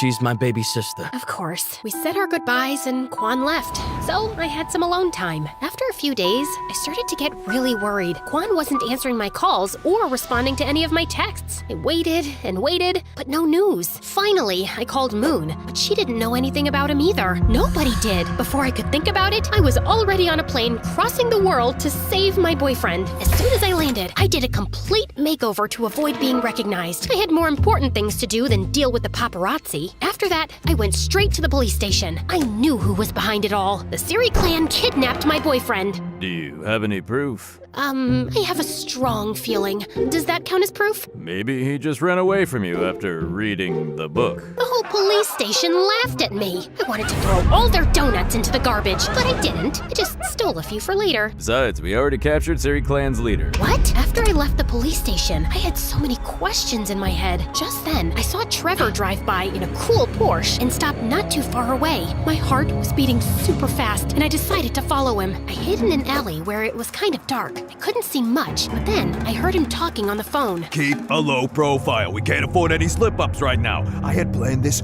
all along. I even made that foolish Camillo reveal the clan's secrets in his book to have the leader in prison so I could take over the empty throne of the Siri clan. I did a lot for him, and that thankless man never recognized me. Now, see who the boss is? Me, Trevor, only Trevor. The terror! He went inside, and I crept closer to the building's window and peeked inside. There he was, stood before a group of exhausted kids. Kids, if you don't do it my way, you'll be swimming with the fish. Yes, you heard me right. You'll be forced to clean my aquarium again. Get ready. 1, 2, 3, go! Come on, don't make me get the snorkel gear. Trevor not only carried on with the clan's illegal affairs, but also used his power to create an academy for young talents to build his own musical empire. The police weren't helpful, so it was up to me to stop him and save Quan. Time to bring down his criminal empire. Still, I needed help with that. I needed my friends back. I'm sorry for leaving and ghosting you guys, but I really need you. It's okay. We understand. And we've got to find Quan. And destroy Trevor. Don't forget about that. They told me that over the last year, Trevor blocked all their contracts and concerts, sending his army of little singing robots to replace them. He kidnapped my boyfriend and also ruined my band? This time, it's personal. Yeah, I know. That sounded so cool. Like an action movie star. So, I told Moon and Luke about my master plan. So, your plan is to just break into the headquarters of a criminal group and steal illegal stuff? Yeah, pretty much it. Great, sounds bulletproof. That night, we snuck over to their lair. At the entrance, there were 2 security guards. Okay, we made it pretty far. Call it a night? No, we have to take them out. So, Alice, you do it. What? Why me? They won't recognize you with your new makeover. Distract them while we try to find another way in. Before I could protest, Luke and Moon threw me towards them. First, I thought I could use my Riz to win them over. Content warning, guys. This might turn into a cringe fest. I walked to them, flirtatious, but I looked like I was just learning to walk for the first time. Excuse me, guys. Do you have names, or can I call you mine? I'm Frederick. Mike. No, I meant I thought your names were Google because you two have everything I've been searching for. Well, that one bombed even harder than my first pickup line. I need to work on my flirting game. In a desperate distraction attempt, I twisted swiftly, aiming for a masterstroke. Fate intervened. My wig slipped off. Uh-oh. You! So, time for plan B. What was plan B again? Stop her! They jumped on me, but at that exact moment, their radio started playing my favorite song. I went full John Wick mode for real. I grabbed the 2 drumsticks that I always carry around and turned them into lethal weapons. Oh, I forgot to mention that during my time in Korea, I became a black belt in Taekwondo. Silly me. After beating up those 2, I tried to find Moon and Luke, but I got to Trevor's office. I turned it inside out, but found nothing about Quan. I was about to give up when I came across something mind-blowing. A manuscript from Camillo, Cupid's Secrets Part 2. A sequel to my story. Yeah, my head exploded. Quite literally. It detailed with amazing precision my life in that little town in Korea. Every little part of it. How the heck did he know all this? Then, as James Bond's villains, they appeared. Oh, look who's here. So good to see you, babe. I love your new style, but ew, you smell like cow poop. Trevor and Camillo were at the door of the studio. I lunged at them. You fuck! But an army of guards appeared out of nowhere and held me. No dear, this is not a kung fu movie. Guards, just take this little rat away. Trevor, wait. Don't be so hard. She is my ex after all. Alice, I know what you must be thinking. How did I know all that? Just take a look at the notes. I looked at the notes. It was some kind of daily report, a really complete one. Then my heart stopped. The name that signed all the notes was Quan. It isn't true. Quan would